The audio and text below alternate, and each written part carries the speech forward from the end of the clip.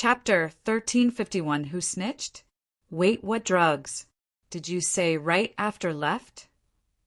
Oh, for the love of Aphris testicles! Toldu yelled in defeat as he noticed Twenvik's figure ascending the stairs at a quick pace. Damn it! He cried out after noticing that the guards behind him were now only a few feet away. Toldu quickly turned towards the path on the left with the separator machine in his grasp. As the guard arrived at the two initial stopping points, they separated into two smaller groups. One part chased after Twenvik while the other followed Toldu. Twenvik's legs turned into some kind of spring as he reached a particular distance. Twi-hi-I, he began bouncing from one height of the stairs to another, increasing the distance between himself and the guards. Damn the gods, there are more of them up there! Twenvik cursed as he spotted guards close to the area where the lockdown was initiated. Underscore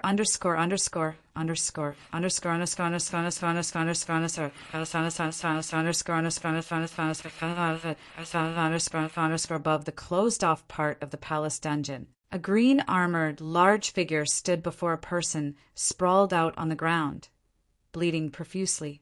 On the side, another feminine figure could be spotted missing half of her entire body.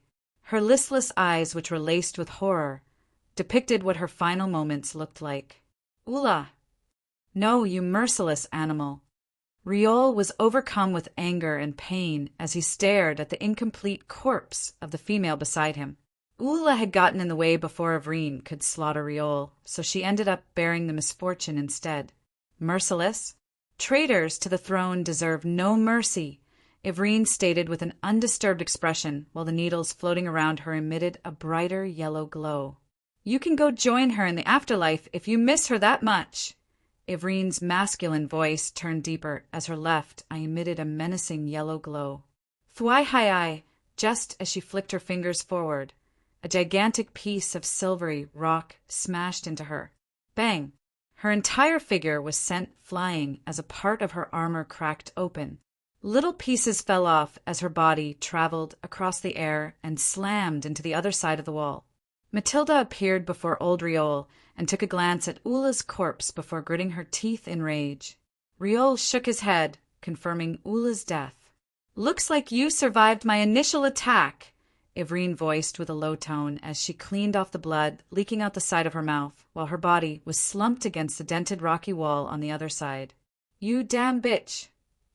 The entire vicinity quaked intensely as Matilda unleashed her full energy.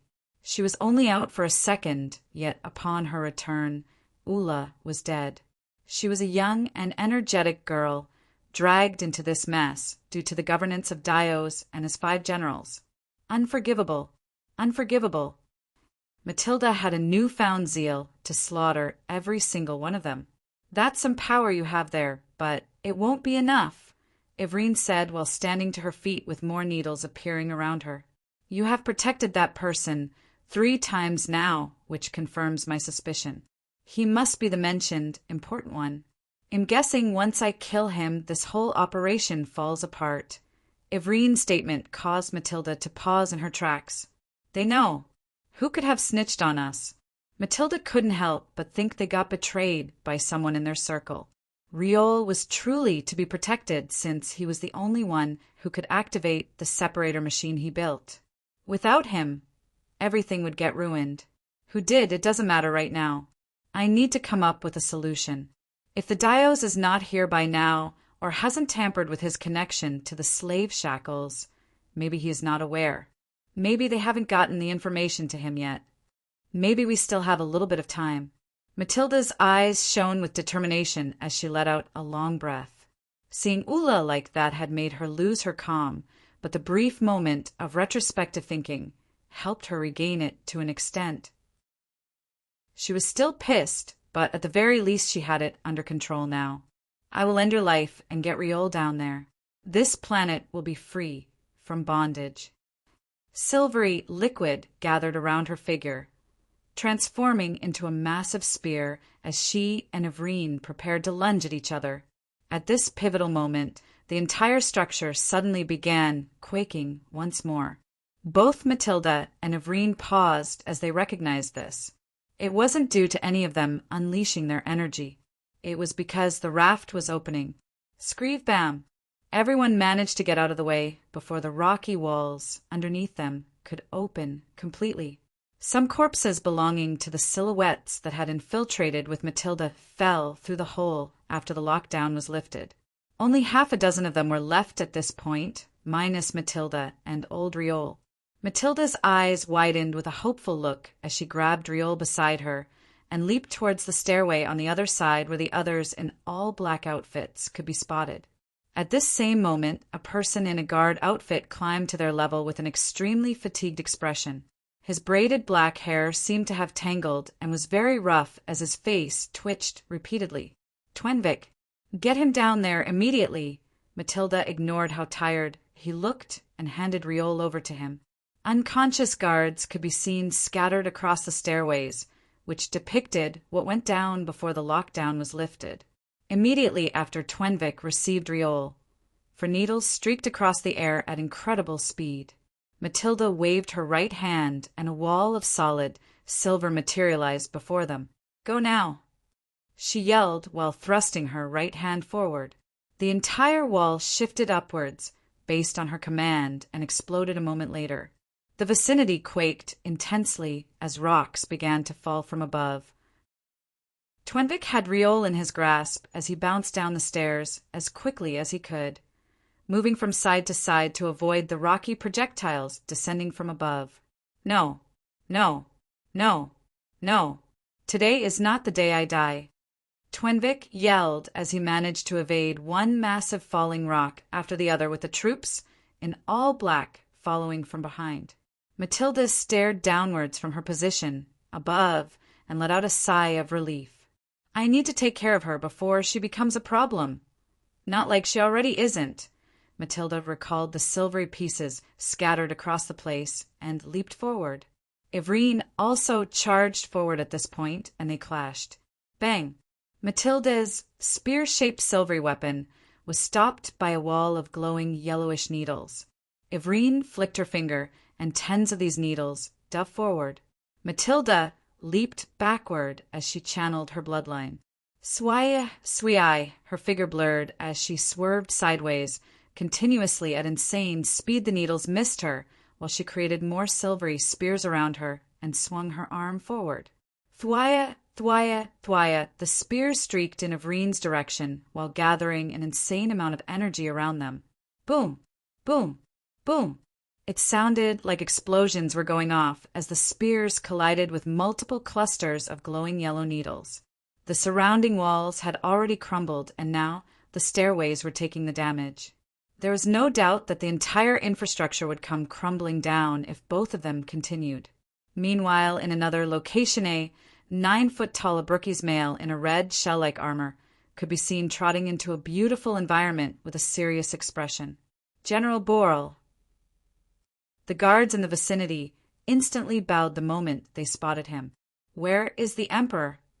He inquired while climbing a small stairway made from smooth, glowing green stones. The Emperor doesn't wish to be disturbed right now. He has asked that we let no one into the throne room, one of the guards answered. This is a matter of grave importance. Should anyone stand in my path, they will surely meet their end. General Borel didn't stop for a second as he waltzed into the massive structure which was constructed to look like the upper body of a sharp-looking Abrukes ancestor. His figure was so quick, even though he was only walking. He was out of sight before the guards could even raise their heads. Borel. A loud and domineering masculine voice reverberated across the vicinity as General Borel arrived before a massive throne. The throne was magnificently made from expensive materials that made it difficult for anyone to describe its beauty upon sight. Its backrest area was nearly 20 feet in height and 7 feet in width, with circular teal and shiny black designs. Its armrest was shaped like a weapon, and even its sides looked like all sorts of ornaments were glued to it.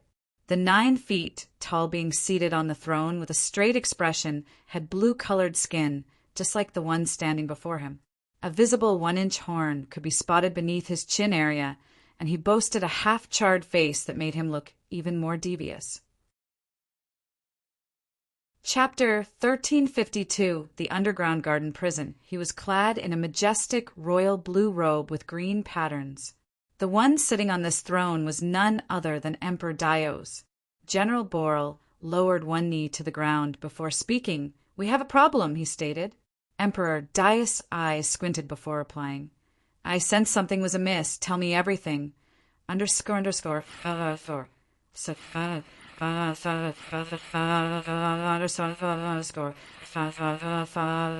The palace dungeon. The initial destruction and multiple quakes that plagued the place had come to a stop. A large part of the dungeon stairway had been obliterated, and a large area of the walls were missing, leaving only holes that further led underground. A figure stood about 3 feet deep within the structure, with disbelief in her eyes. Her armor had been blown off in most parts, exposing her feminine skin, which was now reddened with blood. Staggering, she took a step backward as her eyes went from the female figure completely clad in silvery armor down to her body. She sighted a large, visible hole in her belly. Ivrine turned her head to stare at the massive, silver drill-like projectile embedded into the wall behind her.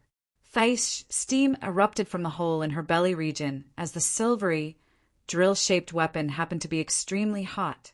"Your mistake was thinking I reached my limit with how I can manipulate my abilities.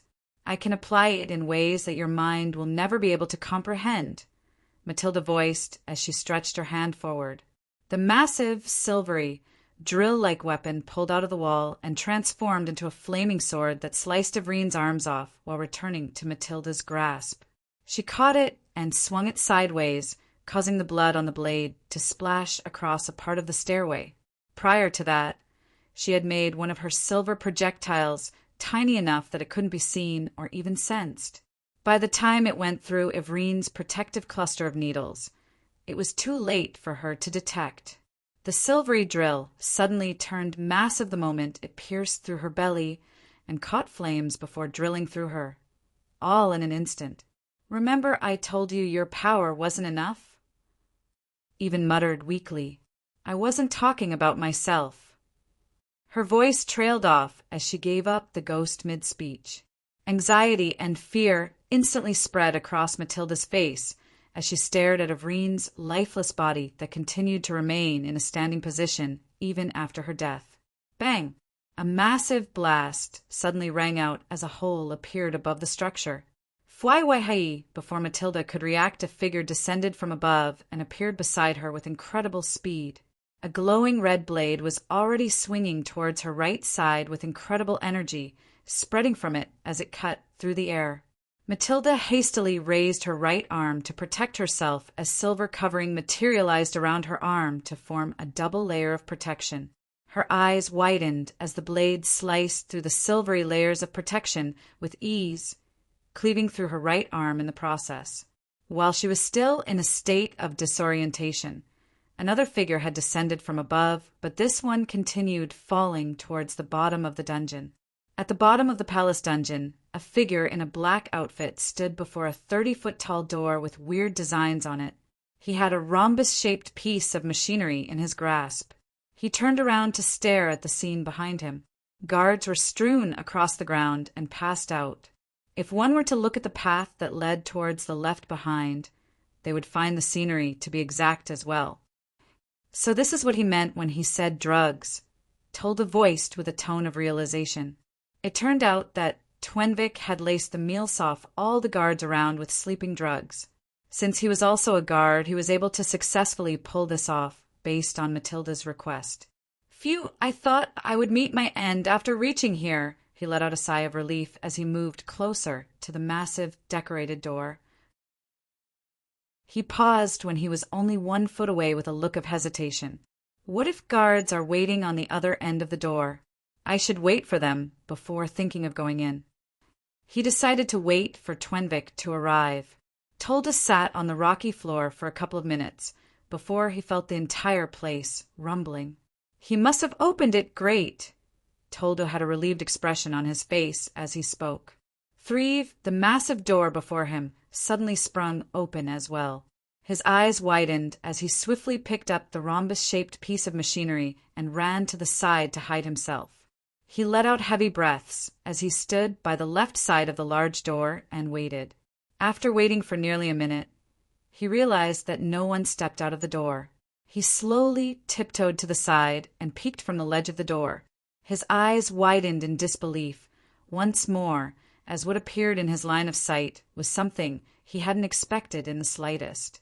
Within the door was a heavenly garden with all sorts of beautiful greenery and an artificial sun located within an artificial sky.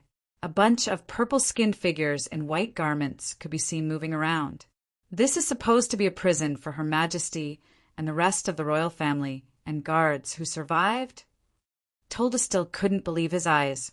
I'd rather live here than on the surface, he muttered before realizing that they didn't have any free will. No guards. He noticed there were no guards around, but then realized that without free will they couldn't escape even if the opportunity presented itself. If only I knew how to activate the separator machine, he thought with a look of cluelessness.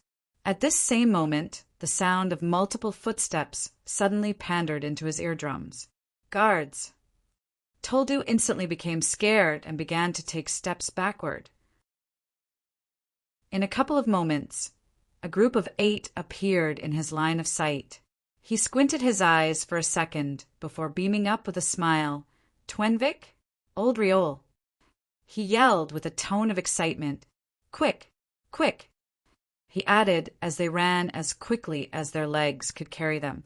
They soon arrived before the door as well, but this was no time to admire the view within. Activate it quick!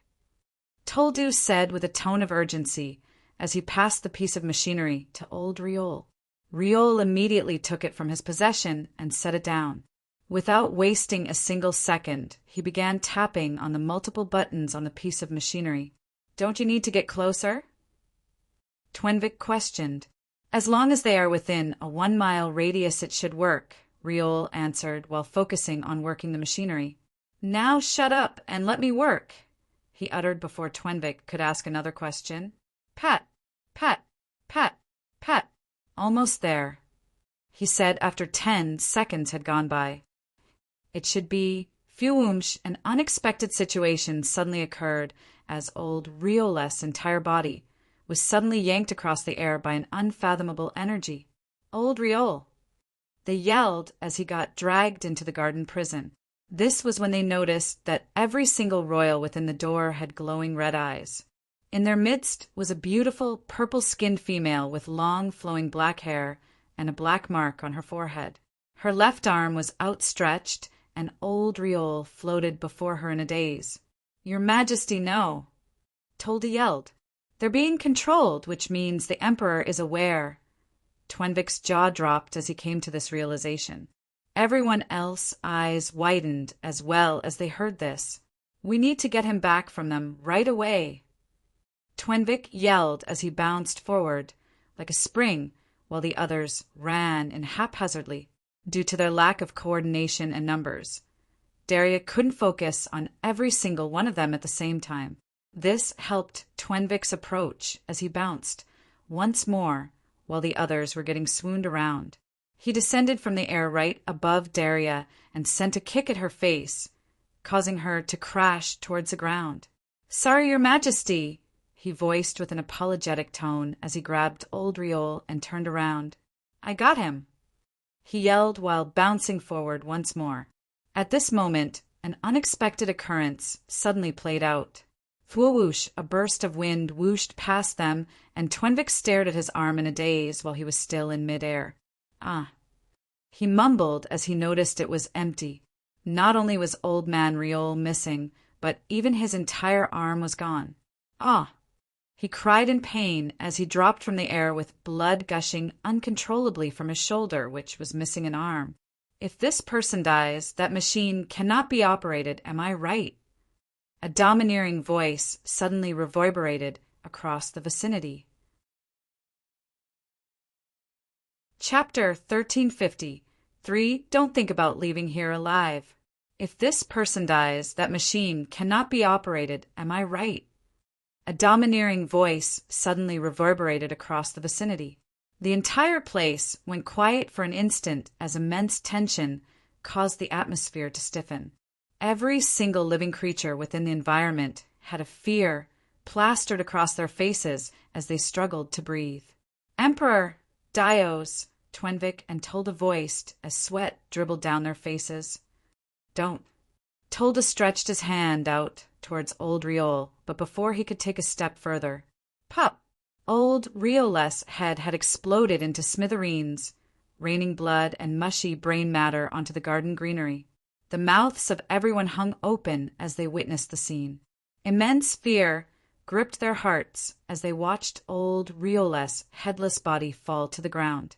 Emperor Dios slowly took steps forward and even trampled upon the headless corpse as he approached the machine on the ground. They all watched while gulping down saliva. What were they even supposed to do in the face of such an opposition? Fight him? They wouldn't even be able to lay a finger on him before they met their end. Emperor Dios didn't need to squat. The rhombus-shaped machine lifted off the ground and landed in his grasp. His death makes this useless now. That ends you lot's futile attempt to sabotage my reign, Emperor Dios said with an expressionless face. You don't think you can. One of the figures in all black struggled to move while speaking. Screeve, he suddenly noticed that his vision was splitting. One view was headed towards the left and the other towards the right. These was the last word he uttered before everything turned black. I didn't say you could speak, Emperor Dios stated with a tone of unbridled indifference. The other 5 watched in horror as the one who had tried to speak earlier got divided into 2 halves. The greenery around them had been drenched in a reddish-brown color, causing the air to reek of a strong metallic stench. The pressure and fear in the vicinity was almost double as Twenvik clenched his empty shoulder tightly while shuddering in pain. What can we do? If only I could get the separator machine, maybe I could try working it since old Riol has done most of what is needed. Twenvik tried to remain calm in the face of the unbeatable adversity. The major goal still remained freeing Daria and the other royals. He wanted to make sure they achieved that at the very least, so that old Riol's death wouldn't be in vain. He looked over to Toldu and the others trying to see if he could get any of their attention, but they were too far gone. Their eyes displayed just how frightened they were as their bodies shuddered as well. I will have your families lined up to watch you all suffer the consequences of going against my rule. You will all be stripped of clothing and tortured before the general public. I will have the rabble of beasts pluck out your eyeballs and feast on your intestines alive. You will wish for death, but it won't come to save you lots from the gruesome pain I shall inflict on your bodies, minds, and souls. Emperor Dios kept speaking with a tone that caused everyone to shudder even more. I have to try something at least. Twenvik steeled his heart before gathering strength from his lower body, since they were still intact. When I am... Emperor Dios was still speaking when Twenvik's body suddenly catapulted forward. Fool! Emperor Dios voiced with a calm tone before reaching out to grab Twenvik by the neck. Twenvik's body suddenly twisted in an unimaginable angle, completely taking Emperor Dios by surprise. He ended up grabbing Twenvik's lower half instead. However, Twenvik made use of this opportunity to grab the machine on Emperor Dios' other hand and turned his lower half into a complete tissue spring. Thwish, he sprung forward with incredible speed while the machine was in his possession. However, Emperor Dios still had his hand wrapped around one of Twenvik's thighs. Twenvik knew he couldn't get away without making any sacrifices, which was why he sprung forward with a force that was higher than what his body could handle. Rip! His entire left leg was ripped off as he finally got free of Emperor Dios' grasp. A trail of blood was left across the air as his body traveled forward with incredible speed. Shit, what do I press? Ha, tap! Tap! Tap! While in midair, he tapped a bunch of buttons. He had no idea what he was doing, but he continued with it as his body passed a height of 100 feet and he began to descend. Activate! A green button suddenly lit up. telling him to press it to finally activate the machine. Twenvik's eyes widened in astonishment as he instantly pushed his finger forward, but at the last moment, a figure suddenly appeared before him in midair. Pa! A loud slap reverberated across the vicinity as Twenvik was swatted down like a fly before he could tap the activate button. Bang! He slammed onto the ground below heavily, forming a crater in the process. Twenvik! Toldu yelled in horror as he dove forward. Within the crater, Twenvik was bleeding profusely. His other arm was gone as well, and now he was left with only a single limb. His face had turned grayish despite being smeared with blood. It was obvious that he was on the verge of death. Toldu lifted his head, slightly with tears in his eyes. Twenvik, hey, stay with me! He yelled while tapping his face gently after noticing that his eyes were closing up. Kor! Twenvik coughed out blood as his eyes flickered with despair. I tried my best, T. Twenvik muttered weakly. You shouldn't have done that, hey. Toldu couldn't stop tears from streaming down his face. Bam! Emperor Dios landed before them with the separator machine in his grasp. Yes, you shouldn't have, Emperor Dios voiced before clasping his hands together casually. Cruelly, the separator machine was instantly smashed to bits. Toldu and the others stared at the falling pieces as the last vestiges of their hopes got snuffed out. It's over. Twenvik muttered as his eyes finally shut. This ends your foolhardy operation. Prepare to be punished. Emperor Dios turned around while speaking as guards suddenly began to troop into the surroundings. The guards quickly went from tens to hundreds to thousands in just a few seconds. It truly is over, Toldu said with a defeated expression. Looks like I arrived a little later than expected. A loud voice suddenly rang out from the entry point of the garden prison. It completely took everyone by surprise as they didn't sense the figure at the entry point until he spoke. It was like he didn't exist beforehand, since the guards had been trooping in without spotting him there till he spoke. Emperor Dios paused in his steps as he stared at the newly arrived figure. The figure had a cone-shaped head with one large shade on his face. His 7-feet figure had a majestic dark cloak draped around him. The inner white robe wrapped tightly around his frame looked so exquisite one could almost see their reflection on it. That's... Toldu's eyes widened in surprise as he recognized the figure just like everyone else around did. Baron Diov, what are you doing here? Emperor Dios questioned while knitting his eyes. I am just doing my work as an investigator, Emperor. Is this how you treat your subjects? Baron Diov inquired while stepping forward. You are supposed to leave today, Baron. You received my gifts already. Turn a blind eye to this. Emperor Dios finally had a tone of concern in his voice. Maybe I would have done that, but I have had a change of heart. You can have your gifts back. Baron Diov snapped his finger. Zing, zing, zing, zing. Crate-like boxes appeared all over the place. These were the same boxes that were given to him at the dining table. What do you mean by this? Emperor Dios, who did not seem to be aware of the whole situation, questioned with his expression growing with concern. What do you mean by what do I mean? I just returned your gifts, dumbass, Baron Diov said with an unbothered tone. Dumbass? Baron Diov doesn't speak like that. A red flag instantly appeared in Emperor Dios's mind. I am on their side, Baron Diov added. Does that mean you are my enemy? Immense energy suddenly began to gather around Emperor Dios as he spoke. Obviously, I'm here to save the princess, or is she supposed to be a queen now? Baron Diov paused when he was only a few feet from Emperor Dios. And how do you intend to do that? Now that you have revealed your true intentions, don't think about leaving here alive. Chapter 1354. He is not Baron Diov. I won't let you bring the Alliance army to my doorsteps. Guards surrounded Baron Diov the moment Emperor Dios said that and awaited his instruction. I shouldn't have to use this for an enemy of your level, but... Ting, they all watched as a strange-looking hourglass with golden sands appeared in Baron Diov's grasp. You destroyed something. I need to get it back, Baron Diov said while turning the hourglass upside down and throwing it into the air. What? Before Emperor Dios or any of the guards around could make a move, a golden glow suddenly burst forth, causing every single living thing in the universe to come to a stop. The golden sands in the hourglass began pouring down in small quantities.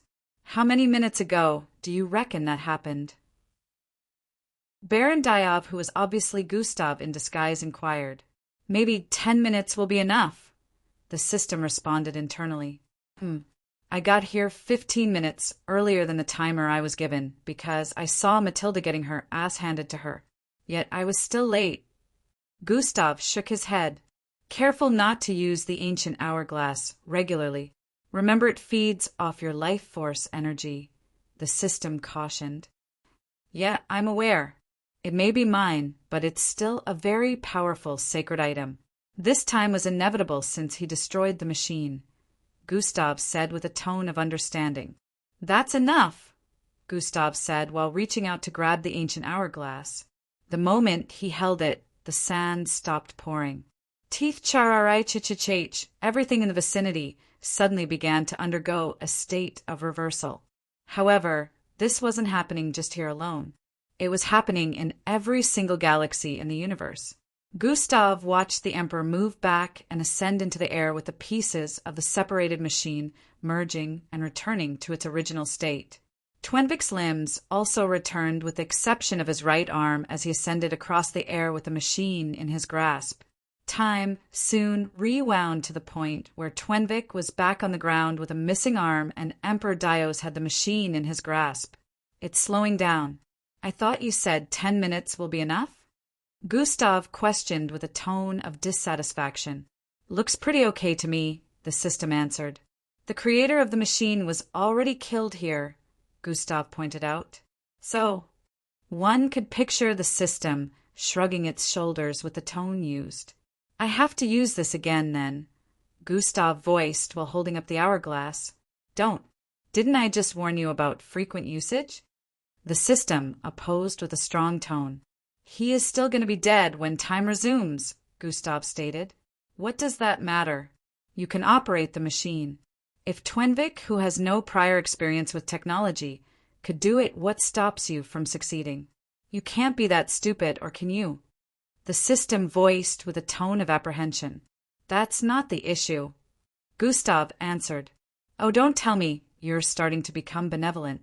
Don't play God at your own detriment, Gustav. Let the dead lie, the system added. TCH, shut up. Gustav stepped forward while lowering his hand as the ancient hourglass vanished. Time was about to resume.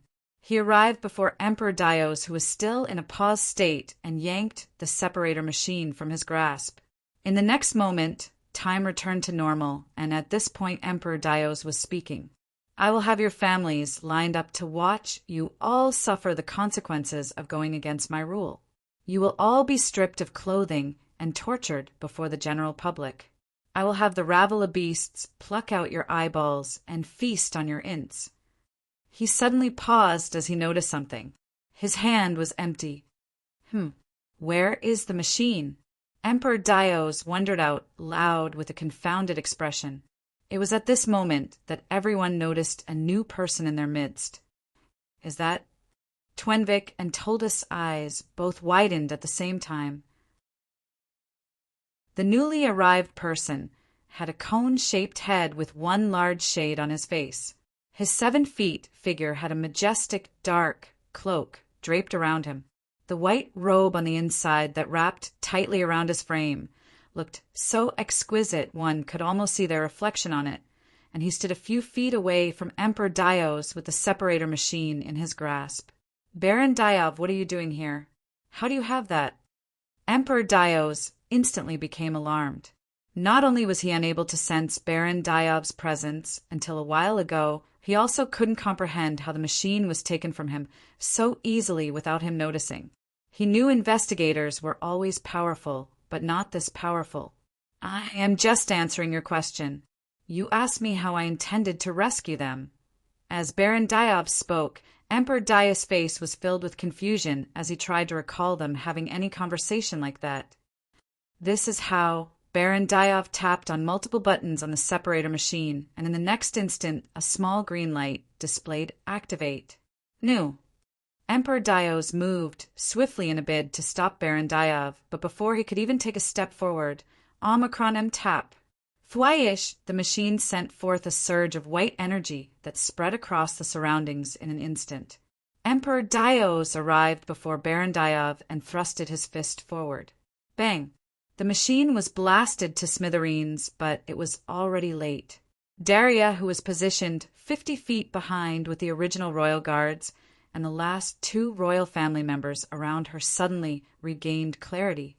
Her red eyes turned normal, like the time they shared a meal with Baron Diab, and the same happened to the other royals beside her. Baron Diab, who held Emperor Dios fist up to stop his punch from reaching him, looked into his eyes and spoke. It's over, Dios, Baron Diab stated. It is not over just because you freed them from my slave shackles. I have had enough. You all will perish here tonight. Emperor Dios yelled as energy began to build up around him. No one perishes on my watch, Baron Diab stated with an authoritative tone as he continued, holding onto Emperor Dios' fist. Emperor Dios tried to free himself, but no matter how much he tried, he couldn't make Baron Diab budge. Let's step outside for a bit. Twihius, both their figures suddenly vanished, leaving Daria, Toldu, Twenvik, and the others there. That is Gustav Crimson, Toldu stated with a look of astonishment. We're saved. Ha ha ha. Twenvik yelled as he began laughing in relief. We're saved.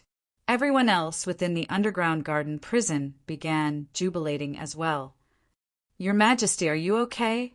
Toldu and a few others in all black quickly ran towards the purple-skinned, beautiful lady with black markings on her forehead. I'm fine. Looks like Matilda succeeded in freeing us. Tears of joy began streaming down her face as the other royals also looked at each other in disbelief. Yes, she did it. Daria, you're you again. Celine, you too. The 3 last royal family members hugged one another. While they were still in a state of celebration, hundreds of guards trooped in with weapons. The 10 original royal guards who had regained their freedom moved to Daria's front to protect her. Daria patted one of the soldiers' shoulders from behind, who then proceeded to move away and give her space to pass through. Daria stood before everyone as the black marking on her forehead lit up. I am Empress Daria. Bow, she uttered with an authoritative tone. The thousands of guards at the entrance of the underground garden prison instantly fell to their knees. Bam, bam, bam, bam, bam. They found themselves unable to go against her command. As they peered forward in disbelief, they realized that she was the true empress, the heir to the throne, and she had regained her free will. Tell the people of Abrukes that I have returned. Her unwaveringly powerful tone spread across the environment like a divine mandate. Above the surface, bang, bang, bang, boom. Sounds of multiple clashes rang out as powerful figures streaked across the night sky while exchanging numerous blows. It looked like the sky was being ripped apart as sounds akin to 100 thunderbolts rang out vibrantly. The grounds quaked in the wake of the battle, and the natives found themselves unable to sleep. Thwowish, after another loud clash, rang out. The figures in mid-air separated. On one side, a figure looked untouched, while on the other side, 2 figures looked roughened up. How is he so powerful?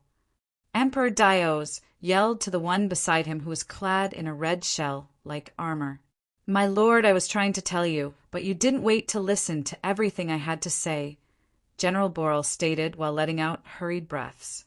What? Emperor Dios had an irked expression as he uttered. He isn't Baron Diav. He is Gustav Crimson, General Boral revealed with a tone of wariness. Chapter 1355, the planet destroyer? He isn't Baron Dyav. He is Gustav Crimson, General Borel revealed with a tone of wariness. Who is that? Emperor Dios questioned with a clueless tone. The one wanted by the Alliance. The youngster, who almost became the champion of Aesop. General Borel yelled. Emperor Dios had a look of confusion for a couple of moments, before his face suddenly lit up with an expression of realization. The planet destroyer? Emperor Dios voiced with a loud tone. General Borel nodded in affirmation. Emperor Dios turned to stare at the figure in dark robes, floating ahead of them, with an extremely wary expression. That is him. Emperor Dios was still in a state of shock. He wasn't one to care about the state of things on other planets or concern himself with the shenanigans of the Alliance, but there was no one who hadn't heard one or two things about what happened with planet Osius. As one of the leaders of the Alliance, planet Osius' destruction was widespread, and amidst all the noise, one person's name would always come up. Gustav Crimson. Well, since you know who I am now, I guess there is no point in maintaining this form, Baron Dyav voiced from the other end, while his physical appearance began undergoing a visible change. By the time the transformation was complete, what appeared in their line of sight was the face of an extremely enchanting male figure. His long, dirty blonde hair looked so silky, anyone would easily long to caress them. His jawline was so well chiseled that not even the prettiest of male models on Earth would be able to contend. His lips so perfectly outlined that even beautiful girls would grow jealous. However, his eyes bore an incredible cold and piercing gaze that would make even the demons shiver at the sight of them. The moment Gustav took of the shade covering his face, Emperor Dios and General Borel subconsciously moved back.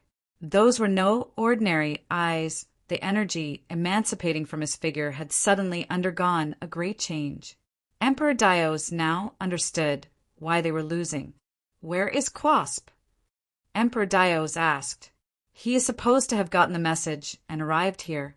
I don't know why he is late, General Borel answered. Don't worry about your other general. I took care of him on my way here, Gustav voiced from the other end with the side of his lips curving upwards. What do you mean by... Before Emperor Dios could complete his statement, Gustav snapped his finger. Pah! A teal-colored bald head, smeared with bloodstains, appeared in his grasp. Emperor Dios and General Borel eyes instantly widened as they stared at the head with looks of disbelief. That is the strongest of my 5 generals. How did he? Emperor Dios was taken even more aback now.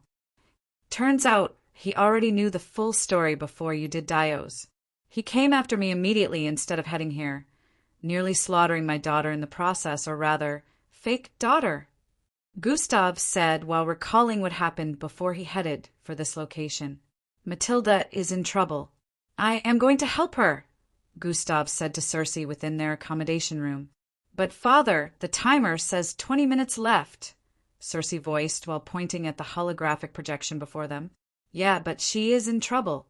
Gotta step in so she doesn't get killed, Gustav voiced while heading for the entrance. Stay here, Gustav instructed before vanishing. Hi-yi-iya, he instantly reappeared nearly 1,000 feet above the massive structure. Hover has been activated. Gustav was about to turn around and fly away when he sensed something. He paused in that moment, and a blue star streaked from the east corner of the sky. Bang! It crashed into the structure below at insane speed, infiltrating it in the blink of an eye. A powerful surge of energy had sent everything within a 10,000 feet mile radius flying. The mountains around crumbled, and intense winds blew across the place, leaving only a bit of the accommodation area left. It wasn't a star. Gustav's eyes squinted as he descended immediately. Fwai-hi, where is he? The moment he landed within the accommodation area, whose top had been completely blasted off, he came across an unnerving scene. A bald-headed, teal-skinned male in blue armor and a massive 6 feet long axe strapped to his back had Cersei's neck in his grasp. General Quasp, that is one of the Emperor guests, A few guards who had survived the destruction of this infrastructure voiced out the moment they realized who the perpetrator was. "They are traitors," the bald-headed teal-skinned figure responded with a strong tone.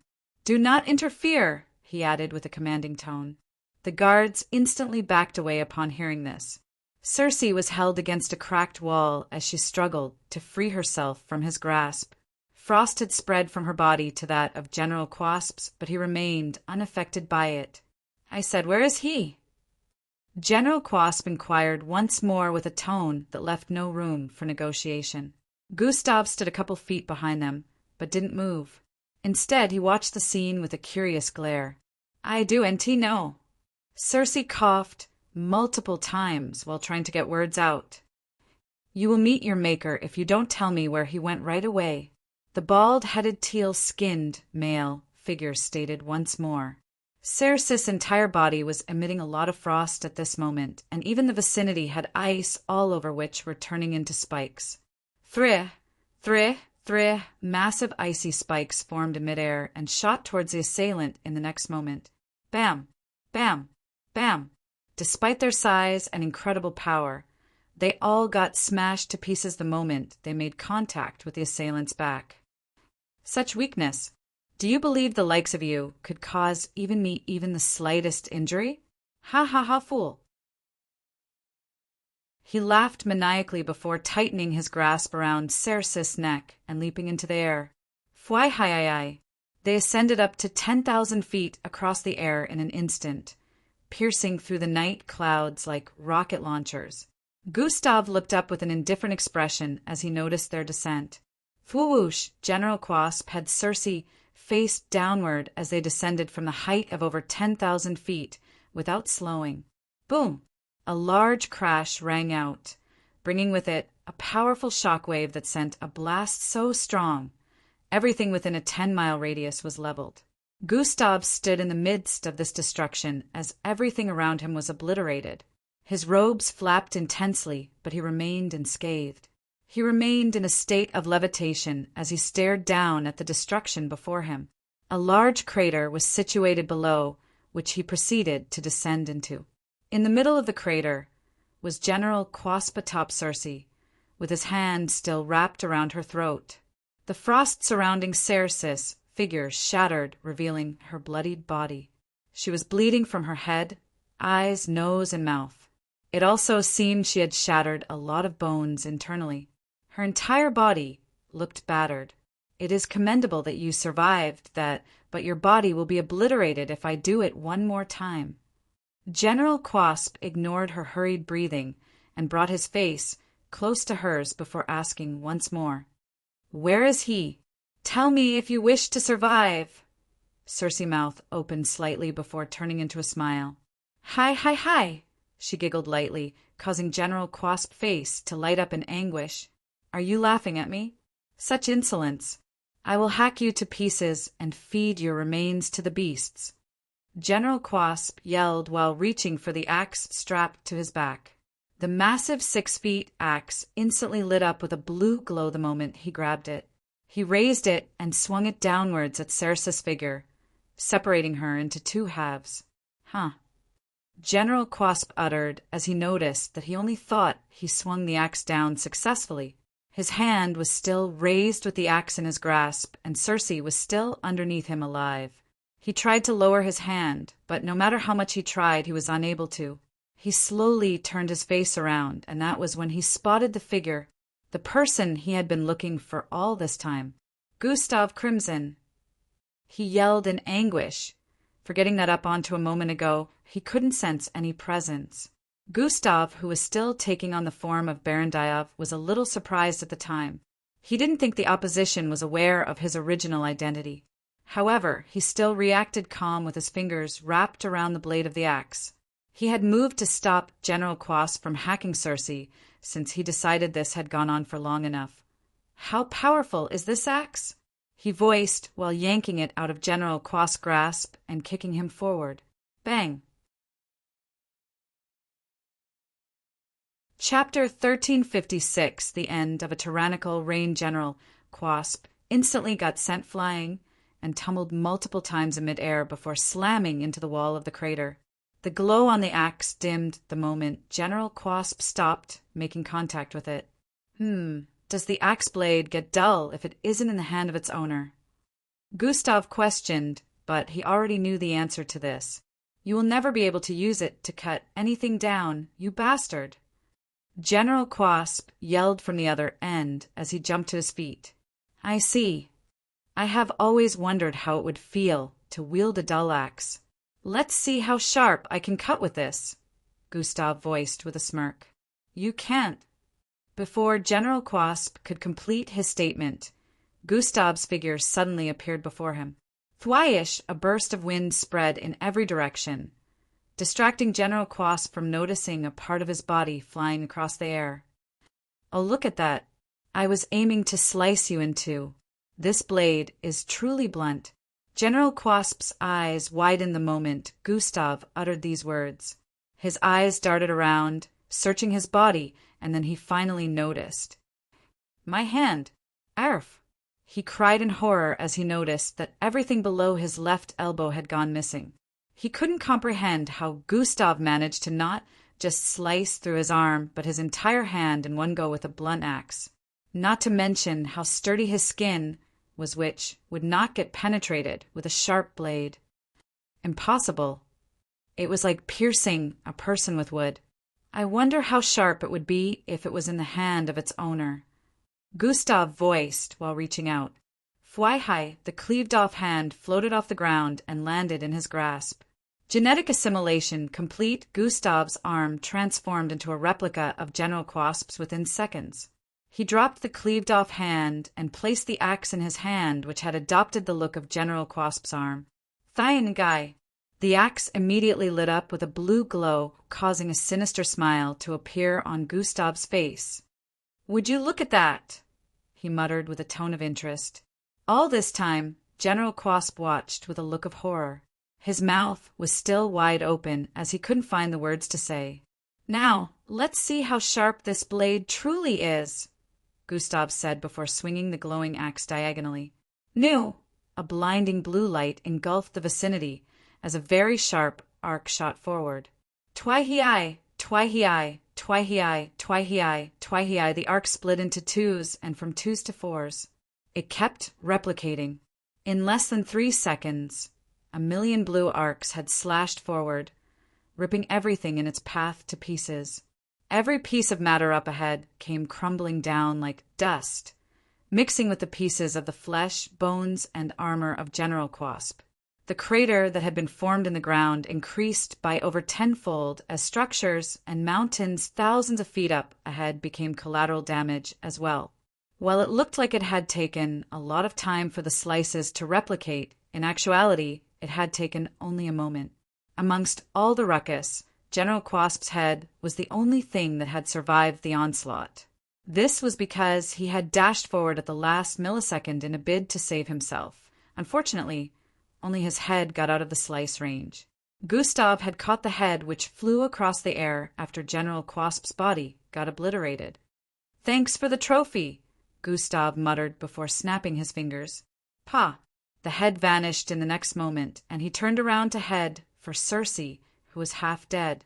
A smile appeared on her face the moment she spotted Gustav in her line of vision. Thank you, Daddy, she voiced out. Did you know I was watching the whole time? Gustav inquired. She shook her head weakly. No. Then, why did you refuse to tell him anything? Gustav asked. Because it would be a betrayal to Father. I would rather die than betray Father, Circe said with a tone of conviction. Gustav was taken aback by her response because he read Circe and discovered she was telling the truth. We've only known each other for less than 2 weeks. Where did such a feeling come from?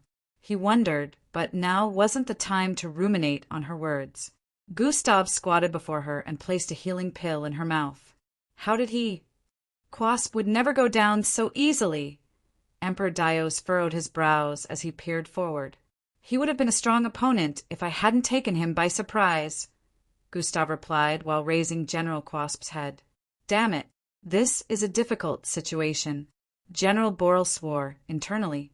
Say, would you too be able to handle an attack from this? Gustav questioned as a massive 6-foot-long axe appeared in his grasp. What? He has Quasp world-splitting axe? General Boral and Emperor Dios voiced simultaneously, and in the next moment, their faces were filled with even more disbelief as Gustav's right arm transformed into a replica of General's Quasp hand. The world-splitting axe emitted a bright blue glow as Gustav raised it. Foomsh. Wind began to gather immensely around the vicinity, causing both opponents to shrink back in fear. They knew how powerful and heavy the world-splitting axe was, a weapon as large as Gustav's entire body, yet raised with ease like a piece of paper. Get him before he swings! Emperor Dios shouted before dashing forward. Thwoosh! They both streaked forward, appearing before Gustav instantly. General Boral grabbed the axe handle, while a large scarlet, glowing sword materialized in Emperor Dios' grasp. Swayai, he swung sideways powerfully. Gustav's figure vanished, causing the blade to slice through thin air. The axe was left in General Boral's grasp, who found it difficult to lift on his own. Gustav reappeared behind Emperor Dios and sent a fist hurling at his spine. Emperor Dios managed to react in time, raising the side of his sword to block the fist at the last moment. Power boost has been activated. Boom! The moment Gustav's fist collided with the sword, a loud thunderclap-like sound reverberated across the vicinity. Twilight, Emperor Dios got pushed back by the unfathomable force of Gustav's punch and slammed into General Boral, causing both of them to get sent flying. He grabbed hold of the world-splitting axe, which got blasted out of General Boral's grasp the moment both of them collided. The axe lit up once more, and he proceeded to swing downwards powerfully. Slash! A massive blue arc instantly ripped downwards, gathering so much energy that space twisted in its wake. The slash multiplied immediately, turning to millions of glowing blue lines descending from the sky like a divine punishment from the great heavens. Emperor! General Boral yelled as he put himself before Emperor Dios before the slashes hit. Tai-hein! Arg! He roared while thrusting his palm forward and shot out a powerful red beam at the descending powerful blue lines. Boom! Boom! Boom! The sound of explosions and powerful collisions rang out for the next couple of seconds, syncing with the scream of a living being in turmoil. Gustav stood in midair, waiting for the smoke and debris to clear as the collision of attacks had reduced the vicinity to shambles. Still alive? Good! Gustav muttered while snapping his finger. Pah! The axe in his grasp vanished as he descended from the sky. Fuhayai, in his line of sight, was a crater that was thousands of feet deep and hundreds of miles wide. Gustav landed before a figure who had a bloodied slab of meats splattered across his body. He knelt in place with a visible look of horror. I used a lesser amount of strength this time to reduce destruction so you would be spared, Gustav said to Emperor Dios, who was stained with blood from the pieces of General Boral's body parts. That was not his full strength. Even Quasp would not be able to use the world splitter to cause this much destruction. Emperor Dios, will to battle, was shattered completely at this point. Monster. This word rang in his mind continuously as he recalled that Gustav was just a 21-year-old. Why would you spare my life? Emperor Dios asked. Don't give me that look like I am showing mercy. I am not, Gustav said while walking towards him. It is not my place to end you. I will let Daria and the people you had under your tyrannical reign decide what to do to you, Gustav added while grabbing Emperor Dios by the hair. Flyish, they both vanished from the vicinity in the next instant. It was finally over. The battle that shook the planet. The battle that kept the people of Abrukes awake for the entirety of the night. And as it came to an end, so did the 11 years of Emperor Dios' tyrannical reign. The day would later be remembered all across the planet for centuries to come. Chapter 1357. She is a companion's the day, would be remembered all across the planet for centuries to come. As promised, Gustav handed Dios over to Daria, leaving his fate in the hands of the new empress. Gustav couldn't stick around much longer, so he left when the morning came. It was almost by his original agreement with Dios. He and Matilda had spoken briefly before he left. "Thank you, really. This is something I've wanted to take care of for over 10 years. You changed the fate of Planet Abrukes in just 3 days of your arrival here." She stared at Gustav with appreciation in her eyes. "I made a promise. I never turned back on my words," Gustav answered. Facial hair had already started to grow on his face. It was his original look after staying for over 8 months without getting a shave. He hadn't bothered to get one since he was a shapeshifter. He could always make his face appear without facial hair at any time. "You're the best." "Thanks for having my back," Matilda said while lightly fist-bumping Gustav on his left chest area. It had been a very long night for her. The second general had taken her by complete surprise, and she had lost her hand at the moment of their encounter. Fortunately, Gustav had been watching the whole time, and after dealing with the strongest general, Quasp, he immediately headed to Matilda's side to help her. He had appeared when Matilda was close to getting pierced in the chest, and they dealt with the second general together. Matilda had killed the 5th general earlier, and Gustav dealt with 3 other generals alongside Dios. As for the 4th general, he surrendered himself instead of engaging in a fruitless battle. The tide had been completely turned, and the army within the empire all succumbed to Daria's reign. Information spread like wildfire about the former princess taking back control and becoming the empress. The people rejoiced. "Daria wants to thank you personally," Matilda said to Gustav. "I have to leave. I was meant to rendezvous with Endrik 5 days ago." Gustav shook his head. "You can't hold on for one more day? The people of Abrukes would want to thank their savior." Daria approached from up ahead with guards. It would seem she had heard Gustav's response. "Nah, I didn't do this for the glory. I would rather they don't know my name. Also, I'm pressed for time. I have a lot of important matters to attend to," Gustav said with a deep tone. "You are really just as Matilda described. It is an honor that I ever got to meet you, Gustav Crimson. I wish we had more time to get to know each other, but I understand your plight." Daria spoke sweetly while extending her hand for a handshake. Daria was 8 feet tall, so Gustav had to raise his head a little to match her eyes. "I trust you will do better than he did." Gustav returned the handshake while speaking. "I will do everything in my power to restore my planet," Daria swore with a determined gaze. Gustav nodded in satisfaction before turning to Matilda. "I'm leaving. Endrik should have some information for me on that matter," Gustav said to her. Matilda turned fidgety as she heard that. "Don't worry, you can still stay here and help out till we actually come up with a way to save her." "You don't need to come with me," Gustav added. "I'm worried. What if we never—" Before Matilda could complete her sentence, Gustav stopped her by placing his hand on her shoulder. "We will save her and Falco, no matter how long it takes. We will," he said with a tone of reassurance. Matilda relaxed a bit after hearing this, but still couldn't hide her teary eyes. "I have to leave now," Gustav reminded me. Thuria, a reddish feminine figure about 5 feet tall, phased out of Gustav. "Finally, I can get a breather.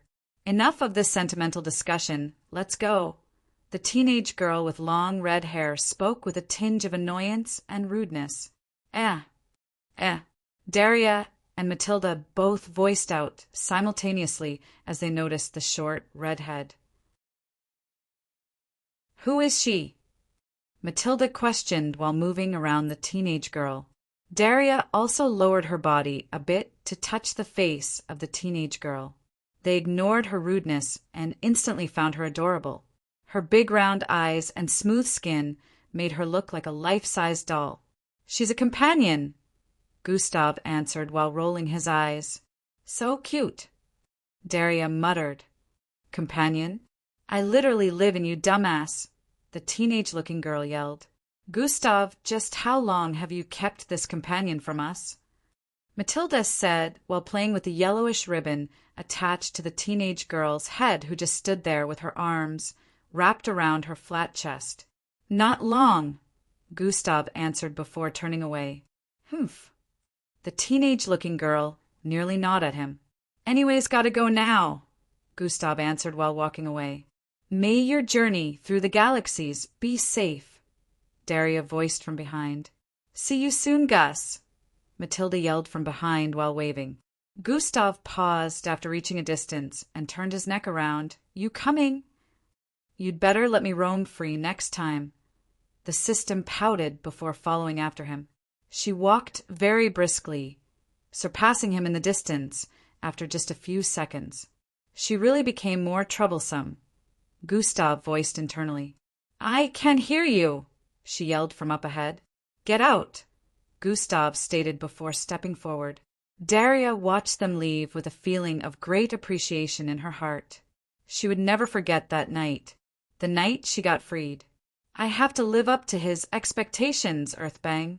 A loud crash rang out within an office as a man stood before a table that had been split apart with his fist lowered. He was clad in a very expensive-looking green suit and had glasses on. It has been over 8 months, and the MBO keeps giving me the same excuse. The man, who had 2 large bodyguards behind him, stated with a tone of dissatisfaction. I must ask you to calm yourself, sir. Many MBO officers are currently on this case, and even Grand Commander Cheyenne has been investigating the situation as well.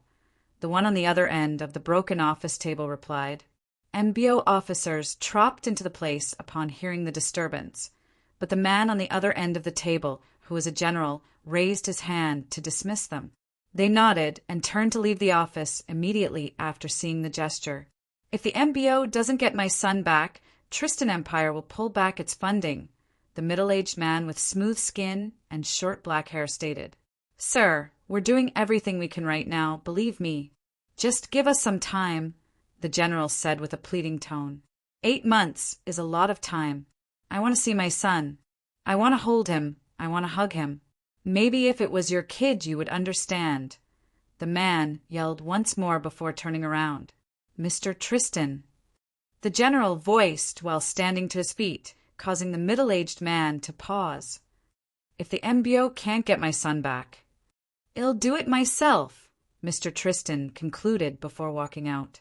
The bodyguards swiftly followed behind him while the general's mouth hung open after realizing that he had gone.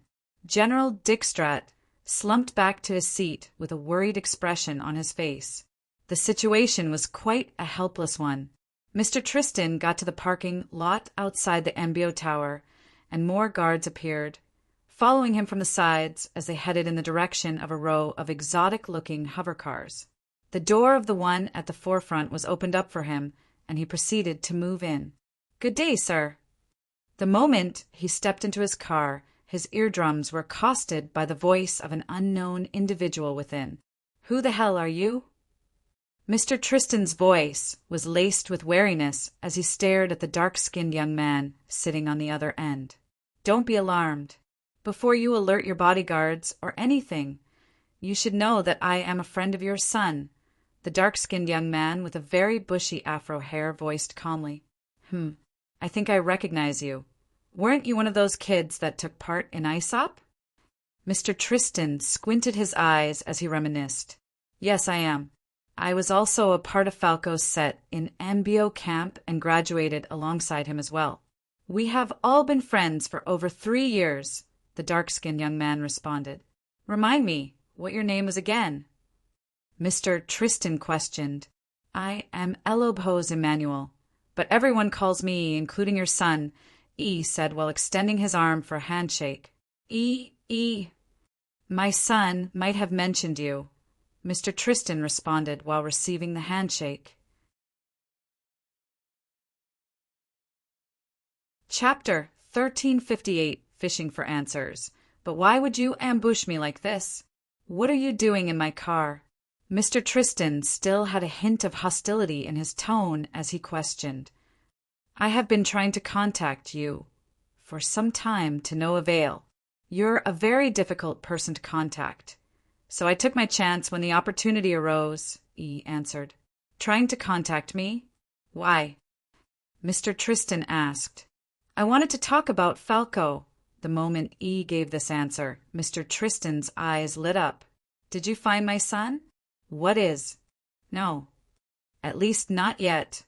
E cut Mr. Tristan off before he could conclude, causing the poor man's face to darken a bit. But all of his friends, myself included, are working to get him back, E said with a tone of reassurance.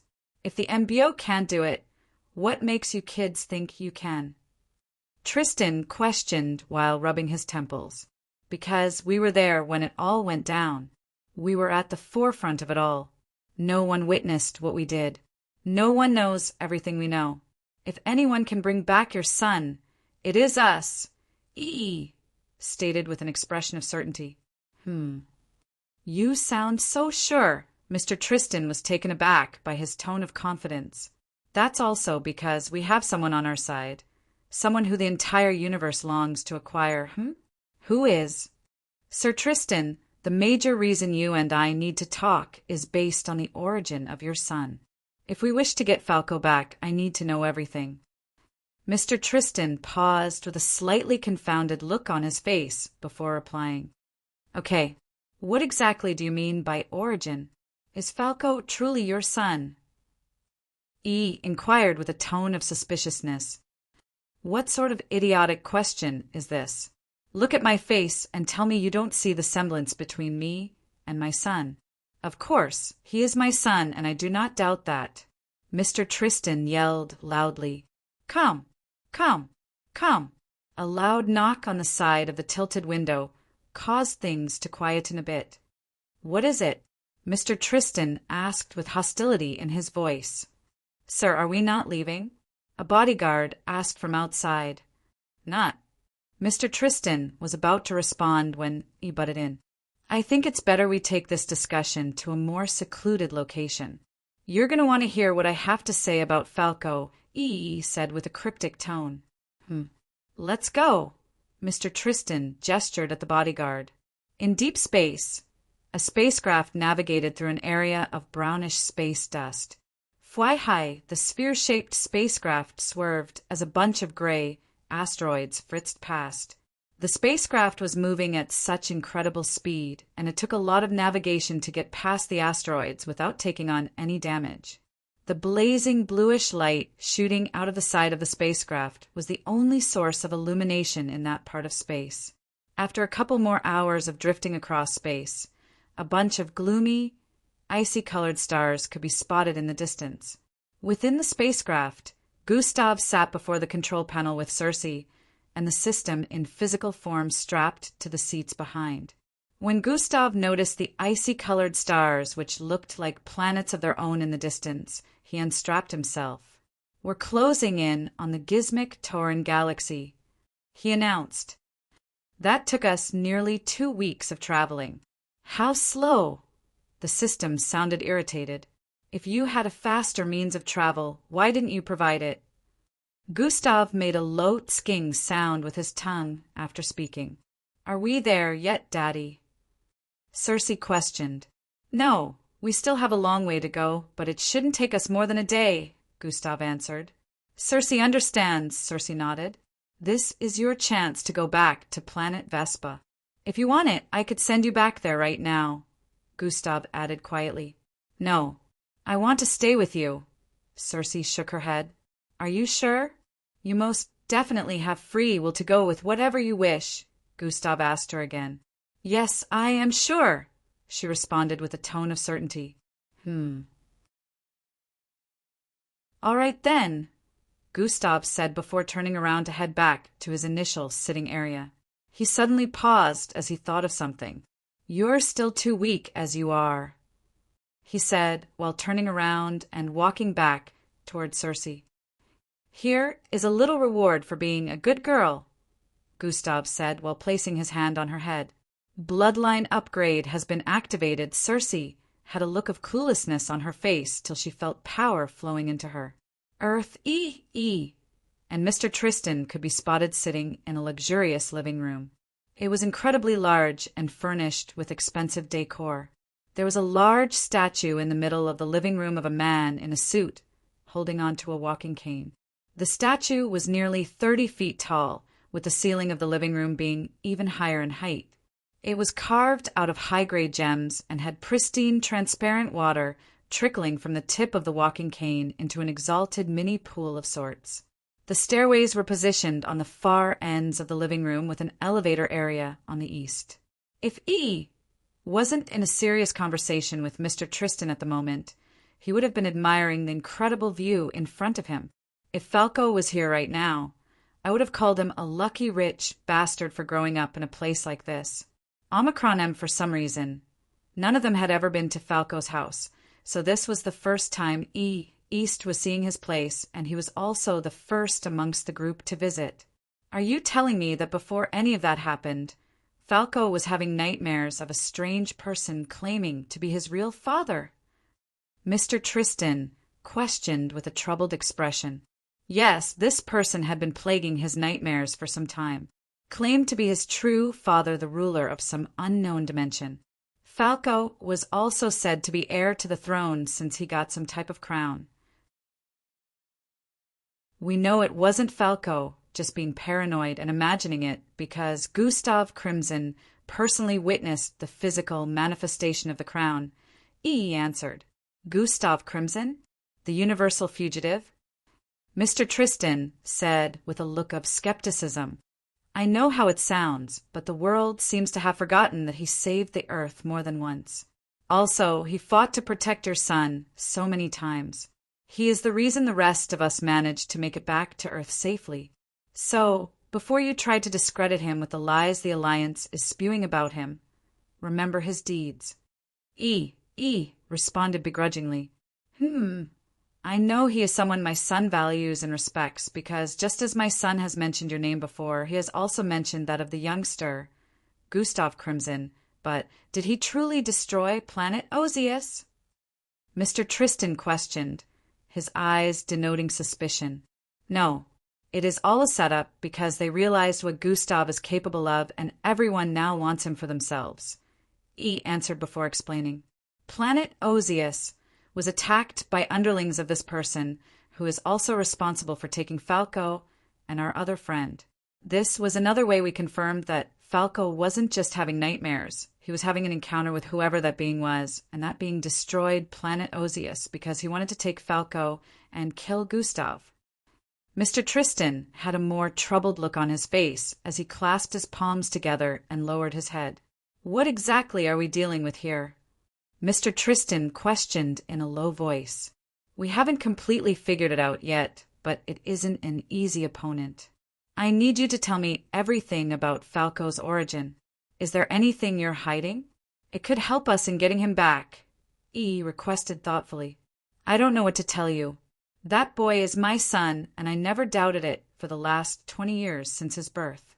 My wife, she is incapable of... I am not accusing your wife of anything. E chimed in before it could breed a misunderstanding. I am asking if you remember any weird occurrence years ago, maybe before his birth or after his birth.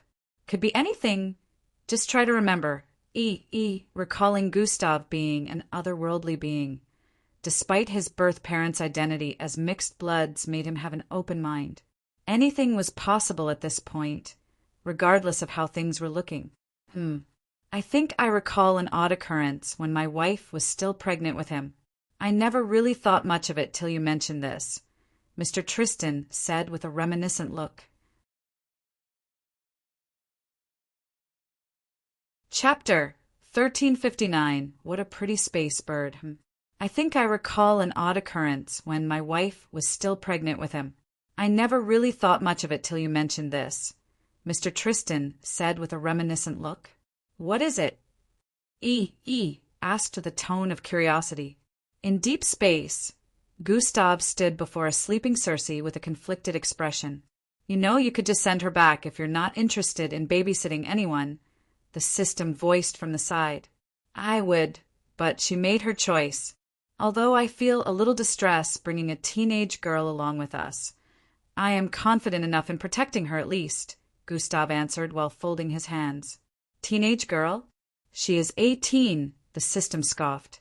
Still a teenage girl, Gustav stated. Because she calls you daddy. Get your head out of your smelly arse. You're not much older, the system spat. You really gotta work on your attitude.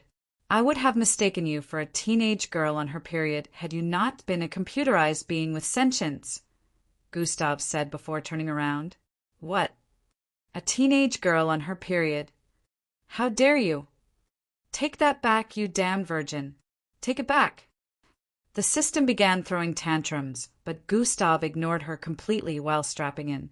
We're closing in on Tracheor Star. We should get there in about 4 hours, Gusta announced while recalling a few scenarios. 9 months ago, they're coming, Endrich said to Gustav within the establishment where they were kept. I know. I'm glad I got to speak to Angie's parents yesterday, even though they weren't very welcoming of me. Gustav had spoken to Angie's parents a day prior. He didn't want to leave Earth without assuring the poor people that he would get their daughter back, no matter the cost. Angie's parents had been heartbroken from the moment the Earth ISOP participants returned without their daughter. The MBO officials who addressed her claimed Angie was lost in the destruction, claiming she was forever gone. Gustav had visited them without anyone's knowledge that he even left the current facility. Recalling how they reminded him of how he promised to keep their daughter safe, Gustav couldn't help but feel like a great failure. He made another promise to recover their daughter after assuring them that she wasn't dead. Endrich, you take the other spacecraft and make sure you visit the locations we talked about to gather as much info as you can. They probably won't send many troops after you since we're splitting up. I'll drag them away from you as much as I can so you won't be hindered, Gustav said to Endrich. Are you going to let them capture you? Eric inquired. For our plan to go smoothly, especially with the task I've given, yes. But I will let them pursue me for some time first, and let it be that they captured me due to EES help.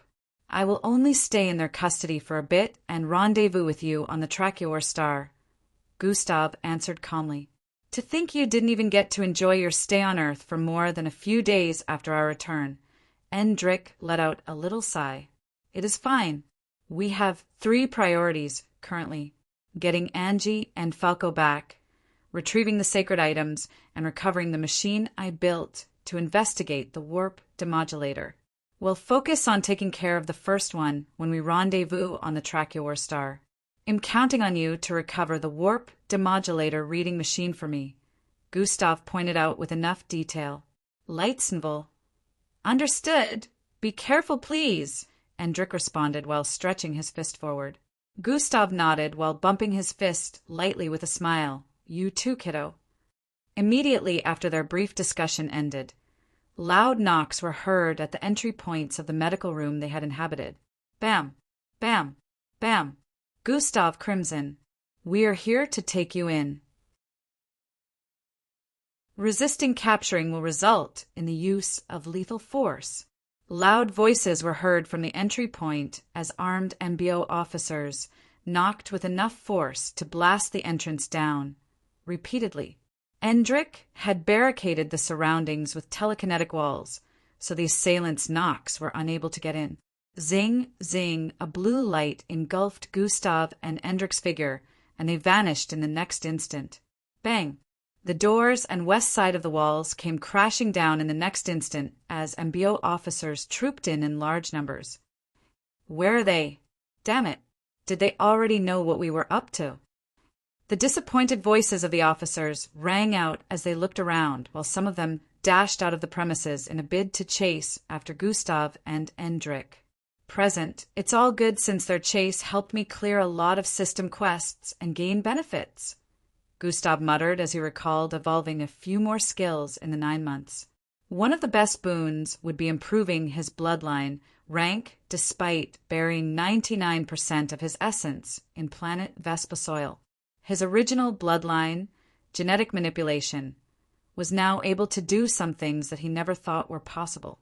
I can't genetically assimilate an entire person's body, but if I somehow become capable of mixing that with shape-shifting, I will be able to use anyone's ability without taking it from them.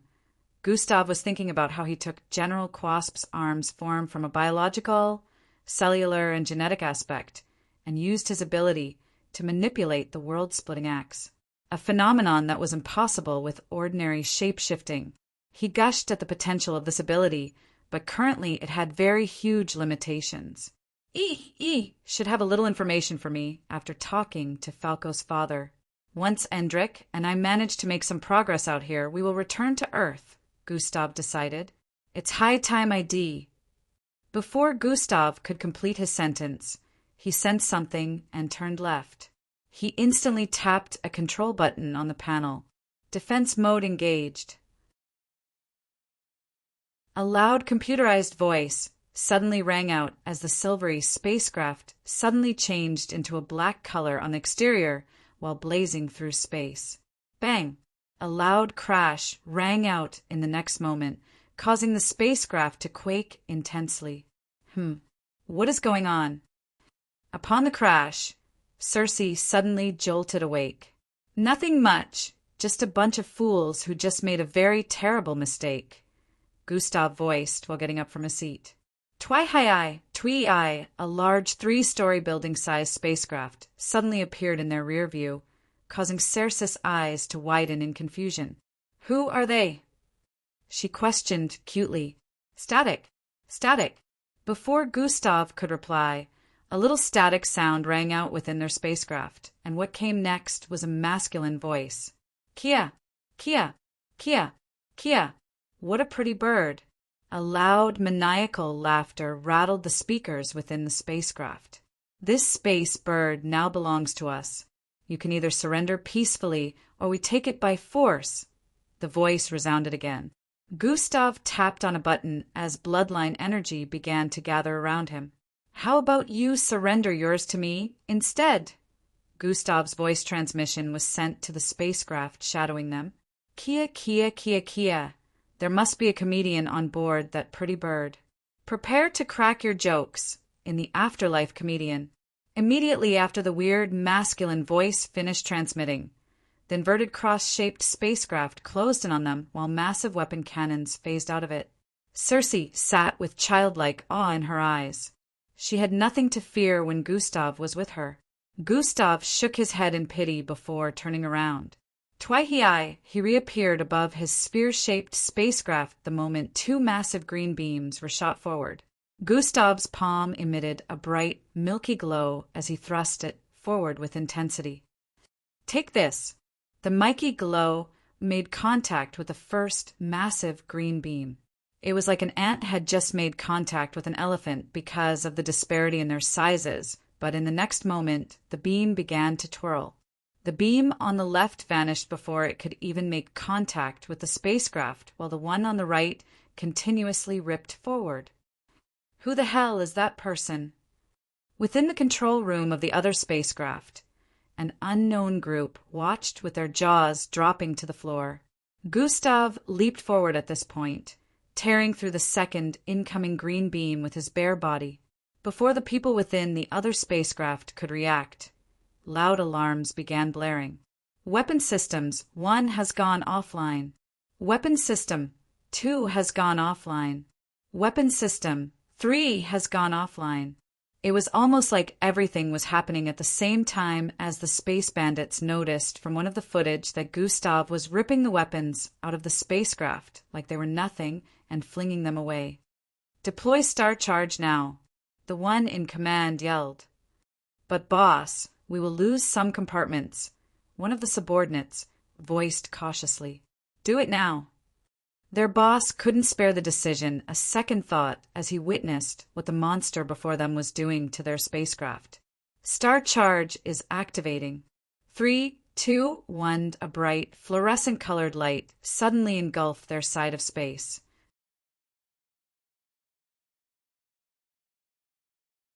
Chapter 1360. Keep your apology. Bright, fluorescent-colored light suddenly engulfed their side of space. Along with the burst of light came a surge of energy that rippled across space. Bam! Gustav's spacecraft up ahead got hit by the Star Charge and tumbled forward uncontrollably before crashing into a moon up by the side. Phew, he should have gotten obliterated with that attack. the leader of the group of space bandits, who had a lamb-like physique and a camel-shaped face, let out a sigh of relief. The others around him seemed to be different species of aliens, dressed rather shabbily. They were quite the motley crew. "Boss, I knew it was a bad idea to go after that space bird," one of them spoke from his side. "Shut up, Paxi. Everything is a bad idea to you," the camel-face-shaped leader of the space bandits said before stepping forward to assess the damage done to their ship. "That bastard was hella strong."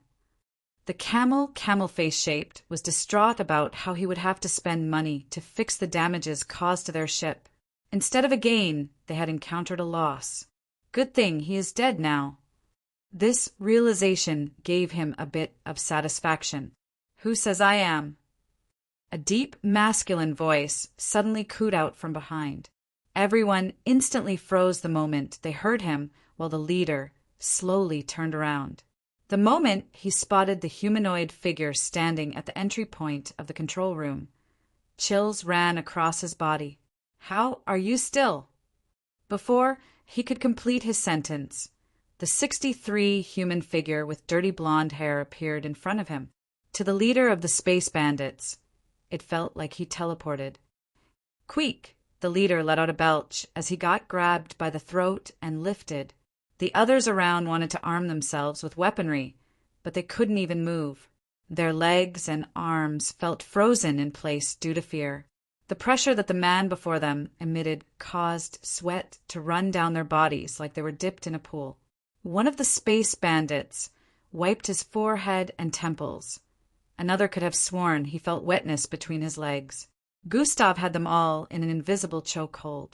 Right before their eyes, he had taken a blast of their star charge and came out unscathed. They all wondered if weaker, technological weapons would just be like needles trying to prick his skin. "Please, SP Pair Emmy, great one," the leader managed to utter as Gustav's S-grip tightened on his throat. "Oh, you suddenly turned into an ass-kisser. What happened to you wanting to take my pretty space bird?" Gustav questioned with pedally. "Jiriat when I Paul. La Gaiasi for the blunder," the leader replied in a shrill voice. "Keep your apology.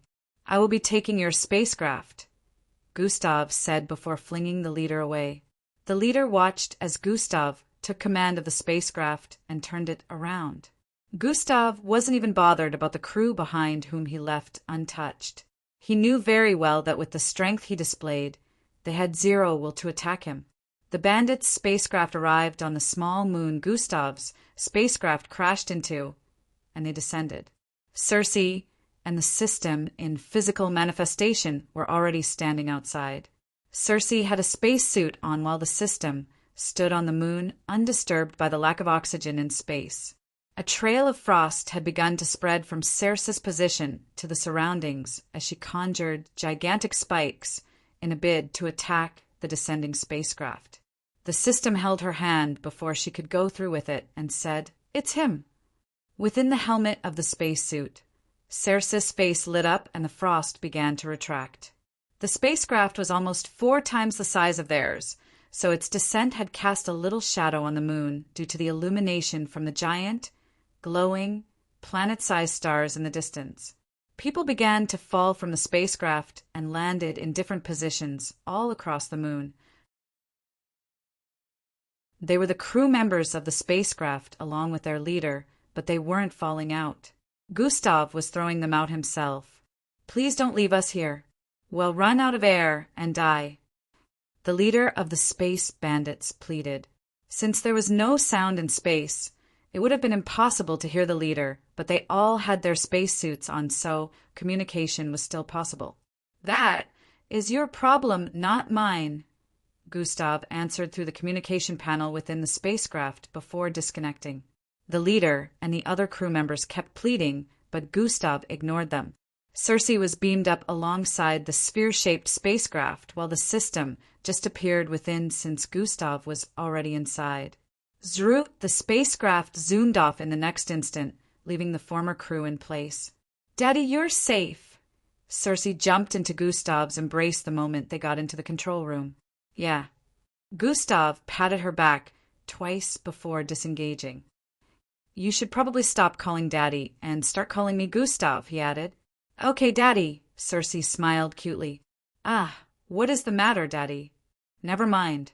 Gustav nearly face-bombed as he turned away to face the panels and holographic images of different areas within and outside the spacecraft. While they resumed traveling after the little mishap, the system analyzed the damages to their original spacecraft and reported back to Gustav on the areas that needed repairs. "It'll do that after meeting up with Endrik," Gustav said to her as they continued to cruise across space. About 3 hours later, the spacecraft began to close in on a massive green rock in the distance that seemed to be emitting a large volume of gases while traveling across space. The rock was as large as a quarter of Earth, but moving much faster. Unlike other orbital bodies, it didn't have a movement pattern, nor was it circulating any larger orbital body. One couldn't even see the surface due to the volume of gases it emitted. Fortunately, despite its extremely quick movement across space, their spacecraft was faster. Gustav closed in on the massively green space rock and made sure to maintain a steady speed the moment they were only a few paces from its center of gravity. "We have arrived at the Tracheor star," Gustav muttered while leaving the spacecraft on autopilot. Cersei still had a look of cluelessness on her face while staring at the holographic projection that displayed footage of the green rock below. "Is that where we are going?" she inquired. "That is where I am going alone," Gustav answered. "Cersei wants to come with you," Cersei voiced while unstrapping. "No," Gustav answered bluntly while grabbing his red long jacket from the side and draping it around his shoulders. "The gases oozing from the Tracheor star are extremely dangerous. Should anyone get even 10,000 feet close, they will get evaporated and turn into gases themselves," Gustav said while covering his entire figure with a layer of milk-colored energy. "Even the spacecraft can't ascend beyond this level, or it would corrode as well," he added. Cersei had a look of disbelief on her face as she responded. "But father, you said your brother is down there." "Yes. Endrik is powerful enough to survive there with ease. You, on the other hand, would turn into vapor before you managed to reach the surface, so I am going down there alone," Gustav answered while stepping forward. Cersei had a slightly frightened look after hearing that and stared at the green gases polluting space that was emitting from the rock below them. "Stay here. I will be back as soon as I can." Gustav arrived at the hatch area. "At least Kira is here with me," Cersei voiced while hugging the system which was sitting in place with a disinterested expression. Lightsfell, did she name the system? "That's weird." Gustav raised his left eyebrow for a moment before replying. "She will vanish soon. She can't stay too far from me, but don't worry. The spacecraft will keep following the current speed of the Tracheor star. It'll be back," Gustav added before vanishing. Fewy eye, a barely noticeable, that could be spotted descending towards the massive rock blazing across space. It soon disappeared into the green mist. Big Brother has arrived. Within the dense green mist, Endrik suddenly stood to his feet. The small fire blazing on the ground before him slightly illuminated a pile of beastly corpses behind him as he stepped forward. Fuera, intense wind, suddenly surged forth, clearing the mist across a radius of 10,000 feet. At the far end, Endrik could spot a humanoid figure charging at him with great speed. He was first alarmed by the energy this figure emitted, which could undoubtedly destroy the entire star on which he stood. Thrih, a smile appeared on his face as the figure arrived before him in the next moment. "Big Brother," Endrik muttered. "Hey, kiddo," Gustav replied while stretching his fist out.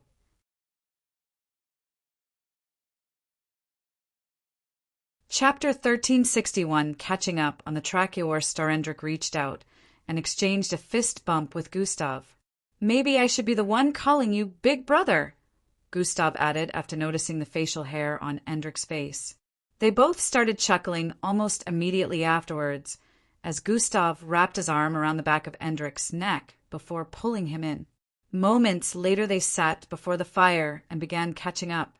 "Did you really slaughter half the population of the beasts on the Tracheor star?"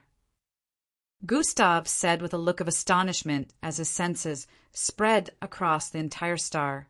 They wouldn't stop coming, so I had to use them as a wall, Endrik answered bashfully. From what Gustav could sense, there was a circular wall barricade around them at the moment. The barricade was made from the corpses of the beast Endrik had slaughtered. Gustav had to jump over a side of corpses that was hundreds of feet tall before he could arrive within the barricade to meet up with Endrik. The space within covered more than a 20,000 feet radius, which went on to show just how many of these creatures he had slaughtered since he had arrived there. On the bright side, the barricade did its job of deterring any beast from approaching. Seeing the pile of corpses was enough to tell them that this was a restricted area. I'm sure you must have lost count of how many came at you. Gustav shook his head in pity for the poor creatures.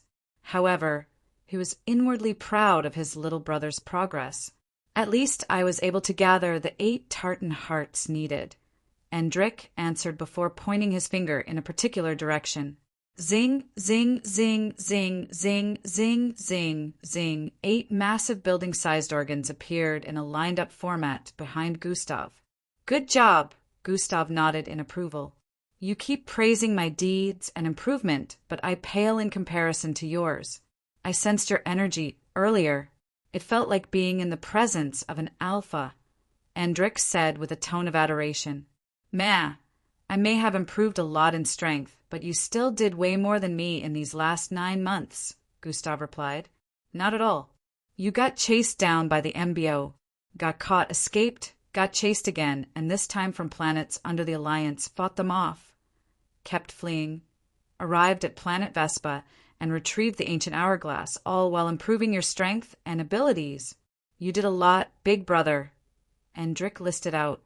You went to the #RK point to get the 3rd sacred item, then came all the way here to acquire 8 tartan hearts required to get information on the other dimension Angie and Falco got lost in, and not to mention the fact that you traveled past 17 galaxies to retrieve the machine I created to read the flow of the warp demolator. Gustav also listed out the things Endrik had been up to since they separated. About the machine for the warp demolator.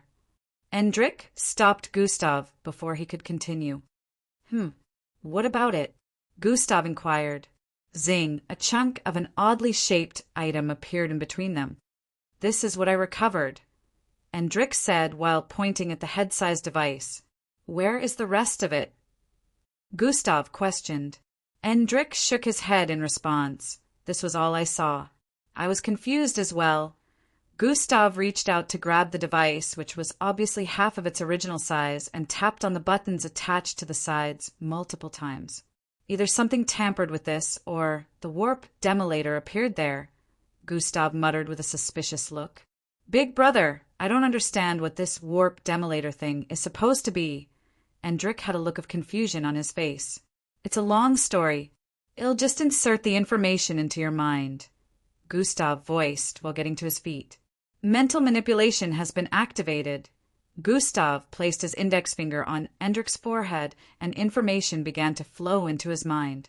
After a couple of seconds, Gustav retracted his finger and took a seat back on the ground.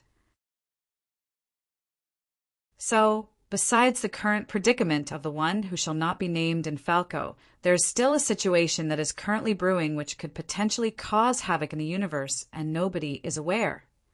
Endrik questioned with a dumbstruck expression. Scientist Zill is aware, and maybe a few others, but the ones in leadership don't really care. They didn't take it seriously, Gustav replied. This makes me question everything. According to what you have discovered so far, if planet Humbad was never destroyed, why did the Slarkovs lie? Where did the meteors come from? The energies formed that caused the evolution of Earth did not come from planet Humbad's destruction. So where did they come from? Endrik couldn't stop himself from yapping away. That's what I am trying to figure out. That's why I am looking for planet Humbad, since it got moved from its original location in space. There's a place called Dimension 6 on it that I need to locate, and I only have a little over a year left to find it. I still don't know what the warp demolator is, and why it has the capacity to swallow up entire orbital bodies and cough them out in an entirely different location. It is super unpredictable and stealthy since the Alliance isn't aware of it. Gustav paused as he raised the device in his grasp. This machine would have helped me understand it a little better and predict its appearance to an extent, but... Gustav shook his head as he stared at the part of the device that had a missing piece. Can you rebuild it? Endrick inquired. It took me months to create it, and the resources needed are on Earth. I don't have months to spare. Gustav shook his head while recalling all of the things they needed to do. He was also worried that things would end up the same way should he dedicate another couple of months to building it. The chip is gone. It would have given me the information I needed, Gustav voiced before letting go of the device. Who knows why the Slarkovs kept this a secret from the start? If only there was a way to question the old Slarkovs on this. They would have known something about it, but it's been millennia. They're all long gone, and Drick shook his head. Silence ensued for a few seconds as Gustav tapped the incomplete device twice. Someone did this, he broke the silence. How do you know? And what would their objective be? Endrick inquired. I created this machine to be anti-warp demolator resistant. Even if it was swallowed up, which it wasn't, the chip was built to escape. Someone did this, Gustav stated. How do we find them? Endrick asked. How long have you had this in your possession? Gustav inquired while raising the incomplete device. It's been over 3 months, Endrick answered. SJ. Gustav called out. Zing, a circular transparent object, appeared before them. The surface of the object looked incredibly smooth, like glass, but one could see a large fluorescent glow within. This fluorescent glow was as large as an adult fist and had a pair of hollow eyes within. Yes, master. Wordings appeared in midair, right above it. Did you keep tabs on where I sent this? Gustav questioned while holding up the incomplete device. Yes, I did, the jewel responded. Good. I need a playback from over 3 months ago. Can you show me? Gustav requested. Playback from over 3 months ago coming up. Gustav and Endrick watched with keen eyes as the body of the sacred jewel turned completely white as it began playing footage from a particular location in space.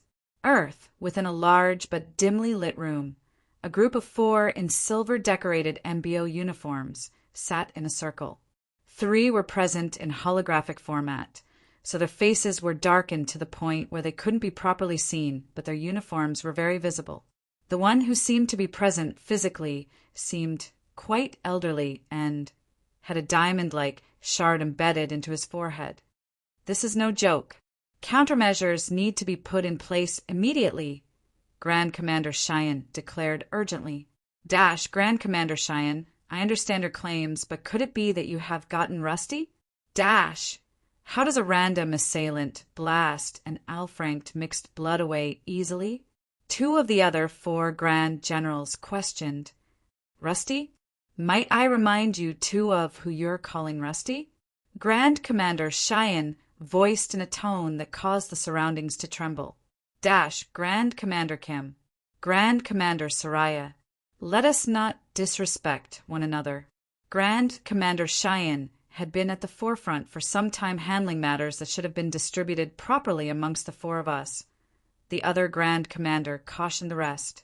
Thank you, Grand Commander Light. That being said, when this person appeared, I felt like I was in the presence of someone almost as powerful as Jack and Mac, Grand Commander Cheyenne revealed.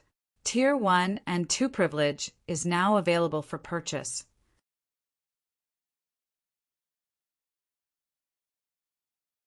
Chapter 1362, The Void Stepper. Thank you, Grand Commander Light. That being said, when this person appeared, I felt like I was in the presence of someone almost as powerful as Jack and Mac, Grand Commander Cheyenne revealed. What? The 3 other Grand Commanders simultaneously voiced out in disbelief. Grand Commander Cheyenne, are you certain of this? Grand Commander Light questioned. He looked completely baffled. I would not have called for this meeting if I wasn't. This could become a great threat if countermeasures are not put in place. Grand Commander Cheyenne answered. You said almost as powerful as Jack and Mac, but almost still means their strength is not up to par. We shouldn't be too worried since Jack and Mac would be able to take care of them if needed. Grand Commander Soraya's feminine voice resonated unperturbed. Anyone on that level of power, which is beyond the strength of all four of us, is not to be underestimated. It seemed like they came for the Death Angel, and I can guarantee you, they would have gotten the creature if they didn't suddenly vanish. Its impromptu appearance is one that was most certainly unexpected, considering how easily they broke into the underwater lab, under the nose of over 100 MBO officers, and easily overpowered me. There's no stopping them from doing that again despite the change in location of where the creature is held. Grand Commander Cheyenne voiced lengthily. This assailant you speak of, any idea on who they are? Grand Commander Kim inquired. He sounded troubled. I don't know, but I don't believe that being of Earth. They didn't emit bloodline energy. There seemed to be a sort of chaotic energy mixed within what I sensed, some sort of instability. Grand Commander Cheyenne added to this analysis. Dash, what does that even mean? Grand Commander Soraya questioned. I don't know, there's a lot that I don't understand. Grand Commander Cheyenne rested his elbows on the floating transparent table in their midst and merged his fingers with a disturbed look. I can't tell them about the research progress on the other dimension just yet. They are prone to making decisions that I may not be suited to. It would be very unwise for us to finally succeed in cracking that dimension open, only to send MBO officers to their deaths. Grand Commander Cheyenne recalled everything Dr. Markle told him. He figured that with the pride of the MBO, they wouldn't be willing to accept such claims about the pyramid of power within the other dimension and how they would not survive up to a minute in there. With the Death Angels considered to not be the highest on the hierarchy, yet being 1,000 times more powerful than him who was supposed to be an alpha, everyone would surely find it ridiculous. Not even Jack was that powerful, and yet he was considered the top 5 strongest beings in the universe, based on the New Age rankings of powerful beings under the alliance that have been active for the last couple of centuries. Grand Commander Cheyenne decided that he would not be informing them of the progress of this research, yet till more information was discovered. From what you have mentioned, Grand Commander Cheyenne, this being was after the Amir Death Angel. Grand Commander Light tried to confirm the current information he was passing. That is the best possible deduction for now. The timing, their pattern, and behavior were all pointing toward that. Grand Commander Cheyenne responded. If there is a possibility that it may appear the second time, we should expect it to come for the Death Angel again.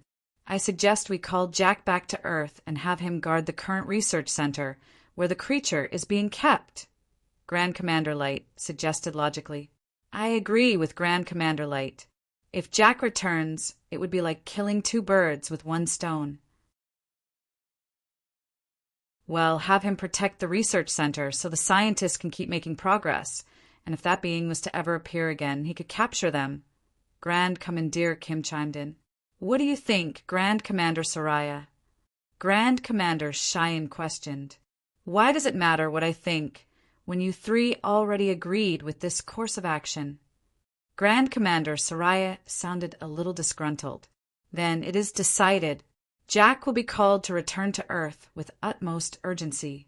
Until his arrival, I will keep watch over the new research center where the Death Angel is kept. Grand Commander Cheyenne stated. Agreed. To inform us of any progress, Grand Commander Cheyenne understood. This meeting is adjourned, Grand Commander Cheyenne announced. Thria. The projection of the 3 other Grand Commanders vanished in the next instant, leaving only Grand Commander Cheyenne sitting in place.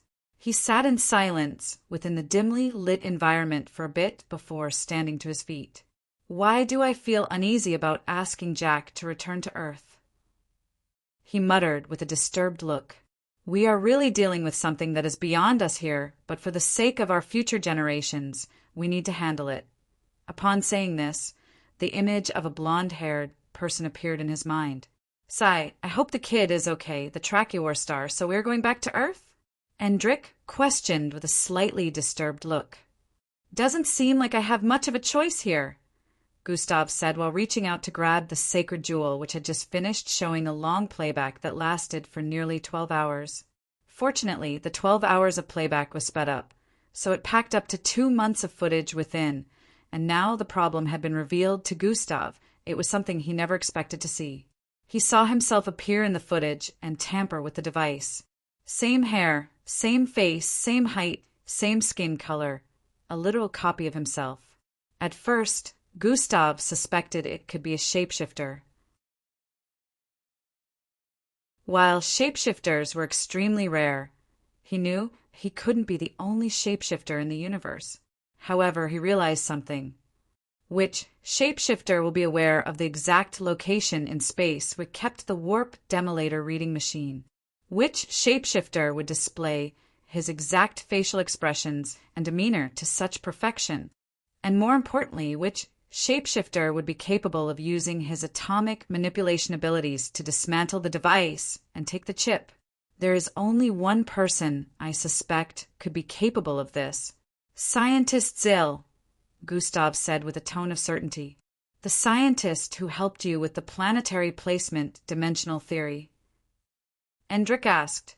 Yes, Gustav answered. How? Endrik looked confounded as he further questioned Gustav. Well, I let him stick his needle in me for the betterment of humanity. I guess I shouldn't have done that. Gustav shook his head in disappointment. He really trusted Scientist Zill during the period they worked together, which prompted him to help in creating the Arkham serum using his cells. Gustav didn't expect something like this to happen and secretly hoped his speculations were wrong, because if they weren't, he would have to deal with Scientist Zill. Endrik could half understand what Gustav was hinting at, so he stopped asking about Scientist Zill, but still he worried. Then, what do we do about the information we were supposed to exchange for 8 tartan hearts? The location of the Zelios Tower is literally in the opposite direction of Earth, Endrik said, feeling conflicted. Let us head to the Zelios Tower first. It shouldn't take us a lot of time to conclude our business there. We could double back to Earth with my dimensional bracelet. 2 stop spatial points should get us to Earth very quickly, but it will run out of energy when we arrive back there, so we will need to be careful and try as much as possible not to get ourselves into a situation where we need the dimensional bracelet to escape, Gustav explained lengthily. It will take us approximately a month of travel to get to Zelios Tower, which means in a month and a few days we should be back on Earth. Endrik calculated. Yes, with the dimensional bracelet, our journey back should only take a couple of moments. So long as we conclude our business in the Zelios Tower quickly, we can get back to Earth almost immediately. Gustav answered with a tone of certainty. To Zelios Tower it is then, Endrik voiced while his body levitated above the ground. Gustav nodded and levitated as well. I almost forgot! Endrik landed on his feet and snapped his finger. Zing, a pair of green and gold glowing battle boots, appeared in Endrik's grasp. The Void Stepper, he said while handing the boots over to Gustav. The boots emitted such an ancient aura of energy that the entirety of the Tracheor star began quaking. It felt like space was contracting around the boots, causing orbital Bodiesto draw closer.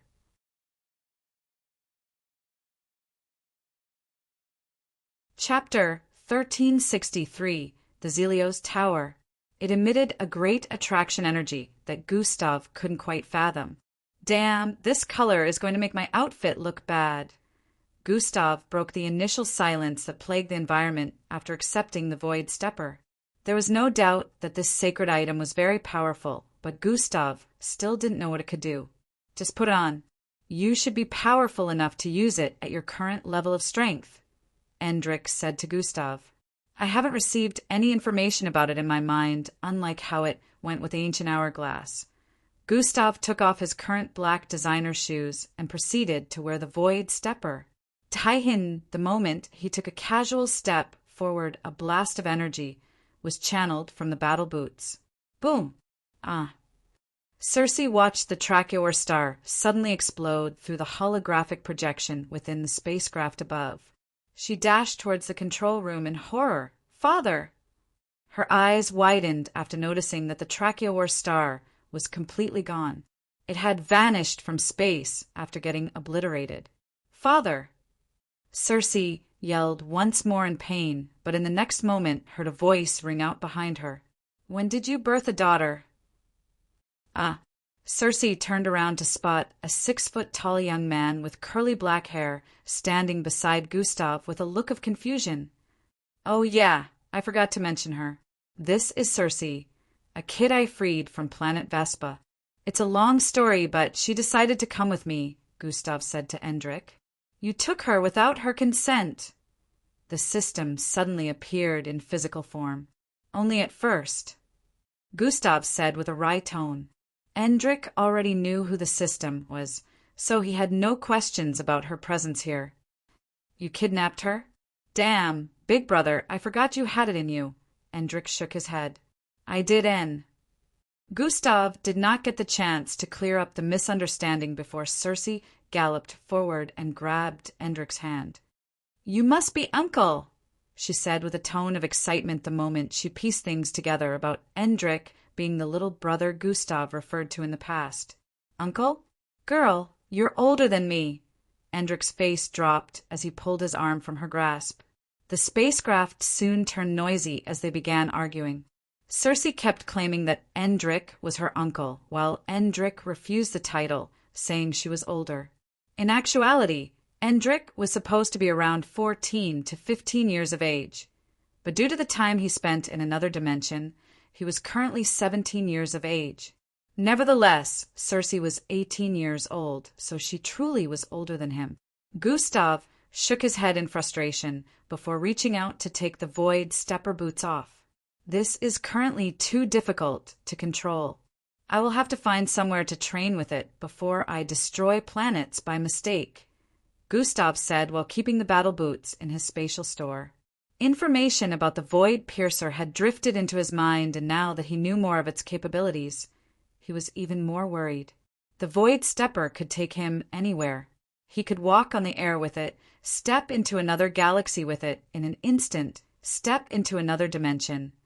All he had to do was step, and there was nowhere he couldn't go. The only problem with it was the energy it gave off.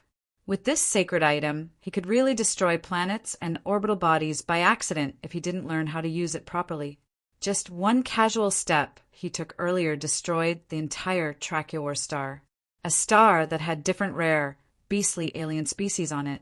A star that had existed for millenniums, just gone in a single step. Not to mention that he could also get himself killed using it.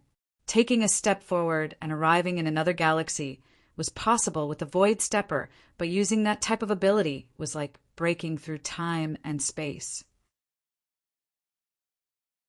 If it was only over a small distance, it wouldn't have much of an adverse effect, but walking into another galaxy billions of light years away, his body could get blasted to pieces. It was just like driving a car at very high speed and suddenly clamping the brakes for the vehicle to come to a stop. There were bound to be repercussions, which is why seat belts were available for passengers. But in this case, there were no safety measures to keep Gustav safe. His strength wouldn't be enough to do that without suffering dire consequences. His legs would be safe due to the boots, but the rest of his body would bear the full brunt of moving at that type of speed, which was thousands, if not millions of times faster than the speed of light. There was only one way Gustav knew it would be possible to use the Void Stepper without negative effects. "How long till I can use the vest?" Gustav questioned. "You need to get close to the 3rd step of Beta, ranked at least. You can use Cohelia power already, but for the vest, you still need to be a bit stronger," the system replied from the side. Gustav raised his left palm and stared at the rhombus-shaped marking in the middle. It wasn't visible to the normal eye, but he could see the multicolored rings within twisting anti-clockwise and repeatedly merging as well as separating. "I didn't even notice that Cohelia has been unsealed," Gustav voiced with a tone of astonishment. "You don't feel its power taking a toll on your body? That means you're truly strong enough to use it now," the system pointed out. "Anyways, I can't use the Void Stepper till I can equip the vest." Gustav lowered his hand before stepping forward. "For sacred items acquired. 3 more to go, Gustav said while taking a seat before the control panels. You have a year and 3 months left to complete the 5-year quests, the system reminded.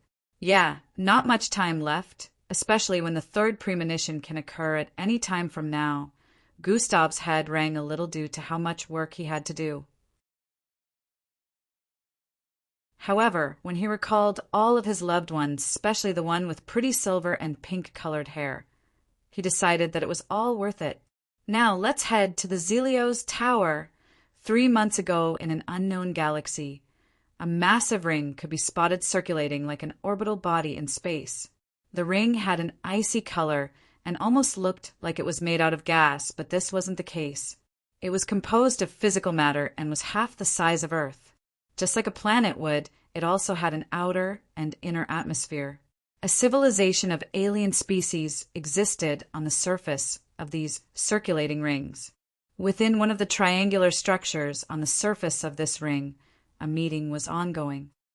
The Alliance has truly kicked us out of our seat and are taking a long time to respond to our requests. A being clad in flowing silky garments spoke in the midst of the gathering. Every single one of the beings present there had rough, brownish heads with a pair of long antennas protruding from the top of their heads. The antennas had green eyeballs planted at their tips, which was no doubt responsible for their sense of sight. Their brownish faces only had a little mouth in the middle. They had humanoid structures, but insect-like body parts. This was to be expected since our great planet was destroyed. We lost many, but fortunately, some of us survived. We shall not soil the names of the many that were lost and bring the culprit, Gustav Crimson, to justice. Handler 3 spoke with a dignified tone. Yes. The entire place rumbled from the response of the other Osis in the vicinity. They began chanting vibrantly while Handler 3 kept quiet for a bit. It turned out that the location was an artificial home created by the leaders of planet Osius a long time ago. Since planet Osius' destruction caused the death of billions, many of the millions of Osis survivors made their way to this place for refuge. The Osis that were helped by other species to escape were later brought here, including those rescued by Gustav and the others. The Alliance delays in capturing the fugitive, but some of our people are still out there. We cannot leave everything in the hands of the disappointing Alliance, so we shall take the retrieval of our kin into our hands. Handler 3 announced loudly. How do we do that? One of the handlers within the establishment questioned. Since we can't do it through conventional means, we will have to try another. Handler 3 paused briefly before finally revealing what he had in mind. The Zelios Tower. December goals. 500 golden tickets equals 4 chapters mass release. 1,000 golden tickets equals 8 chapters mass release. 1,000 privilege unlocks equals 2 extra chapters. 10,000 privilege unlocks equals 10 extra chapters. 1 magic castle equals 1 extra. Chapter 1 spacecraft equals 2 extra chapters. Golden Gashapon equals 4 extra chapters. And special shootout.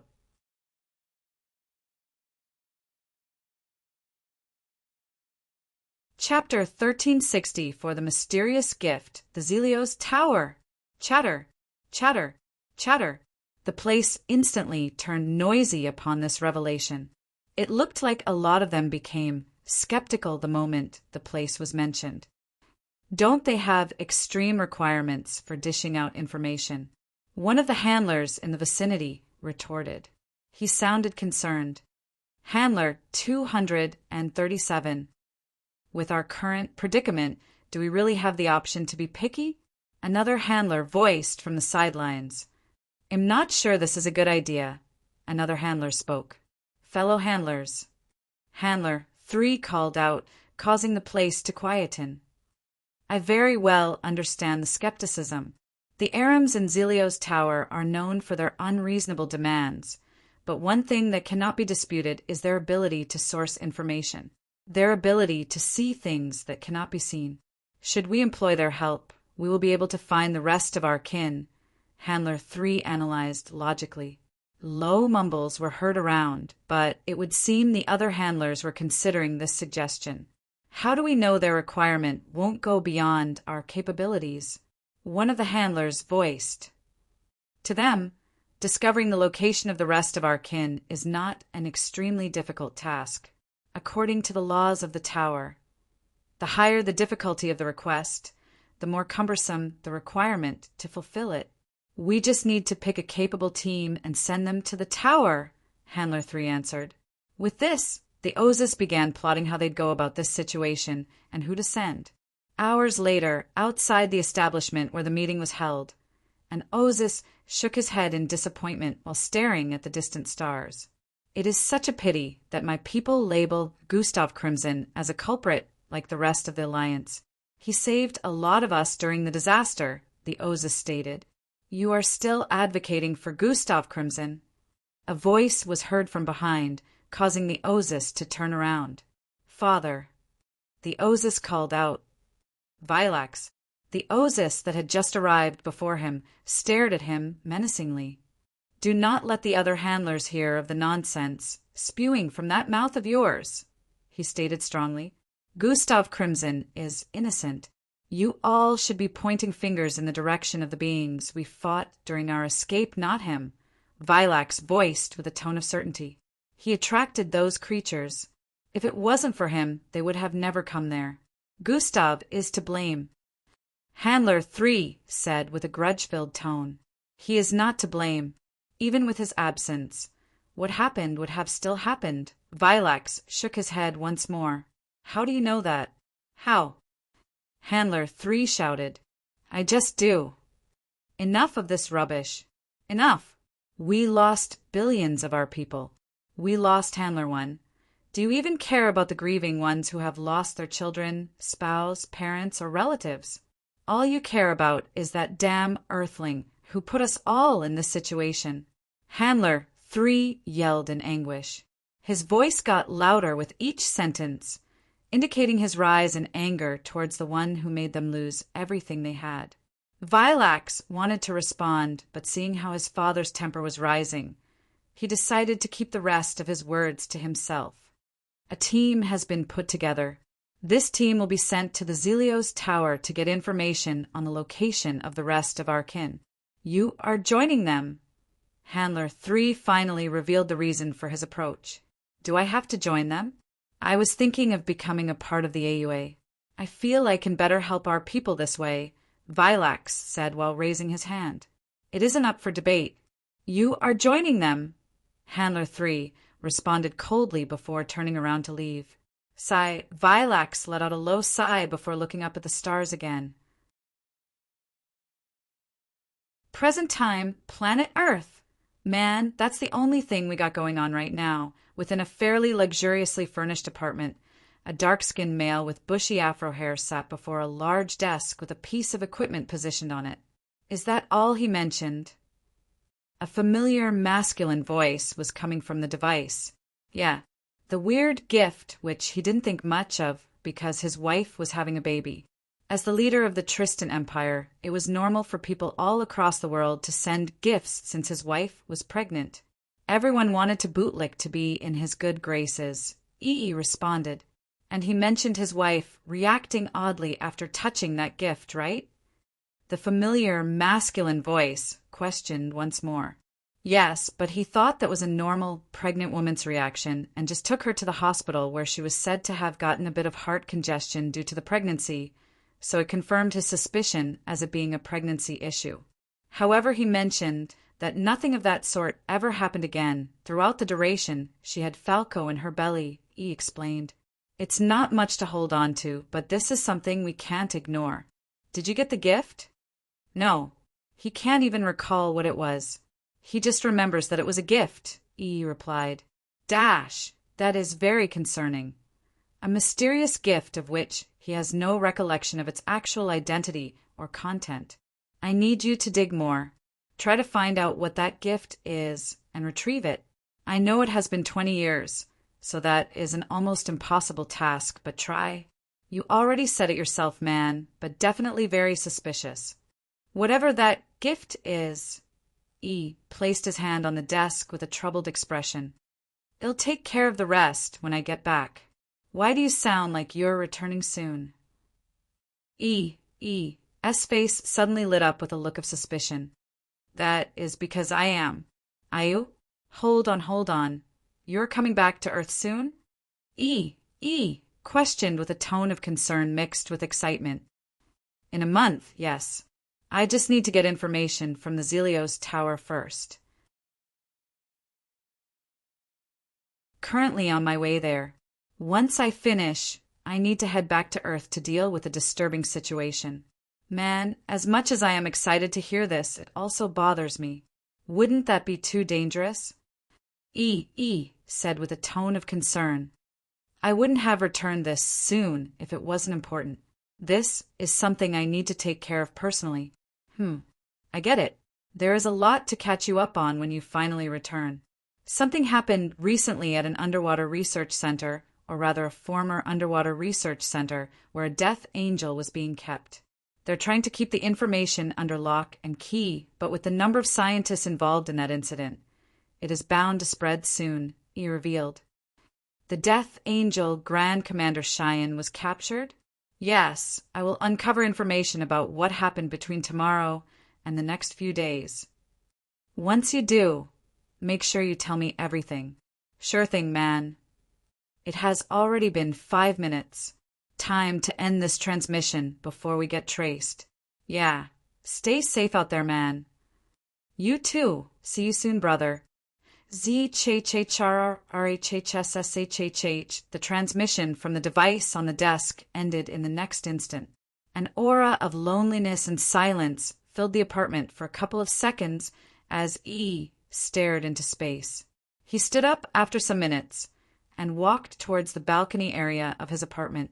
The view of the night city came into his line of sight, and he breathed in a wind that brought a smell of nostalgia to his nostrils. Wow, Gus is coming back soon. How long has it been? It's going to be 10 months by the time he returns. A faint smile appeared on E.'s face at this moment. Had better wife Angie up when we get her back, E.E. chuckled as he pictured a reunion in his mind. Speaking of getting wifed up, what do I say to this? E had a look of confusion as he brought out a small, triangular device. This makes me feel feminine.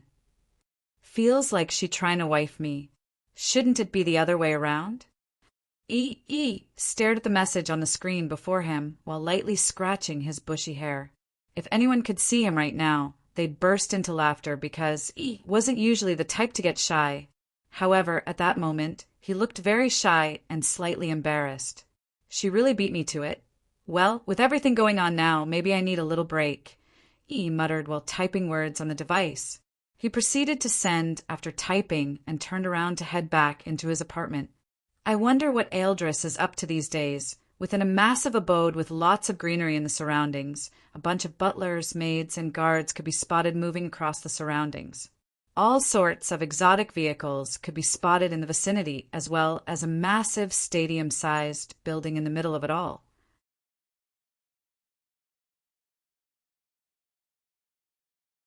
Chapter 1365, I Refuses. The structure was one of the most exquisite-looking homes in the entirety of Plankton City, and its smoothened walls looked almost reflective.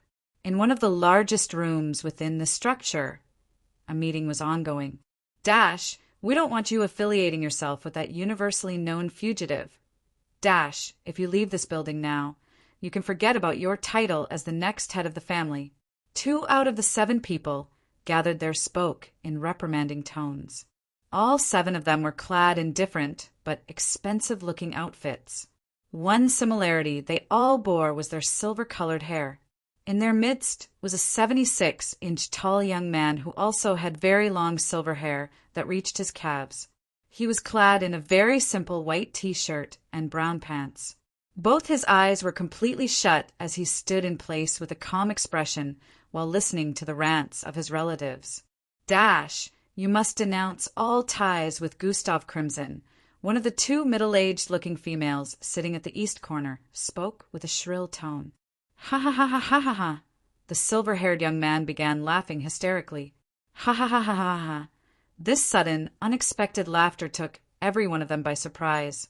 They couldn't help but stare at one another as they wondered if the young man had a screw loose. Ha ha ha ha ha! For 20 seconds, the young man kept laughing, causing the worry on the faces of the people around to increase. Eldris. One of them finally called out to him with a tone of immense concern. The silver-haired young man stopped the moment he heard his name and proceeded to adopt a complete poker face, as though he wasn't just laughing uncontrollably moments ago.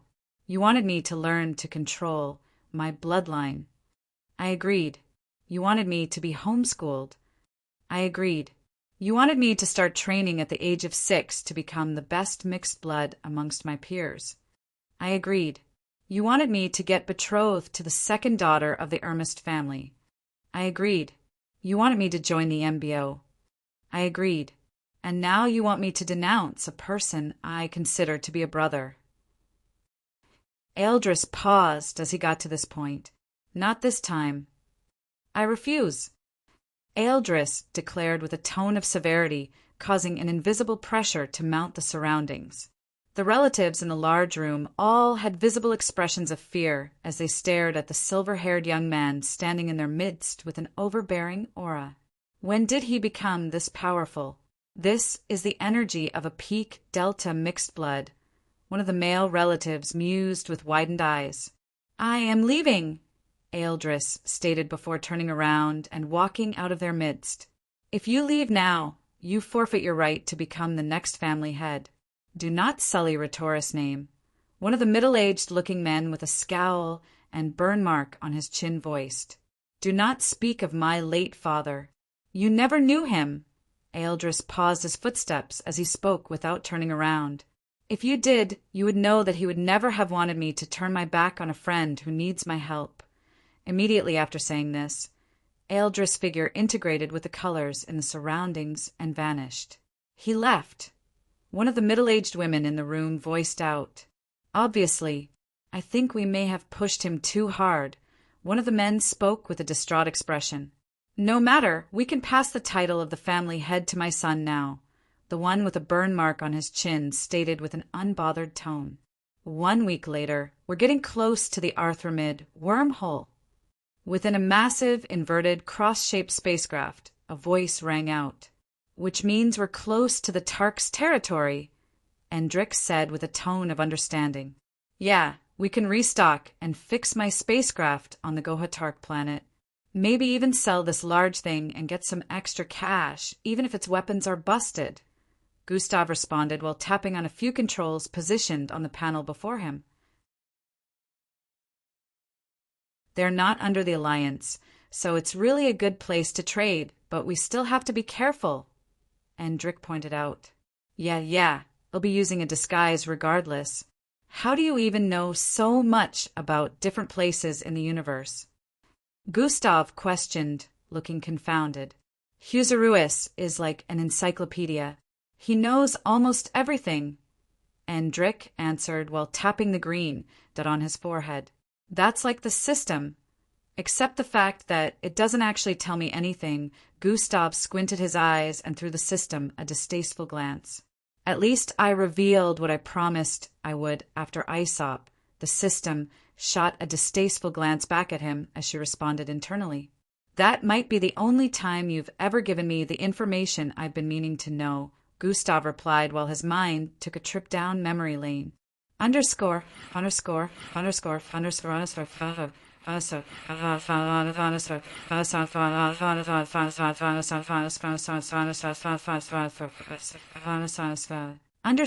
8 months ago. Fwai. In deep space, a spacecraft navigated a star path filled with all sorts of powerful beams fired from 20 similarly built spacecraft. The spacecraft evading fire was shaped like a sphere and moved with incredible speed while dodging with precision. The 20 spacecraft giving chase from behind weren't any worse in terms of speed as they closed in on the sphere-shaped spacecraft easily. These spacecraft were all shaped like 2 rhombuses joined side by side. Each one was as large as a 10-story building, all packing heavy artillery that would easily rip a hole through a planet and destroy orbital bodies. One prominent design that could be noticed on these spacecraft was the mixture of fine red and blue with a massive emblem that displayed a drop of blood. Remember, I said I was going to reveal something to you after ISOP, the system voiced in Gustav's mind while he was trying to evade the plethora of MBO spacecraft chasing after him. You couldn't find a better time to do this. Gustav yelled as he yanked the lever like steering before him towards the left.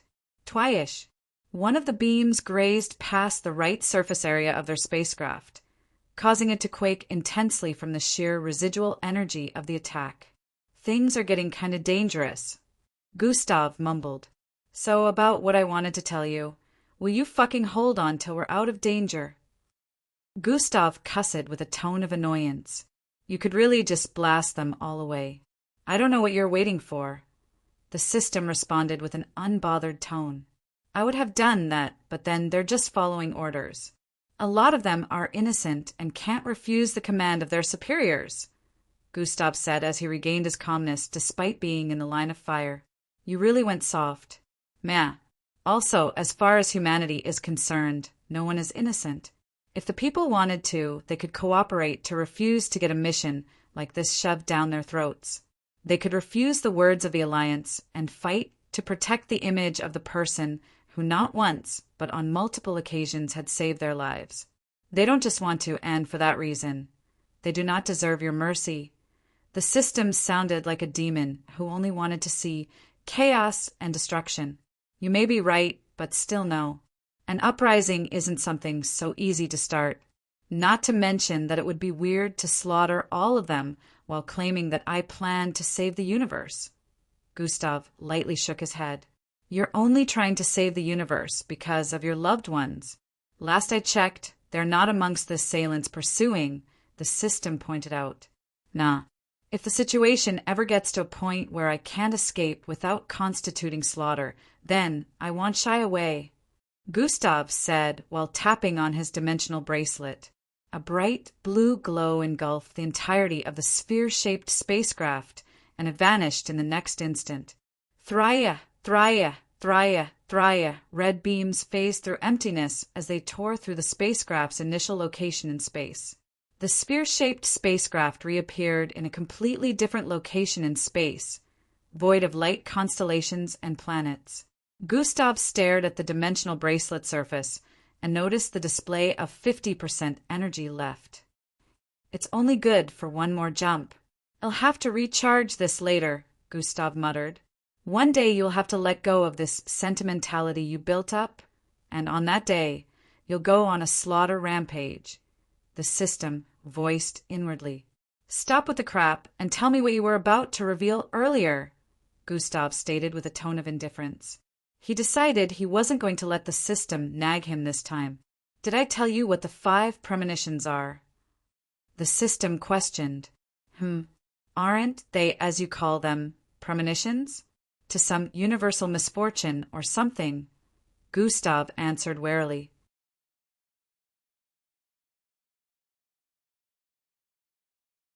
Chapter 1366, Becoming Unbound, Aren't they, as you call them, premonitions?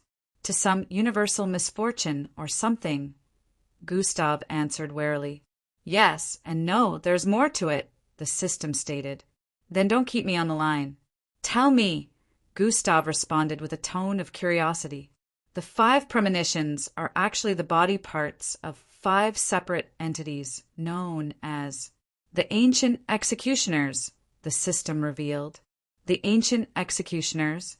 Wait, are you telling me that the eye which was at least 12 times larger than the entire Earth belonged to one of these beings known as the Ancient Executioners? Gustav's voice grew with astonishment as he questioned. Yes, I can't mention their real names because it would cause issues, but there is no problem with mentioning their title. The second premonition was the mouth of one of them. The system continued spilling. So, you're telling me that each premonition would be the appearance of a body part of different ancient executioners? Gustav stroked his chin with a thoughtful expression. There are 5 in total, so yes. All 5 of them equate 5 premonitions with 5 different body parts. The system replied. But why? I still don't get the point of any of this. What is their aim? Gustav inquired, confounded. If you recalled who you were, you'd understand. Eh? But since you don't, I'll tell you what exactly the premonitions are to them. The system paused for a bit before resuming. They are sacrifices, Gustav stated before the system could reveal what it had to say. I was just about to say that. How did you figure it out? The system questioned in a bewildered tone. I just did. Gustav couldn't explain why, but that information came to him on its own.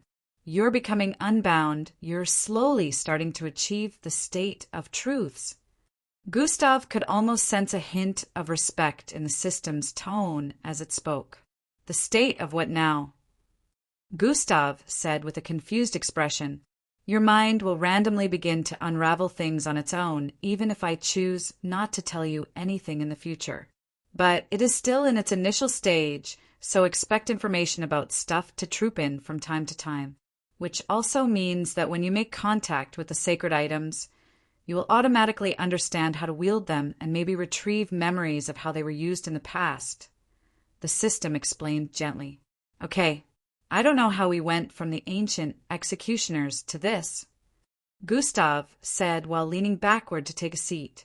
As you already know, the premonitions are actually sacrifices the ancient executioners are making to unbind the seal and appear in this dimension in full without consequences. The 5th premonition would also signal the end, the system stated. If just a body part can be that large, I can only imagine just how massive their full bodies are. Gustav felt like the future was perilous. How can I stop the premonitions? Gustav suddenly inquired. You can't. It is set in stone. You just have to prepare for the aftermath, the system replied. Hence the 5 years' quests. It's starting to align, Gustav mumbled, although he still couldn't understand why finding Planet Humbad was one of them at this time. I do hope you are aware that the ancient executioners are not your main enemies, the system pointed out. What? How is? Gustav had a conflicted look as he retorted. Yeah, according to the hierarchy of power, they're in 3rd place. The system had dropped too many bombs on Gustav in the last few minutes, but this was the largest of all. 3rd place? The body part of an entity ranked 3rd place in the hierarchy of power destroyed a planet amongst the leaders of the Alliance? Gustav questioned in bewilderment. Yes. The system answered bluntly. Such entities were already monstrosities the entire world would have struggled to face, and now the system confirmed the existence of 2 others on a higher level of power. No one had to tell Gustav that such beings would be impossible to defeat. I must find a way to prevent the premonitions from completing, Gustav decided. It is impossible, the system said dryly. I will make it possible, Gustav adamantly stated. You can only prepare for it, the system added. No, I will find a method of prevention, Gustav elucidated. There is only one way that might be possible, but even at that it remains impossible. Tell me. Underscore.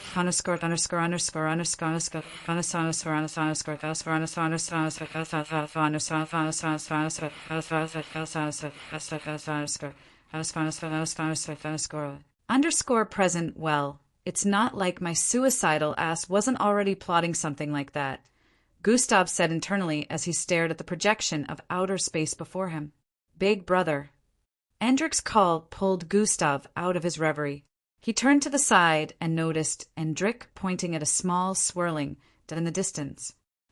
Arthramid wormhole, Gustav muttered. Strap-in things are about to get rough, Gustav announced to the 2 behind. Cersei, who was initially playing with the system's blood-red hair and giggling, paused as she heard Gustav's announcement. She slowly lowered the system's scarlet hair and moved toward her sitting position. Immediately after strapping herself in, she peered forward and noticed the small dot in the distance was now extremely large. As they closed in on the swirling white light, they became like a dot due to their massiveness in deep space. An incredibly overpowered force of attraction suddenly tugged at the spacecraft the moment they were 1 light-year away. Despite their distance from it being more than 10 trillion kilometers away, it pulled them forward with aggressiveness towards its center at an unexpected speed. G-CHARRRBLL, the spacecraft quaked intensely as Gustav activated the spacecraft defense systems while they got dragged into the wormhole. Din! Din! Din! Alarms were blaring as they drifted into a chaotic white world with visible waves of violent energy sweeping across the place. Despite how scary their current position in space seemed, Circe did not have a notion of fear on her face. For her, Gustav's presence was reassurance enough that everything would be fine. Endrik twirled his middle finger around his index, causing a tranquil wave of telekinesis to phase out of him and wrap around the spacecraft. In the next moment, the entire spacecraft stopped rattling. It continuously drifted forward for the next 1 minute, before arriving at the end. THIANNNHHHGGHHH. The spacecraft reappeared in another location in outer space and began blazing forward at its initial original speed. We're in the Tark's territory now, Gustav announced, which means we should arrive at Gohatark planet in half a day. Big brother, have you? Endrik was about to ask Gustav about disguising when he noticed the person sitting by his side was a completely different figure. You were saying? A voice that sounded like the bubbling of saliva rang out. You look gross, Endrik pointed out. And you're about to look the exact way little brother, Gustav voiced with a glint of mischief in his eyes before reaching out to touch Endrik. No, no, no. Before Endrik could pull away Gustav's hand wrapped around his. Flesh warping has been activated. Endrik's appearance rapidly changed as fins grew out of his neck and shoulder. His skin turned gray and multiple holes appeared on his cheeks. His eyes became icy blue and his figure became a little obese. Now you look like me, Gustav said with a light chuckle. My good looks are gone, Endrik murmured inwardly. He wanted to yell out an injustice, but he just sat in place with a defeated expression. Couldn't Big Brother have picked any better-looking species? Endrik muttered. The Rihomes are good-looking enough. Besides, it's better to have a less physically appealing look so as not to attract attention to ourselves, Gustav responded while returning his focus to the outer space view before them. What about them? Endrik asked while pointing at the two behind. There won't be a need to alter their appearance. They will mostly remain on the ship throughout our duration on Gohatark planet. 2 of us will deal with everything that needs to be taken care of and leave immediately afterward, Gustav explained. Endrik nodded in understanding as their spacecraft sped past 2 massive chest-shaped structures floating in space. First checkpoint passed, no issues so far, Gustav said as they kept speeding into the distance, but it would seem he had spoken too soon. Fly-hi, 2 dark spacecraft suddenly appeared on both sides of their rear views. Travel inspectors. Gustav immediately recognized the designs of both spacecraft. KKRRLL, KKLRLL. A static sound suddenly rang out within the spacecraft. Unregistered space strip, slow down for in-transit inspection. Urkalo greets the travel inspectors. As requested, we shall slow down, Gustav answered through the communication panel. In a few seconds, humanoid-shaped creatures in all-black spacesuits could be spotted stepping onto Gustav's spacecraft from the 2, which were positioned in their rear-view area. Let's do this, Endrik muttered under his breath.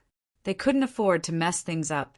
Gustav and Endrik, in their disguised form, welcomed the group of 4 onto the spacecraft respectfully. The travel inspectors began to scan around and asked a couple of questions when they noticed the sphere-shaped spacecraft resting in the storage area. We were told to be on the lookout for any spacecraft that looks similar to this.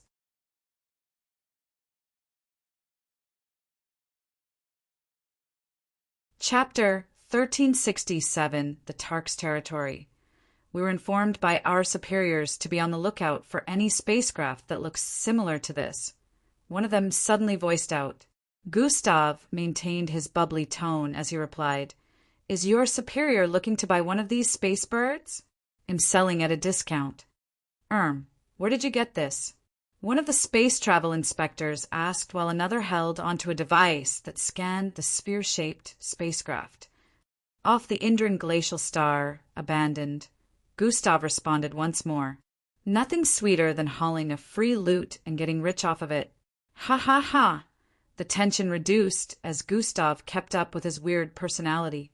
"Oh, Harkel, it's not the same," the one who was scanning voiced from the side. A projection beamed forth from the device in his hand, and it displayed a sphere-shaped spacecraft as well. This sphere-shaped spacecraft was silver in color with an X-shaped design around it that connected like belts. This was Gustav's exact spacecraft. However, the one currently in the storage area with them was green and missing the X-shaped belt-like outline. It also seemed to have a few dents, making it appear rougher in comparison. "Oh, we apologize for the intrusion then," O'Harkel said while withdrawing. "No problem, but do let me know if your superior is looking to buy one." Ha ha ha! Gustav maintained the fake personality and laughed while tapping the travel inspector like he was an old-time friend. The inspectors left the spacecraft and let Gustav and the others continue with their journey. In a few minutes, they were back on track, heading towards the Gohatark planet. In this galaxy, the Tarks were the prominent species. If one were to count, they would have the highest populace in the universe. This was because every single planet within the galaxy was domesticated by this species. Tarks existed on every single planet, and this made their numbers exponentially high. It was another reason why they were a standalone species that felt it was beneath them to be under the Alliance. Amongst all the planets that existed in their galaxy, which they named Tark's territory, Gohatark happened to be the largest. While the Tark's territory was open to all kinds of species and races, regardless of status and infamy, Gohatark was the planet most outer galactic species always chose to visit and trade. Gohatark was truly a place of business and wasn't bad for tourist attractions too. Other species in the millions would always be found on the planet trying to trade or on the run from being caught as a wanted criminal from the Alliance. The Tark's territory was a place that the Alliance didn't have their clutches on and couldn't visit to exert their outer space authority. This was another reason Gustav was confused about why they happened to be on the lookout for his spacecraft. "If I hadn't disguised my spacecraft before we got here, they would have figured it out," Gustav stated as their travels continued. "Which means their superior must be under the payroll of someone who is out to get you," Endrick analyzed from the side. "The Tark's territory is supposed to be a free place. When did they start caring about bounties and wanted folks?" "That is very odd," Gustav mumbled with a slight look of concern. "That's why we have to be careful. We may have deterred them, but we need to be quick with whatever we have to do on Gohatark and continue with our travel to the Zelios Tower," Endrick stated. "Yeah. I initially wanted to sell this spacecraft since I got it from those space bandits, but it would be better if I sold mine instead and continued with this," Gustav contemplated. "We just need to fix a couple of things on this, and it will be good to go," Gustav added. "A couple of things you destroyed with your own hands," the system chimed in. "Cough, cough, it's not like I had a choice," Gustav replied. Gustav still felt conflicted about having to sell his custom-made spacecraft, but it didn't seem like he had much of a choice. Had the travel inspectors been aware that it was a custom-made spacecraft and not a common type that had variations on sale in markets, they would have easily caught onto his deceit. Fortunately, they had no idea, and that was to be expected since Gustav was careful enough. As they continued their journey through space for the next 2 hours, they passed by a bunch of spherical-shaped planets, which became a common sight in that part of outer space. "We're here," Gustav announced as another spherical-shaped planet with a green and yellow-looking surface came into view. It had 3 layers of rings surrounding it and another 2 positioned in a kind of diagonal format around the planet. From their angle, it looked like one part of the rings was blazing due to the circulation of hot space rocks around them, while another part looked completely chilly. Glacial-looking space rocks orbited around the sphere-shaped planet around that side. The speed of their spacecraft reduced as they descended towards an opening on the planet. In a metropolitan city, carriages joined together as trains whizzed across the air at great speed. Only a single line of railing could be spotted, and it was constructed in such a way that it twirled across the city skies into the distance. The carriages filled with loads of people moved at incredible speeds, following the twirling rail as it seemed very flexible. Buildings were structured in such a mechanical way that they occasionally changed their positions on the land since they could move. Rectangular-shaped vehicles emitted rocket-like flames beneath them as they streaked across the skies. Jet-like vehicles could also be sighted blazing across the city. It was truly a center that displayed its technological advancements distinctly. Gusts and Endrick continued to feed their eyes as they made their way through the crowds. Gustav and Endrick watched as many structures were positioned atop impossible-looking terrains and glowing-lined roads filled with all sorts of species. The beautiful view of the rings in outer space from within the planet was truly a sight for sore eyes. In this particular city, the visible rings in the sky were icy blue. It was unknown if the city's chilly state was due to it or not. The streets were filled with hundreds of thousands of different outer planetary species, some of whom sped across the place on floating square-shaped boards. Despite the number of different species around there, one prominent-looking species was the large, bear-shaped-faced beings. They were truly large, but their body structure bore similarities with humans. Furs covered their bodies, but they still had cool-looking clothes on and rather muscular looks for men. Some of them even had shades on. This particular species occupied a lot of the business spots around there. They were none other than the Tarks. At a particular location in the city, a double cone-headed structure could be sighted. The crowd that entered and exited that area were numbered in the hundreds of thousands. It seemed like a really busy place. The building was referred to as a trade center. Lots of stalls could be spotted with signs that displayed what type of business they were into. Amongst the passers-by, two obese figures with gray faces and gills protruding from multiple parts of their bodies were on the lookout, since they also had business there. Are you sure we shouldn't have tried the trade centers in Garkle City instead? Endrick, who was still shorter than Gustav in this form, questioned. My perception already swept through the entire planet. They have double the crowd here in Webrel City, and since we're trying to speed things up, we should use the place with the least amount of folks, Gustav answered while looking around.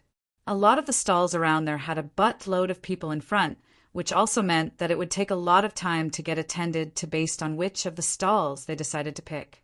I don't think we will be able to easily get what we need out here. Wouldn't it be better if we entered the building?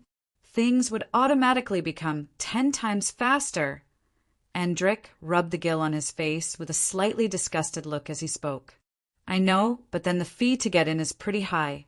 We can afford it, but you know what it means if we decide to go down that route. Gustav responded with a cryptic tone. Because we're trying to avoid dragging any form of attention to ourselves, so it's best to mingle with the normal people. Endrick finally got Gustav's point. The building in the middle of the trade center had everything that was needed, but there was a fee to get in and an even higher fee to pay if you needed to head further up the floors. No normal person would be able to afford the fee, especially since it could potentially be close to the amount of profit you might make if you're trying to sell something.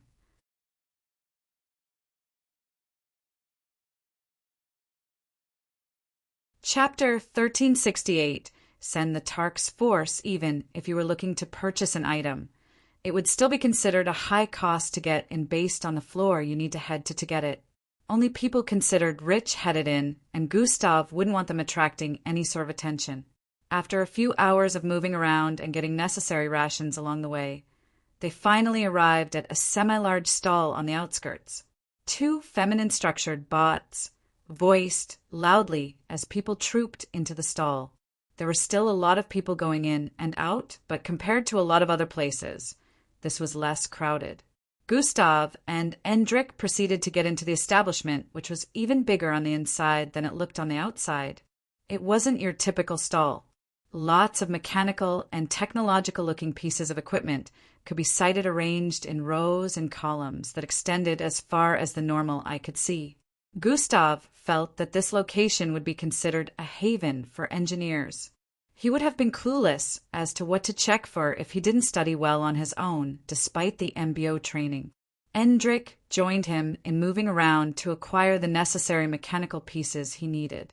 "We're looking to sell a space bird," Gustav revealed to one of the workers after buying everything he needed for the rest of their trip to Zelio's tower.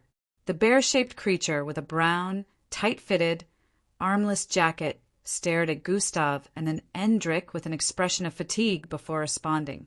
"Fill out the name and brand," he said to Gustav while a holographic monitor appeared. "It is custom-made, so no brand." Gustav replied, "Do you have a name for it?" The Tark behind the counter questioned, Silver Hulk?" Gustav answered with a lone tone, causing the Tark to throw him a glance that said, "Are you serious, man?" "Haha, I am bad at coming up with names, my friend," Gustav added jovially. "He is good at playing a different character." Endrik wondered if Gustav ever took acting lessons. The Tark proceeded to input the name of the spacecraft as SH and went on to type a few more things before forming a purchase ticket. He asked Gustav and Endrik to follow him to a testing area to try out the functionality of the spacecraft so they could determine a price range. Within the large testing area were a bunch of other species also testing spacecraft functions. It was rather spacious, larger than the size of 12 football pitches merged. Sweetie, the sound of one spacecraft engine or the other echoed vibrantly across the environment, and some even flew about the place. Gustav could see a lining of sorts on the ceiling area, so he could tell that it could be opened up if it was required to test the full speed of the spacecraft, which couldn't be done in the testing area. Zing, the sphere-shaped spacecraft, appeared before the Tark who had brought them there. He was a bit surprised as he noticed the appearance of the spacecraft, which was the size of a building. However, he wasn't surprised due to its size. He was surprised because he was going to ask them to fly the spacecraft here so it could get tested. He didn't think they would possess a spatial storage that could hold an entire spacecraft. With the size of the spacecraft, getting a spatial device that could store it would be incredibly expensive. He had no idea that Gustav and Endrik no longer made use of spatial devices. They could store any non-living thing in their spatial storage, which came from both their supernatural abilities.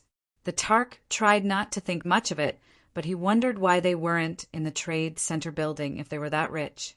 "Sirs, I will now test the functionality of your spacecraft," the Tark remarked respectfully. Where did the newfound respect come from? Gustav wondered inwardly. He had no idea that the Tark worker's change in demeanor stemmed from the fact that he thought Gustav and Endrik were rich. It would seem that higher status resulted in respect and bootlicking, not just on Earth. It was a universal phenomenon. "You fool! Why didn't you inform me immediately?" A loud yell rang out within a building floating above Gohatark planet. "Sorry, sir. It was an entirely different color and pattern. We didn't think." A Tark in a black spacesuit replied fearfully, but was cut short before he could complete his sentence. "Shut up. Where are they now?" The massive, 12-foot-tall superior questioned with an authoritative tone. He was wearing a long, white, robe-like jacket that had circular engravings behind it. "They are believed to have landed on Gohatark a few hours ago." The Tark in the black spacesuit shuddered while responding. "Send the Tark's force and find them, or I will have your head on my plate for my next breakfast," the 12-foot-tall superior stated with a bloodthirst. "Why, yes, Sir Livet." The Tark in the black spacesuit instantly turned around to escape the environment in fear. "Testing is completed, and the estimated cost for the spacecraft is—" The Tark worker paused for a bit with a look of disbelief before continuing. 337,000 mineral rocks. Ha ha ha, what a good haul. "The gods of fortune must be in my favor," Gustav said with a tone of excitement. The Tark worked and gulped down saliva. He had never dealt with a spacecraft on this level of value before. Usually, people would sell such a valuable spacecraft within the building in the Trade Center, so this was baffling. It was to be expected since no spacecraft undergoing testing here looked anything remotely as exquisite as this. A lot of them were mostly craps and old spacecraft that could be taken apart to use for other purposes. The TARC worker couldn't believe his eyes because the highest they had ever gotten a spacecraft here was around 20,000 mineral rocks, and this was valued at over 300,000. This meant they could make the highest profit from this exchange, and he couldn't just imagine the tip he'd get from it. He was already lost in thought, picturing a promotion when, "So, my payment," Gustav's reminder pulled him out of his reverie. "Yes, sir. Please wait here," he answered respectfully before turning around to head out. "Looks like we have to wait for a bit," Endrich said from the side. "We've already spent a lot of time here. Once he returns with the payment, we'll leave," Gustav stated in his original voice. He was a little bothered about having to sell his spacecraft since he joined in its creation at the time. However, he was still a bit glad that he got to sell it for this price. The 300,000 mineral stones they offered were enough to sustain them for years, even if they decided to keep traveling across space. It could be exchanged almost anywhere across galaxies for other commodities. Gustav mumbled suspiciously after waiting for a few minutes. "Is something wrong?" Endrich questioned. "The TARC's force, they're moving around the Trade Center." "My perception picked up on them," Gustav answered. "I thought that was supposed to be normal." Endrich said with a contemplative expression, "Not this time, it's not. They're starting to gather in large numbers and are combing through," Gustav answered while making an analysis. "They're looking for us," Endrich said with a tone of certainty. "How did you figure?" This time it was Gustav's turn to question. "I just saw it. If we leave any later than 2 minutes, we'll bump into them," Endrich announced. "Your premonition sure comes in handy, but why is it so unpredictable?" Gustav wondered out loud. Endrich shrugged his shoulders in response.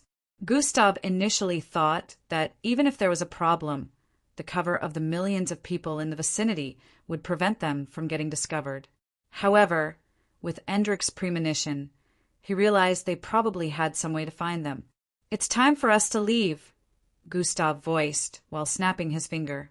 Zing! The spherical building-sized spacecraft instantly vanished.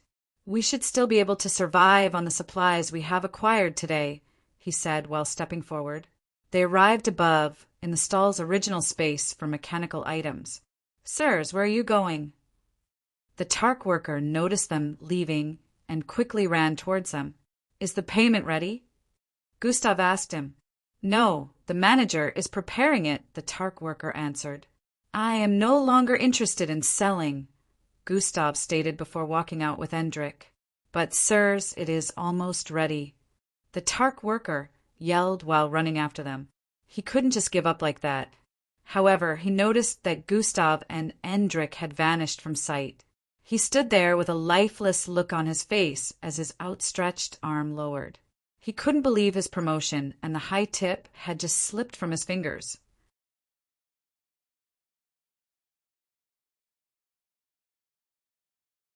Chapter 1369. Is this the hospitality you show your guests? Today was supposed to be the best day of his life, but now he felt miserable. Gustav and Endrich had stayed together to escape the radar of the TARCs in blue tight-fitting costumes and helmets flying across the air. They all had powerful technological firearms, and their entire body were served as armor that could protect them from very destructive attacks. These were the TARC's force. Gustav knew that if they had waited to sell the spacecraft, confrontation would be impossible to avoid. They had scanners that particularly scoured the place for Gustav's and Endrich's current look. But unfortunately for them, Gustav had hidden both their presences. They were further concealed with the invisibility buttons. With their current speed, it took them less than 10 seconds to get to the area they touched down with the other spacecraft from the Trade Center. At that moment, Gustav and Endrich arrived at a secluded location. One could see upside-down triangular-shaped plants that were as lengthy as skyscrapers. Some were the width of an adult human body, while others were even wider. Their violet colors made the environment look very dim and gloomy. One wouldn't notice anything around there if they didn't look properly, since the spacecraft parked up ahead was camouflaged to blend in with the plants in the surroundings. To Gustav's and Endrick's surprise, a group of Turks could be spotted encircling the spacecraft. Tark's force. Gustav communicated directly with Endrick through their minds. How did they find it? Endrick was just as surprised as they closed in on the inverted cross-shaped spacecraft.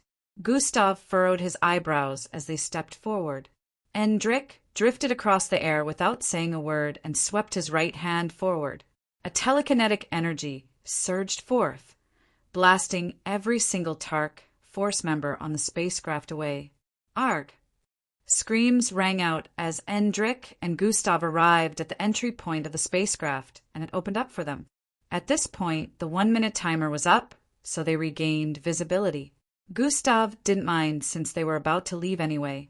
One of the Tark's force members, who had a rather gentle landing compared to the others, swiftly picked up a blaster and fired a shot at Gustav and Endrick, who had their backs facing them. Threa, the shot from the blaster, gave off a high volume of illumination as blistering heat encompassed the vicinity. If the shot were to hit, a quarter of their spacecraft would no doubt have been blasted off. Gustav turned around with a demeanor of casualty while flicking his finger forward. Twish! A powerful force from sheer strength ripped forward and collided with the shot from the blaster. Boom! A loud crash akin to a nuke explosion rang out, causing a deafening surge of energy to sweep across the surroundings. The plants and every other thing in the vicinity were obliterated in an instant. In the next few seconds, the vicinity had become an empty location within the former sea of plants.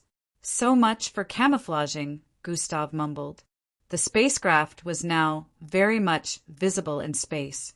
Endrick had covered them with a layer of telekinetic barrier, so the spacecraft didn't have as much as a scratch on it despite the powerful blast. Fortunately, none of the members of the Tark's force that were around suffered casualties. Their armor had protected them from serious damage. Gustav and Endrick moved into the spacecraft and started the engine instantly. "Are you good?" Gustav asked Cersei the moment he got in. "H&M," she nodded in response. "They were trying to get in, but didn't succeed," she added. "Good." Gustav sat in his usual place before the control panel, and Endrick took a seat beside him. "We're leaving now." Gustav powered the engine as the igniters sent fiery fumes into the surroundings while the spacecraft began to levitate.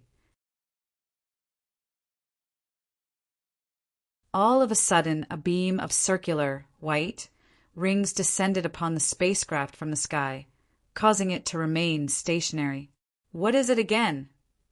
Gustav mumbled with a slightly disturbed tone as he noticed that the spacecraft was unable to move. Twai, twai, twai, twai. Tens of Tark's force members suddenly descended and landed upon different parts of the spacecraft. "Fire!" One of them yelled, and in the next instant, shots were rained upon the spacecraft. "Warning! East Wing has taken damage." "Warning! West Wing at 67% integrity." "Warning! Engine taking damage." Loud alarms began to blare as the Tark's force members kept raining shots on the spacecraft. It looked like the whole thing would come apart soon. Before Gustav and Endrick could take action, the AI in the spacecraft systems went offline due to the damage. "We can't use this spacecraft anymore." Gustav reached out and grabbed Cersei. Before Cersei could react, they were outside the spacecraft. The burst of wind that rocked her in the next moment nearly sent her flying. She couldn't fathom Gustav's speed, not to mention that Endrick kept up and had arrived outside as well. Endrick raised his hand and swung it downwards. An invisible and unprecedented force descended upon the spacecraft in the next instant, and it got flattened. Boom! Another loud explosion rang out as the ground caved in, and the newly arrived Tark's force members were sent flying in diverse directions. Gustav stared at the rings of white beams ahead and looked into the sky. More Tark's force members had filled the skies, and this time they weren't in the tens. No, this time they were in the hundreds. They all pointed their weapons in Gustav, Cersei, and Endric's direction as they prepared to fire. Gustav let out a low sigh. "Maybe I should get a little more serious," he muttered while raising his right hand slightly. Fuioom, a mixture of gold and crimson aura swirled around him as the surroundings began to quake intensely as he slowly released his energy. Massive, weird-looking birds fled in the opposite direction across the skies as they sensed the domineering and unfathomable energy that seemed to have spread across the entire city. Reverence and fear. They were all the Tark's force members could feel at that point as they continuously fought the urge to get on their knees. At that defining moment, a 10-foot-tall figure in white jacket-like robes descended from the air. "Gustav Crimson, it's you, isn't it?" The figure, who also had a bear-shaped face with 3-inch-long canines, voiced while stepping forward. Gustav, who was still in the form of a Rahomes, squinted his eyes as he peered forward at the incoming Tark. "Who is this person you speak of, and why have the Tark's force attacked a tourist and destroyed their spacecraft out of nowhere? Is this the hospitality you show guests?" Gustav questioned with a look of cluelessness. "They were not attacking out for nefarious intents. They were attacking to stop you from leaving before my arrival." The newly arrived 10-foot-tall Tark with greenish fur voiced while approaching. "The flattened spacecraft up ahead says otherwise," Gustav answered in response, but within him he had doubts. He truly couldn't sense any nefarious intent behind the approach of this newly arrived Tark. He had no intention of fighting or hint of dubiousness in his eyes, which begged the question of what all of this was about.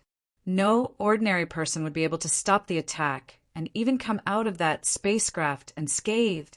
"I needed to confirm that you are indeed Gustav Crimson," the Tark stated. "Are you willing to lay your life down for the truth?" Gustav questioned while the energy around him grew.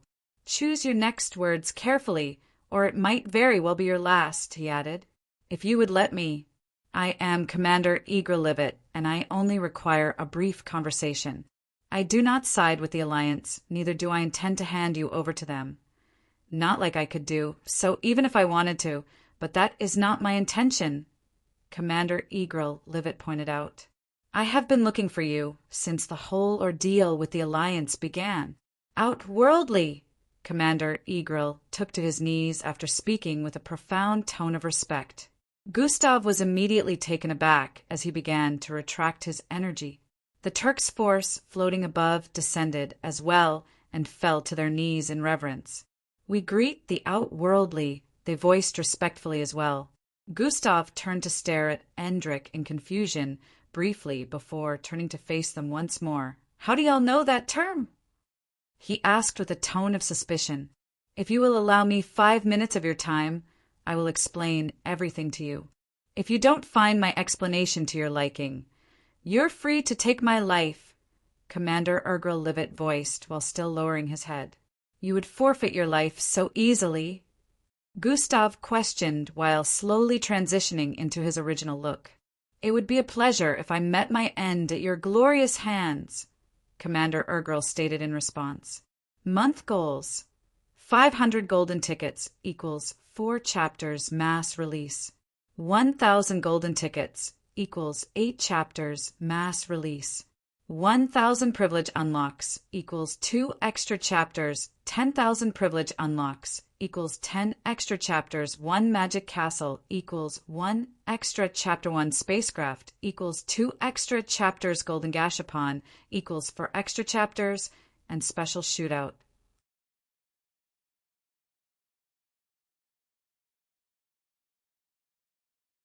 Chapter 1370, The Divine Tablet. It would be a pleasure if I met my end at your glorious hands, Commander Eagerl stated in response. Gustav still couldn't understand what the whole thing was about, but he decided to hear Commander Eagerl live it out. Nothing could have prepared him for what was coming.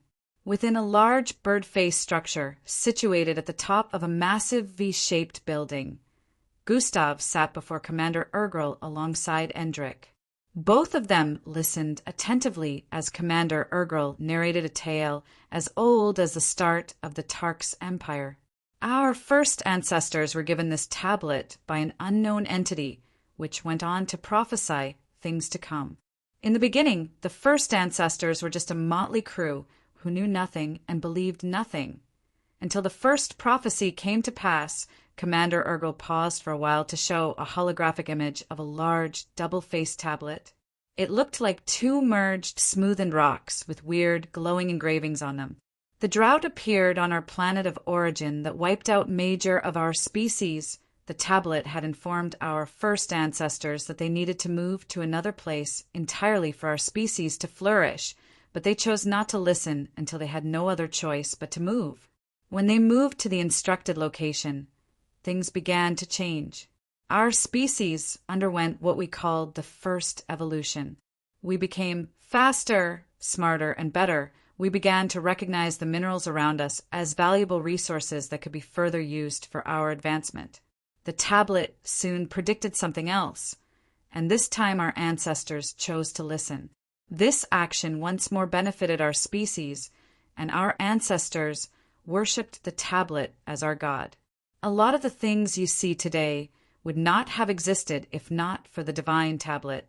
It taught our species a lot, and we are the only species in the universe with the technology to replicate planets and increase resources. That is also why our species never suffers the usual hunger that exists in other galaxies. The average Tark lives well enough their entire lifetime. We long eliminated the concept of world hunger and suffering in our territory.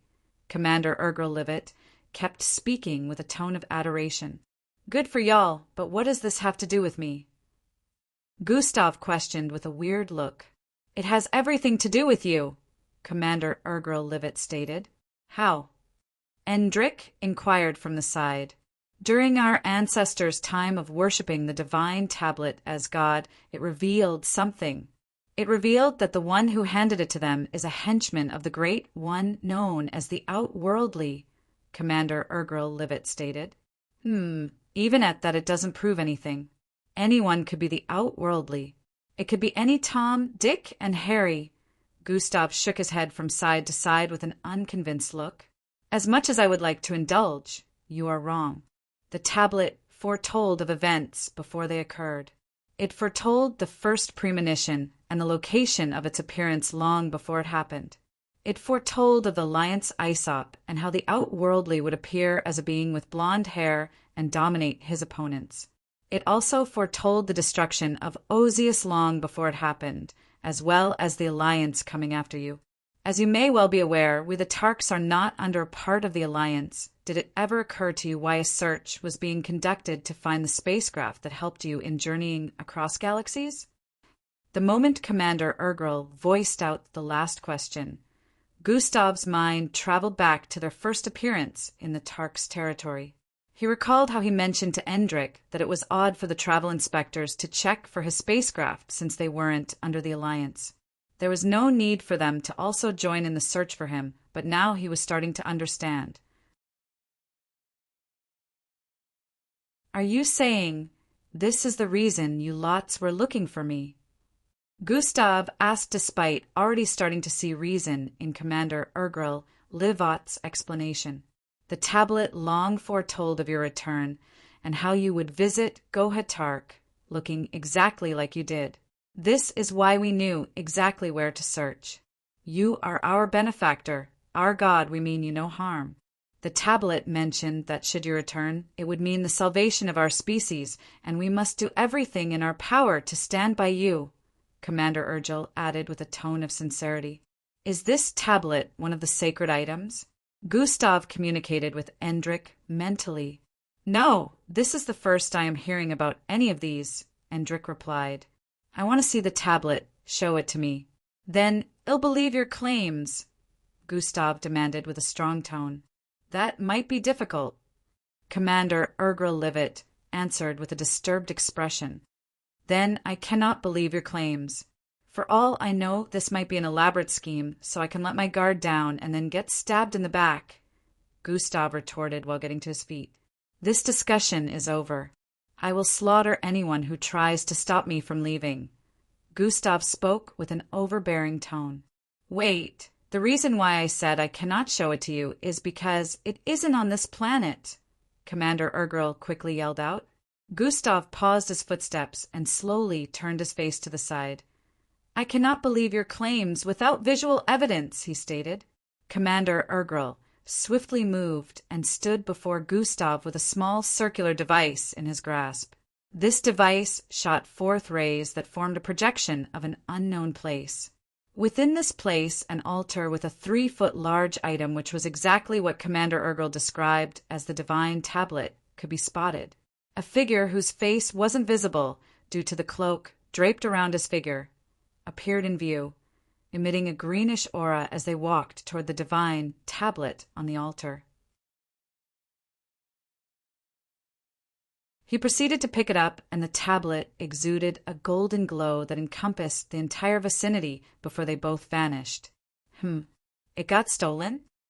Gustav questioned with a tone of curiosity. "Not stolen. The person who touched the divine tablet in that footage is the first Tovin," Commander Urgrel voiced in response. "Why would a leader of the Tarks steal your precious divine tablet?" Gustav inquired once more, confounded. "Like I said, great outworldly, not stolen. First Trovan is one of the 3-time candidates, just like the one beside you. He journeyed somewhere far with the divine tablet on a necessary mission for the future," Commander Urgrel explained. "How do you know that term?" This time it was Endrik's turn to ask. "Like I mentioned times without number, the divine tablet informed us. Your coming had been prophesied thousands of years ago, and the divine tablet made it known that one of the 3-time candidates would be your companion," Commander Urgrel explained once more. "Does anyone know about the existence of time candidates?" Gustav asked Endrik mentally. "No, that is a term that should be known only by you, Husarius, the computer inside of you, and myself. No one else should be aware of our existence, or even have an idea of our purpose," Endrik answered. "So, do you believe they're telling us the truth?" Gustav followed up with this question. "I sense the power of the time candidate through the footage. It is real," Endrik answered. Gustav recalled Endrik mentioning the time candidates were capable of perceiving one another despite having never met. At this point, he was inclined to believe that everything Commander Urgrel Livet had mentioned there that day was the truth. Gustav had a conflicted expression on his face as he slowly turned around and took a seat. "Tell me more about the divine tablet and the being who brought it to your ancestors," Gustav demanded. Hours later, Gustav and Endrik had settled in a luxurious living space they had been provided by Commander Urgrel Livet. Commander Urgrel Livet had wanted to make a live announcement to the general public all across Gohatark planet about the appearance of the outworldly, but Gustav stopped him. Commander Urgrel mentioned that should the inhabitants of the Tark territory be aware of his visit, the whole city would be flooded with both Tarks within the planet and outside of it coming to worship his arrival. The Tarks were strong believers who saw the outworldly as the current reason for their existence. Gustav had stopped him from spreading the word because things were already very dangerous. Even though the Tarks had good intentions, a lot of other species from outside the planet who were only visiting for a little while might have nefarious intentions. He was still considered a fugitive outside of the Tarks' territory, so who knew what they might try? He knew the Tarks could prevent the Alliance from exerting their dominance within their territory, but what about when he left here?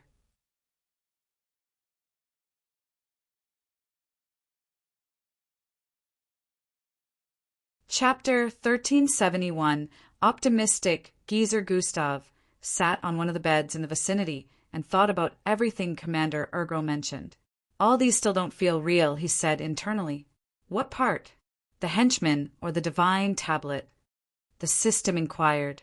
"Everything. It's not like they had much to tell me about the henchman anyway, except for the fact that he appeared to their ancestors nearly 8 years ago and handed them the tablet.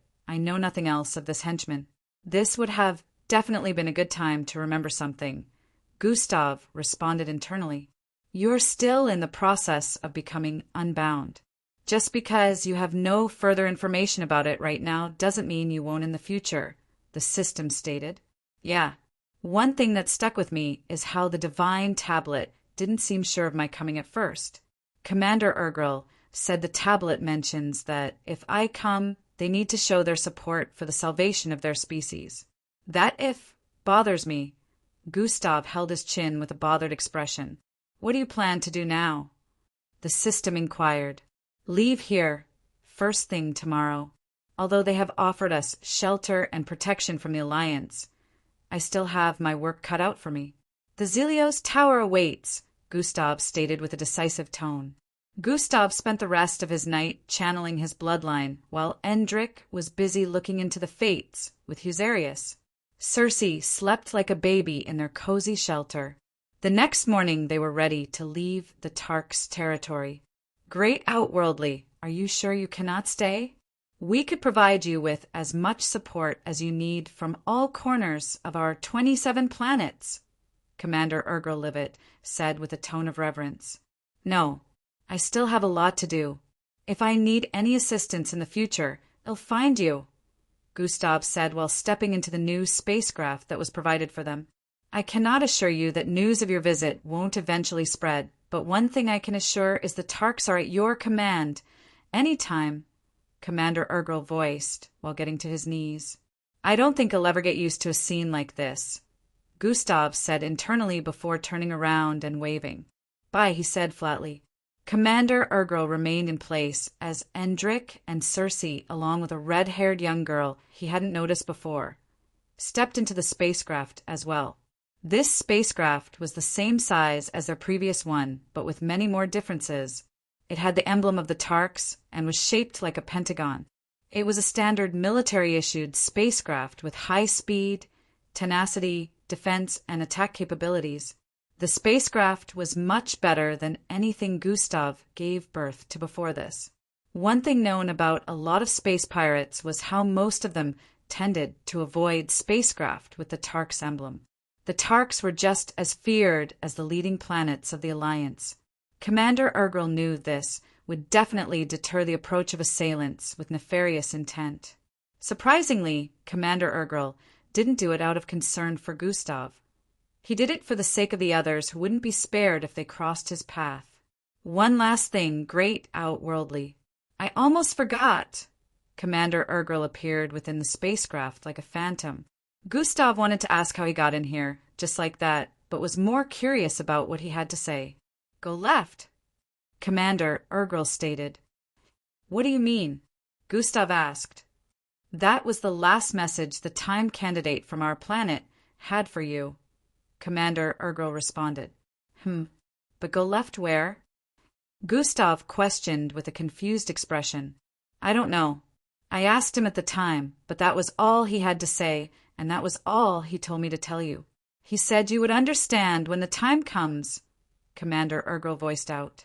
Gustav squinted his eyes for a bit before responding. All right. Commander Urgrel proceeded to get off the spacecraft after they bid their final goodbyes. Fwai-hi-hi-hi, the spacecraft lifted into the air and disappeared into the morning sky. Earth, within an unknown MBO research center. Grand Commander Cheyenne stood beside Dr. Markle as they engaged in a conversation.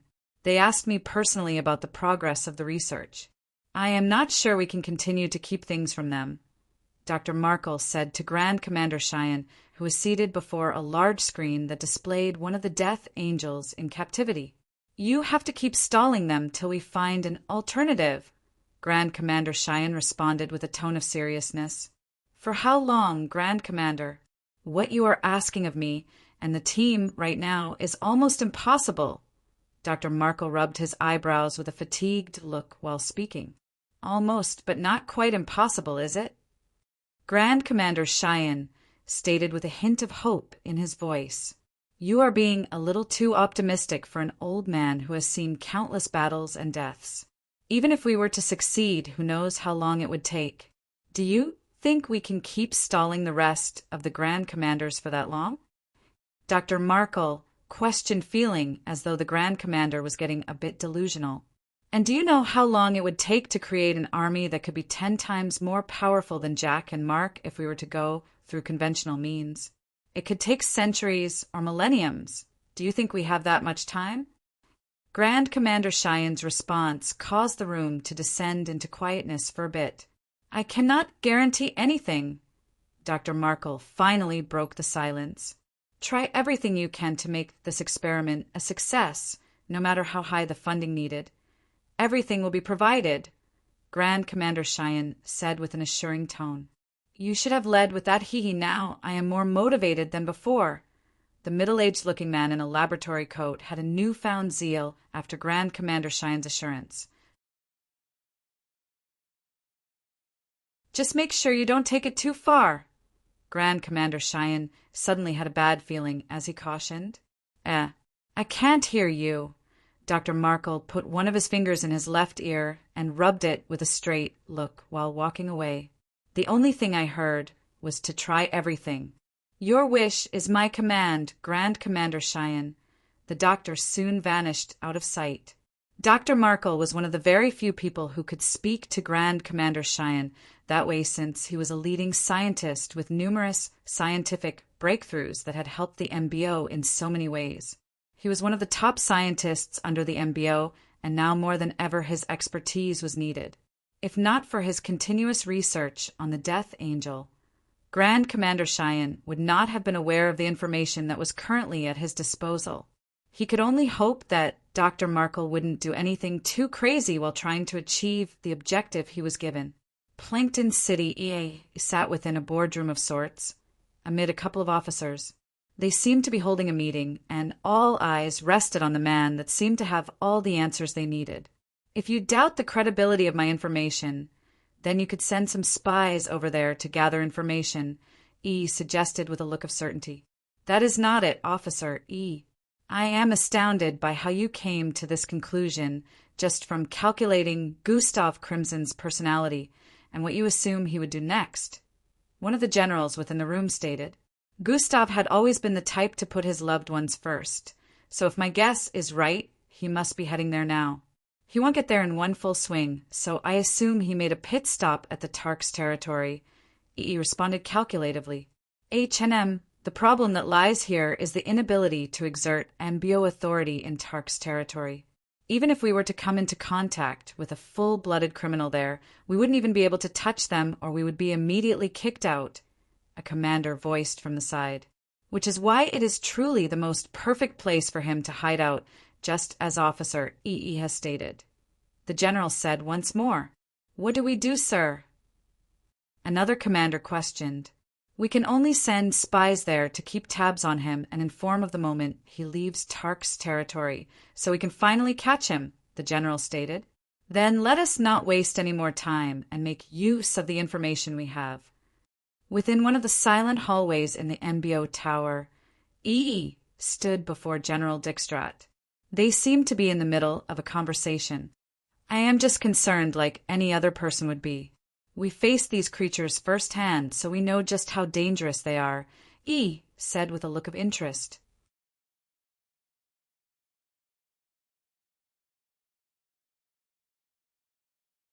Chapter 1372.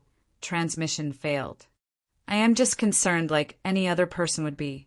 We faced these creatures firsthand, so we know just how dangerous they are, E declared. I understand, but there is nothing to worry about. The creature wasn't freed, and it will remain that way, especially now that Jack and Mac are returning to Earth. General Dijkstraat retorted before tapping his shoulder twice to bid him farewell as he walked away. Jack and Mac are returning. E.S. muttered. He sounded very troubled. I need to inform Gus about this, E said internally, while a violet-colored vortex appeared in his line of sight.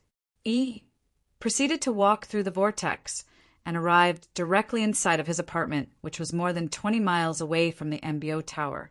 He stood before his desk and reached out to touch a device positioned atop. TRRZZZ, the device vibrated a couple of times while displaying a couple of words on its surface.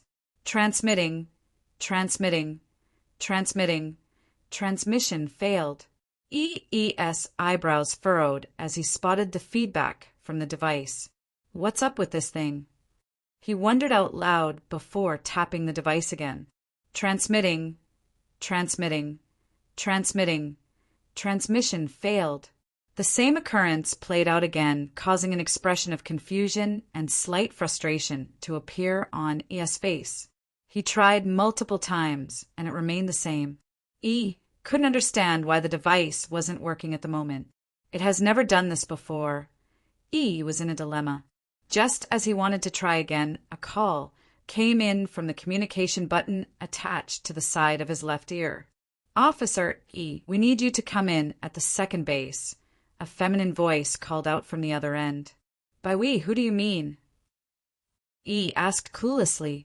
In outer space, a pentagon-shaped spacecraft navigated through a sea of ambient waves of blue lines. The spacecraft seemed to be having trouble moving through this area of outer space as it quaked repeatedly and found itself being forced to slow down. Because of the sonic waves, a lot of functions are offline within the spacecraft, Gustav complained as they continuously moved forward. Communication systems are down as well. Good thing we don't need to get into emergency contact with anyone, Endrick voiced from the side. Although it is starting to get a little hot in here, Endrick added as he noticed the air conditioning within the spacecraft had gone offline as well. Space was usually cold, but not this part. If oxygen suits were not a thing, normal people wouldn't be able to survive around here since the supply of air had been cut short. Tryre, a ball of ice materialized in the middle of the control room. The surroundings instantly became chilly. Endrick and Gustav turned around, and as suspected, the one responsible for this was Circe. She noticed their stares from behind and displayed a clueless look. What? Uncle Endrick said it was hot. For the millionth time, I am not your uncle. You're older than me. Endrick yelled in frustration. Gustav shook his head in pity. From what he knew about Circe, she wouldn't stop. It was just like how he wanted her to stop calling him daddy, but decided not to stress himself over the title, since she would not stop no matter how many times he told her not to. But you're daddy's brother. I am, but that makes you uncle. You are not his daughter. I am too. You are not. Just like I am not your uncle. Okay, Uncle Endrick. You little big. Gustav decided to focus on the journey ahead, leaving them to their argument. It would take at least another day before we get out of the sonic waves region. Gustav analyzed. You are lucky you practically traded the former spacecraft for a better one, or the journey would have been slower than this. The system voiced within Gustav's mind despite being seated behind Circe. Yeah, this one has the techno jump. We'll get to Zelio's tower 1 week earlier than planned. Which also means we can get back to Earth faster. Gustav responded internally in anticipation. Time went by very quickly, and soon they got past the sonic waves. Everything within the spacecraft became fully functional again. At that point, Gustav didn't have to manually navigate the spacecraft anymore. The trajectory was inputted into the navigation system, and the spacecraft resumed flying across space on its own. Gustav calculated that if there were no mishaps, they would arrive at the Zelio's tower in 6 days. Might as well spend this time channeling my bloodline, Gustav decided while getting up from the first seat in the control room. Theirs was a very high-grade spacecraft, so it was pretty much like being the landlord of a 4-story building. There were many rooms within, so Gustav could pick any one of them. Thanks to the history he had with the Tarks, which he still couldn't recall, he had gotten a load of freebies. Besides the consumables, he also got a supply of weapons, as well as a communication device that could transmit back to Commander Urgrel if he ever needed any form of assistance. I guess being the outworldly is starting to pay off, Gustav said internally as he walked into one of the rooms. He squatted and took a cross-legged position in the middle of the room after shutting it from within. I could at least try to get close to the peak of the first step in the next 6 days. Gustav shut his eyes at this point and began channeling his bloodline. At this level of strength, channeling one's bloodline happens to be an automatic function. Mixed bloods at the beta rank could be walking, talking, eating, having fun, or even fighting, and they'd still subconsciously channel their bloodlines. Improvement was automatic, but incredibly slow at this level of strength. It was a miracle that Gustav was able to go from delta to beta ranked in just 8 months' duration. No one had successfully channeled at a speed like this in the history of mixed bloods, and now he was already aiming for the peak of beta's first step. Beta was a lot further from alpha, ranked, than anyone thought. The difference between both levels of strength was like a pond to an entire ocean. Not even 100 beta-ranked mixed bloods would be able to defeat a single alpha. This was why the process of channeling one's bloodline through the beta rank was extremely long compared to any other bloodline rank. It was a process that no one besides Miss Amy had been able to complete in less than 10 years, since it was like trying to fill up a river by fetching cups of water. Gustav didn't care about any of the difficulties attached to this rank. All he cared about right now was making sure he achieved the 3rd step of beta rank before a year went by. He already had the strength of an alpha without reaching its rank, so he knew if he continued, he would have the chance of completing the first 5-year quest. Gustav was at a point where he could channel every single bloodline at the same time, so he didn't have to worry about being unable to channel any bloodline properly. The sound of blood gurgling rang out within the room as Gustav's veins turned visible and reddish all across his body. He couldn't fly without the help of the system or partially taking the form of one of his beasts who had wings, because he hadn't truly become an alpha yet. But at this moment, Gustav's body levitated off the floor as steam erupted from his body. At this point, he had entered a deep state of meditation, his body completely focused on the channeling of his bloodline to increase its speed. Gustav suddenly found himself in an unknown dim space. His body was bare, but he was in ethereal form. "Hello." Gustav called out in confusion. "Hello, hello, hello." His voice echoed multiple times, giving the environment a sort of eerie vibe. "Where is this?" Gustav wondered out loud, and his voice echoed once more. A screen suddenly appeared towards the left. Gustav turned to the side and watched the footage being displayed on the screen. It showed a being of small stature and fluffy green hairs all over its body, standing in the middle of fleets upon fleets of spacecraft that had covered an entire vicinity in space. Upon the appearance of this being with its small stature, a burst of chromatic-colored energy surged forth from its position. It covered the entirety of that part of space, and every single person within the thousands of spacecraft fleets fell asleep. Another screen appeared on the right, and Gustav watched footage of a feminine-looking being with a serpentine tail and one eye in the middle of her arrow-shaped head.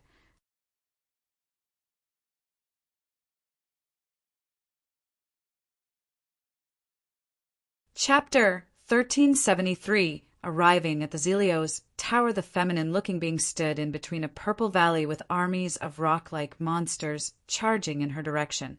She fearlessly stepped forward, and a surge of pink energy burst forth from her figure, dyeing the entire world pink. Every single living being in that vicinity fell to their knees, subconsciously. In another screen up ahead, a being stood before a massively shooting star which was almost the size of the sun in the Milky Way. This being was the only thing standing between the destruction of a lineup of planets behind and the massive shooting star. With a burst of orange energy spreading from his being across that entire galaxy, the lineup of planets behind suddenly turned illusionary, and the star phased through them without causing any form of damage. Another screen appeared behind, and this time Gustav watched another species dominate a battlefield of millions without breaking as much as a sweat or physically engaging with them. More and more screens appeared, and Gustav noticed one common thing in all of these footage. The beings that appeared on the screens could dominate anything with a burst of their power without having to move a muscle. It instantly struck a chord with him as he realized the type of power they had used. "Yarki, these are cosmic superior beings!" Gustav voiced out loud in astonishment. Looks like we have a new addition. A loud voice suddenly rang out from behind as the unknown space suddenly lit up. Gustav turned around in confoundment as he stared at the group before him. Big brother! Big brother! Gustav's eyes sprang open after hearing his name called out multiple times. Endrik, how did you get in here? Gustav inquired, looking confused. You have not stepped out in the last 6 days, so I was getting worried, Endrik explained. What do you mean? I was only gone for 2 hours, Gustav voiced in bafflement. No, we're close to the Zelios Tower. You've been in here for 6 days now, Endrik iterated. That cannot be right. Gustav got to his feet. Your chest, it's glowing. Endrik suddenly called Gustav's attention to his chest. Gustav, who seemed to have initially missed this, lowered his head and spotted the golden glow in the middle of his chest. Gustav exclaimed, looking further confused till he sensed something. My cosmic superiority just reached the transdimensional level, Gustav stated with realization in his eyes. How is that possible? You haven't even used your cosmic superior abilities in a long time. Endrik was also startled. I know. That is why I don't understand as well. I was only in that place for like 2 hours, and now you tell me 6 days has gone by? Gustav didn't even know how to react to the entire situation. A loud automated voice rang out. I'll deal with this later, Gustav said before walking out of the room with Endrik. They approached the control room, and projections of nothing appeared in their line of sight. Except for the endless dark expanse of outer space, nothing could be seen for light years. Gustav stood before one of the projections before activating God Eyes. God Eyes has been activated. It's there. Gustav pointed at nothing. Cersei peered forward cluelessly. The entrance to the Zelios Tower, Gustav muttered while keeping his finger pointed in the same direction. We can't go in with spacecraft since they are not allowed. Prepare to get off, Endrik said to Cersei. Yes, uncle. Her response caused Endrik's face to twitch repeatedly. I would have preferred we went alone, but it is more dangerous to leave her out here by herself, Gustav voiced while passing a white and black spacesuit to Cersei. It was time for them to get off the spacecraft. Gustav and Endrik didn't need a spacesuit to stand in outer space. The cold was unable to affect them in the slightest, and they could hold their breaths, so it was no issue, even though they couldn't breathe in space. The moment they got out of the spacecraft, Gustav snapped his fingers. Space around them glitched, and the entire building-sized spacecraft vanished. At that moment, it looked like they were floating around in the middle of nowhere, but that wasn't the case. The entrance to the Zelios Tower was somewhere around, but the ordinary I would be unable to locate it. Gustav flew forward with Endrik and Cersei following closely beside him. After flying for about a minute, he stopped. Both of them stopped too, and Gustav reached out his right arm, curving it towards the side and lowering it even more. It looked like there was a pattern to this, but Cersei didn't understand what she was looking at. Only Endrik was knowledgeable enough, especially since he had been there before. A bright glow suddenly engulfed Gustav's palm in the next few moments, and a thick, wavy magenta light engulfed their figures. All three of them instantly vanished from sight. We're here! In the blink of an eye, they had reappeared within an unknown space. A large piece of greenery occupied an expanse of 14 miles. Beyond the radius of 14 miles, nothing else was visible in the vicinity. It was like the world just ended there.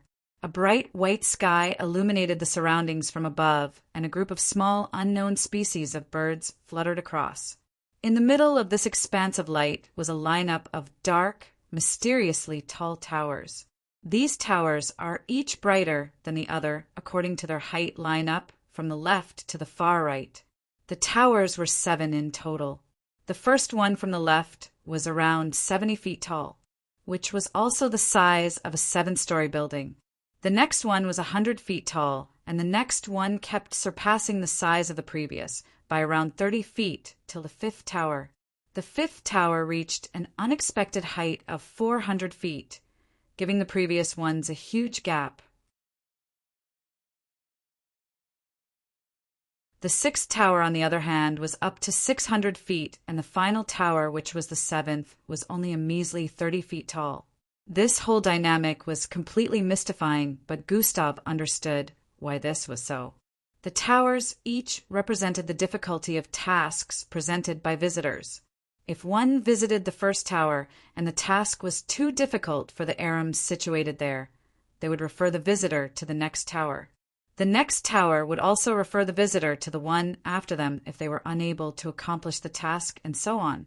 The seventh tower had the highest level of Arams who could uncover any information, no matter how difficult, but there were only 3 of them, which was why the tower was very small compared to the others. The Zelios Tower was a dimension crafted by beings known as the Arams. The Arams were all-knowing beings who were said to be able to acquire any information required, whether it was information about hidden locations in the universe or information about history lost to time. They could acquire it. One just needed to articulate their request at the hands of the Aram, and they would know anything, so long as it existed in the present or past. As for information about the future, no one risked asking for knowledge about that due to the requirements needed to acquire such information. Also, the last time a visitor managed to acquire information based on the future, they ended up in a mental asylum. They got what they wanted, but the effects were something they were unable to handle.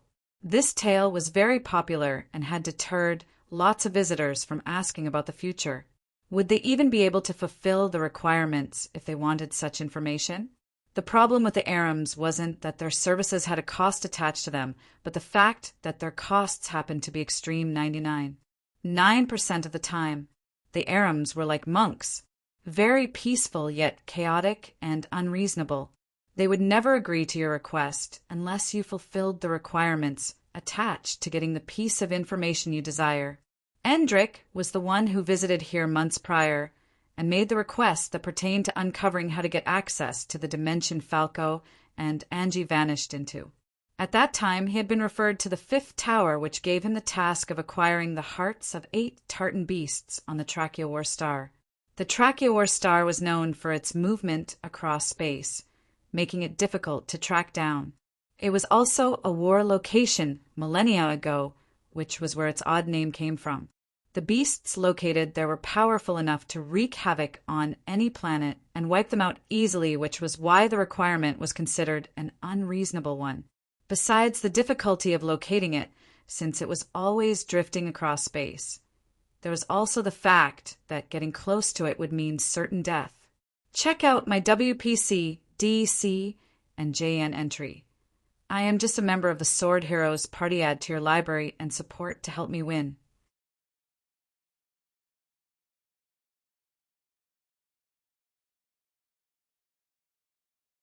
Chapter 1374. I will show you what you need to do besides the difficulty of locating the Tracheowar star, since it was always drifting across space. There was also the fact that getting close to it would mean certain death. Fortunately, Endrick was able to fulfill this crazy demand and managed to acquire way more than 8 Tartan hearts. Now all they had to do was trade it for the information that brought Endrick there in the first place. Gustav, Endrick, and Circe walked toward the 5th tower upon their arrival there. They weren't the only ones in the surroundings. Other alien species could be sighted as well. After all, information was a universal need. They arrived at the entry point of the 5th tower and inserted some pearl-like stones into the walls, since no one could enter the tower through conventional means. They soon vanished and reappeared on a part of the 8th floor of the 5th tower. They appeared in the middle of an intersection that led to 6 different hallways. The floor had a large flower pattern design that glowed slightly upon its appearance before getting dim. Just as Gustav suspected, the interior of the tower was much larger than it looked from the outside. The entire place was crowded with hundreds of different-looking species trotting about. Despite the numbers, the vicinity was still relatively quiet. "This way," Endrick said to them and turned towards the northeast direction. They began walking towards the second hallway on the right until they disappeared into the crowd. Minutes later, Gustav, Endrik, and Cersei had entered a large space with a bunch of people waiting by the sides.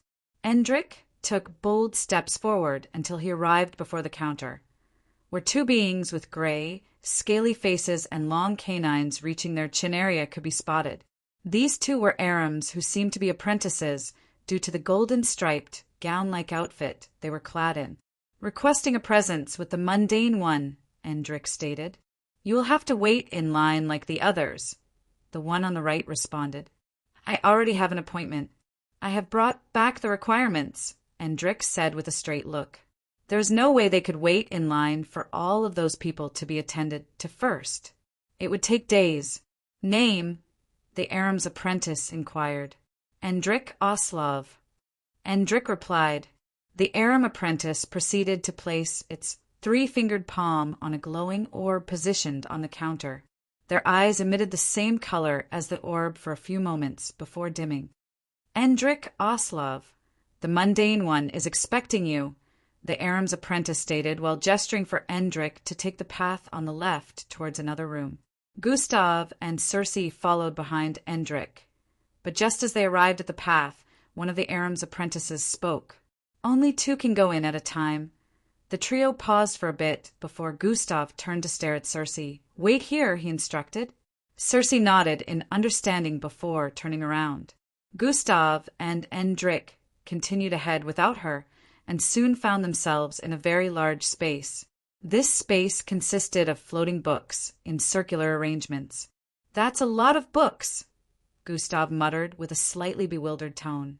Apparently being the most knowledgeable species in the universe also means they read a lot, Endrik voiced in response as they made their way forward. Each row and column had a circle of books that extended towards the ceiling above. They were each longer than 50 feet in length. The number of books that existed, there was no doubt more than 100,000 in number. "Endrik Oslov, you came with a visitor this time," a voice called out from up ahead. Gustav and Endrik looked upwards and spotted a creature similar to the ones that had attended to them outside. However, one noticeable difference was the completely golden gown he was clad in, as well as the 5 stars outlined boldly on it. "He is my big brother."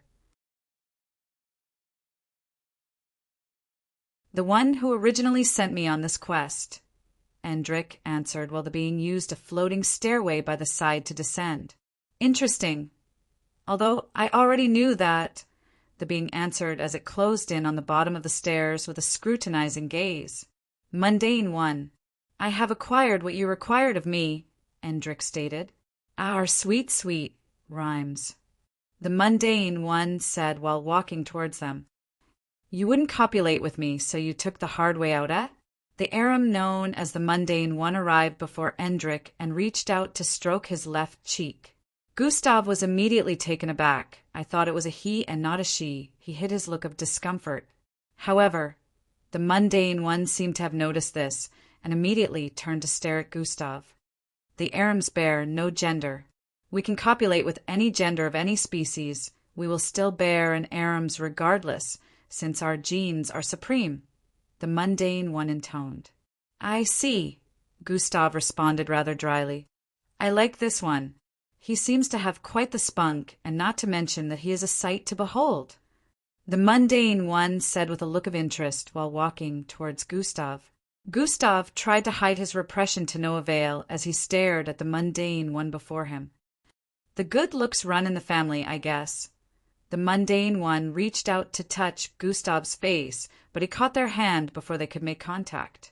"You seem to be the opposite of your name," Gustav stated with a tone of ridicule, while lowering the mundane one's hand. "Oh, you, he is quite the stern one.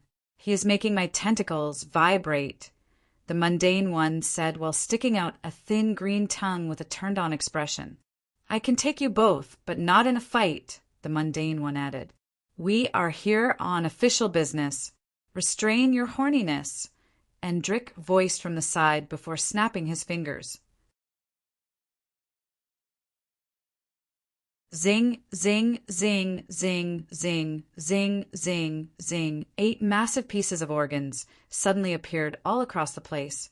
You weren't supposed to put them here. You just soiled my floors, the mundane one yelled while staring at the organs which were still oozing blood. A very strong stench suddenly filled up the place.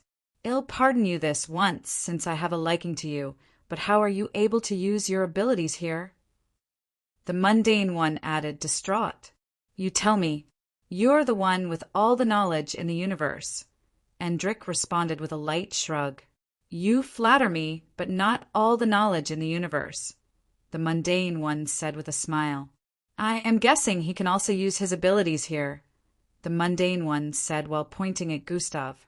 We are not bound by whatever rules were set in this place. We have brought your requirements. Now tell us what we wish to know without any further delay, Gustav stated while stepping forward with a tone of intimidation. Now hold on there. This is a space that was built away from the construct of existence. No supernatural abilities, except for that of the Arams, are supposed to exist. It has existed this way for millennia and protected our species. The other Arams will not be happy to learn of this, the mundane one said with a tone of concern.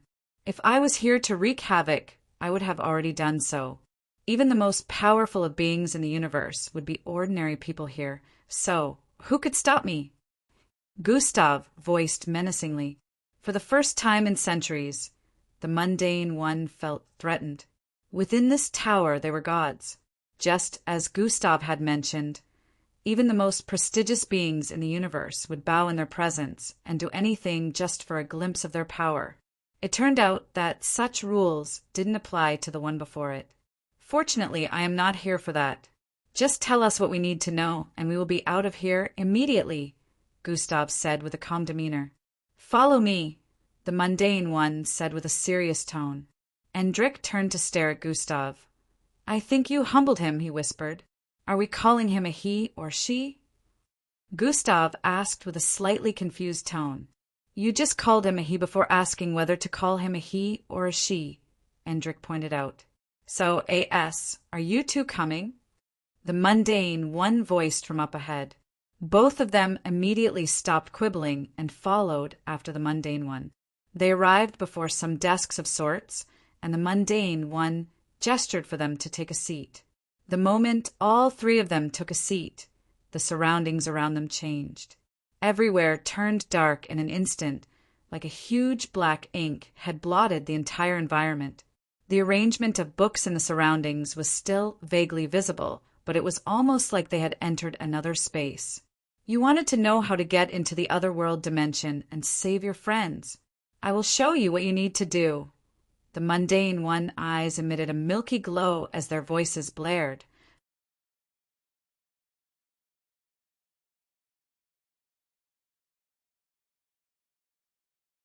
Chapter 1375. Finding the mundane, one on another path within the tower.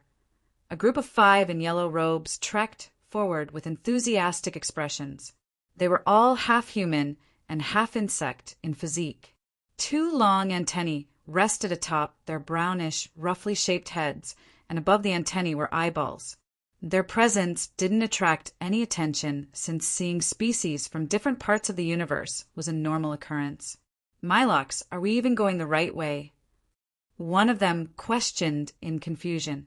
The mundane one was said to be on the right path. The largest one in their midst answered. I'm not so sure. I haven't noticed a design that I recall from the path we walked through the last time. Another one spoke from the side. No one asked you, Vilax, Mylox said with contempt in his voice. But he is right. Maybe we should ask around. A feminine voice suggested from the side. All right, Ozark, Mylox said with a contemplative tone. Vilax shot Mylox a glance before shaking his head slightly. Don't take his attitude to heart, Ozark whispered from the side. Acting this childish because of my stance on the matter back home is ridiculous, Vilax voiced in response. Almost everyone believes he is responsible, so I can't entirely blame him. Only you and I know the truth, Ozark said with a comforting tone. Indeed, let's focus on recovering the rest of our people for now. Vilax didn't think much of the present predicament anymore. The group of 5 proceeded to ask around, and just as Vilax and the others suspected, They had truly been heading in the wrong direction the entire time.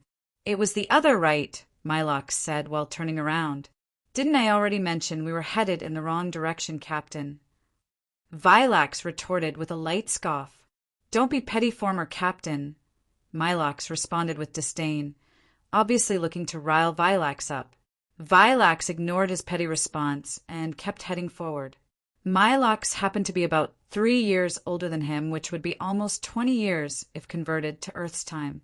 Since Mylox was 3 years older than the required age, he was unable to participate in ISOP. Vilax became the captain of the ISOP due to this, and ever since then, Mylox's attitude toward him had changed. Mylox became the captain of the 5 Ozus team sent to the Zelios Tower to bring back information on their missing kin, and now he was trying to give Vilax a hard time. Fortunately, Vilax didn't seem to care about the schematics. He just wanted to get what they needed and bring back the information. The group of 5 soon arrived in a space with a bunch of species waiting by the side. They spotted a human-looking figure in their midst with blue hair, but didn't think much of her appearance. It was normal to see species from all across the universe around here. "We're here for the mundane one," Mylox stated. "Wait in line if this is a first appointment," one of the 2 Aram's apprentices voiced. "It is not a first appointment. We brought the required items," Mylox answered. "The mundane one is currently attending to visitors. Your group will have to wait till it is finished," the Aram apprentice stated. "How long?" Mylox asked. "Until the mundane one says it is finished," the Aram's apprentice said once. "Can't he speed things up?" Mylox sounded impatient. "Until the mundane one says it is finished," the Aram's apprentice repeated. "Let's just wait till the mundane one is done," Vilax said from the side while turning around alongside the others. Mylox grunted in discomfort before turning around as well. They found different places to sit since the surroundings were stacked up. Vilax sat beside the human-looking girl with beautiful blue hair and eyes. The place remained silent for a bit till the young girl passed a bubble gum to Vilax. Vilax stared at her hand in confusion. "Why are you giving me this?" he inquired. "It tastes sweet and gives fresher breath." She proceeded to place it in his insect-like hand. "I have a fresh breath," Vilax stated. "You are waiting just like I am. Chewing something sweet will help," she said with a smile. Vilax stared at the gum with wariness in his eyes. This wasn't a usual delicacy to Ozus, and he couldn't even tell if it would suit his taste buds. He shot her a curious glance and noticed how she was chewing away nonstop without a care in the world. Vilax proceeded to put it in his mouth. He was immediately hit with flavors that traveled to his brain instantly. He subconsciously let out a hum that showed he was enjoying it. The girl noticed this and smiled. After what seemed like many minutes, he asked for another, and a conversation ensued between them. "So why are you here? I may be wrong, but you seem to be an Earthling girl," Vilax inquired. H&M. She shook her head before replying. "I am from planet Vesper, and I am here with my father." "Oh, your father, I see. Where is he?" Vilax inquired with a slightly curious tone. "He is inside with that mundane person," she responded. "They said 3 couldn't go in at once, so I waited here," she added. "There is someone else with him? Is it your mother?"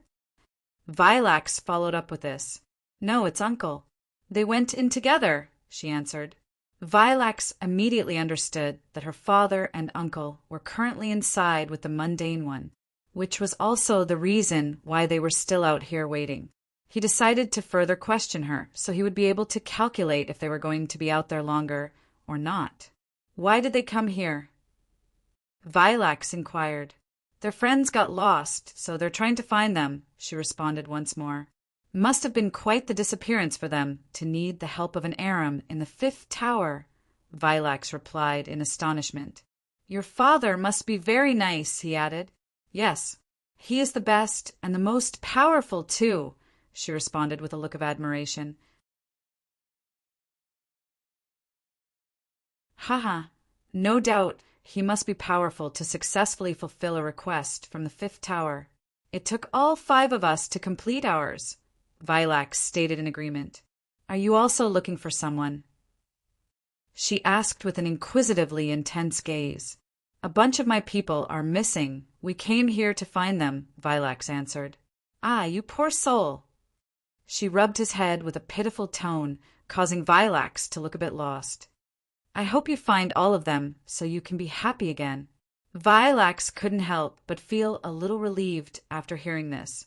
The girl was truly pure and full of innocence. What is your name? He inquired. I am Circe, she replied jovially. So this is it? Gustav asked as he stared at the outline of a dark planet projected before them, almost like they were floating in space and staring at it. Yes, the mundane one responded. But it is in the middle of nowhere. Endrick stared in confusion as he focused his gaze on the grayish, dust-like cloud that encompassed the dark planet. The planet also seemed to have a very large hole in its center, giving off a magma glow. It was obviously half destroyed. It is in the middle of nowhere, but I have already informed you of what to do to get to it, the mundane one responded. In the end, everything still hinges on heading back to Earth, Gustav said with an exasperated tone. Thanks for nothing, Gustav added. If I did not tell you the rest of the items to collect, you would get lost forever. So it is not nothing. The mundane one almost felt annoyed by Gustav's statement. I somehow feel as though I would have figured it out, Gustav said while standing to his feet. You should know very well that in the cases of many scientists, it only takes a little change in the equation or a little acquisition of formerly unclear knowledge to get a breakthrough in research that they might have been working on for years. It is the same situation in this case. The mundane one made a low humph before standing as well. Anyways, thanks for your help. We're leaving now, Endrick said while getting up too. The dark surroundings instantly lightened up the moment all 3 of them stood to their feet. The massive space with innumerable books returned to its tranquil state while Gustav turned around to leave with Endrick. Not even a goodbye. Too bad. The mundane one stared at Gustav's back with a look of longing as they made their way out. Creep, Gustav mumbled. They soon walked out of the space and arrived at the waiting area once again. Circe, we're leaving, he stated while stepping forward decisively. Gustav Crimson. Loud yells suddenly rang out as the group of 5 sprang to their feet.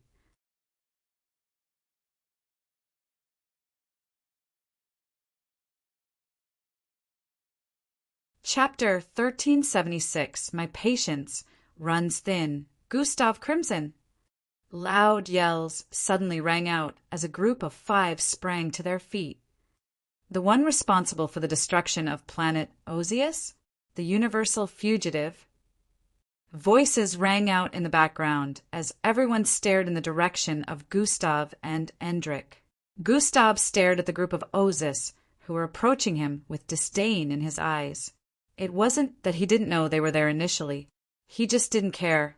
He had gotten the information he needed, and it was now time to get out of there. So you were the one in there all this time? Don't even think about leaving here in one piece, Mylok stated as he stood before Gustav while shooting him an intense glare. I will be the one to capture Gustav Crimson myself, and be praised by everyone. I will ask the Alliance to res. While his thoughts were chirping away, Gustav spoke. If I had a penny for every time someone said that to me, I'd be a billionaire. Gustav stated. Out of my way, he added with a stern tone. You're not going anywhere, Gustav Crimson. You will be coming with us today, Mylox voiced in response. Don't resist, just come back with us, Ozark stated as well. Could you all just calm down? Vilax chimed in as he moved to stand between Gustav and Mylox.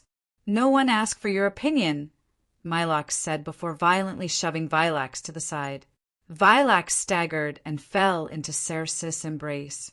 Circe helped him regain balance before saying, You people know my father. He is the father you've been talking about. Vilax's 2 greenish eyeballs contrasted as he realized this. Gustav was the father, and Endrik was the uncle she had been referring to the entire time, and he had no idea. Why are they making trouble for father? Cersei shook her head. It won't end well for them. I don't think it will end well for Gustav since abilities are restricted here. That is why I am trying to help. Vilax turned around to face them again.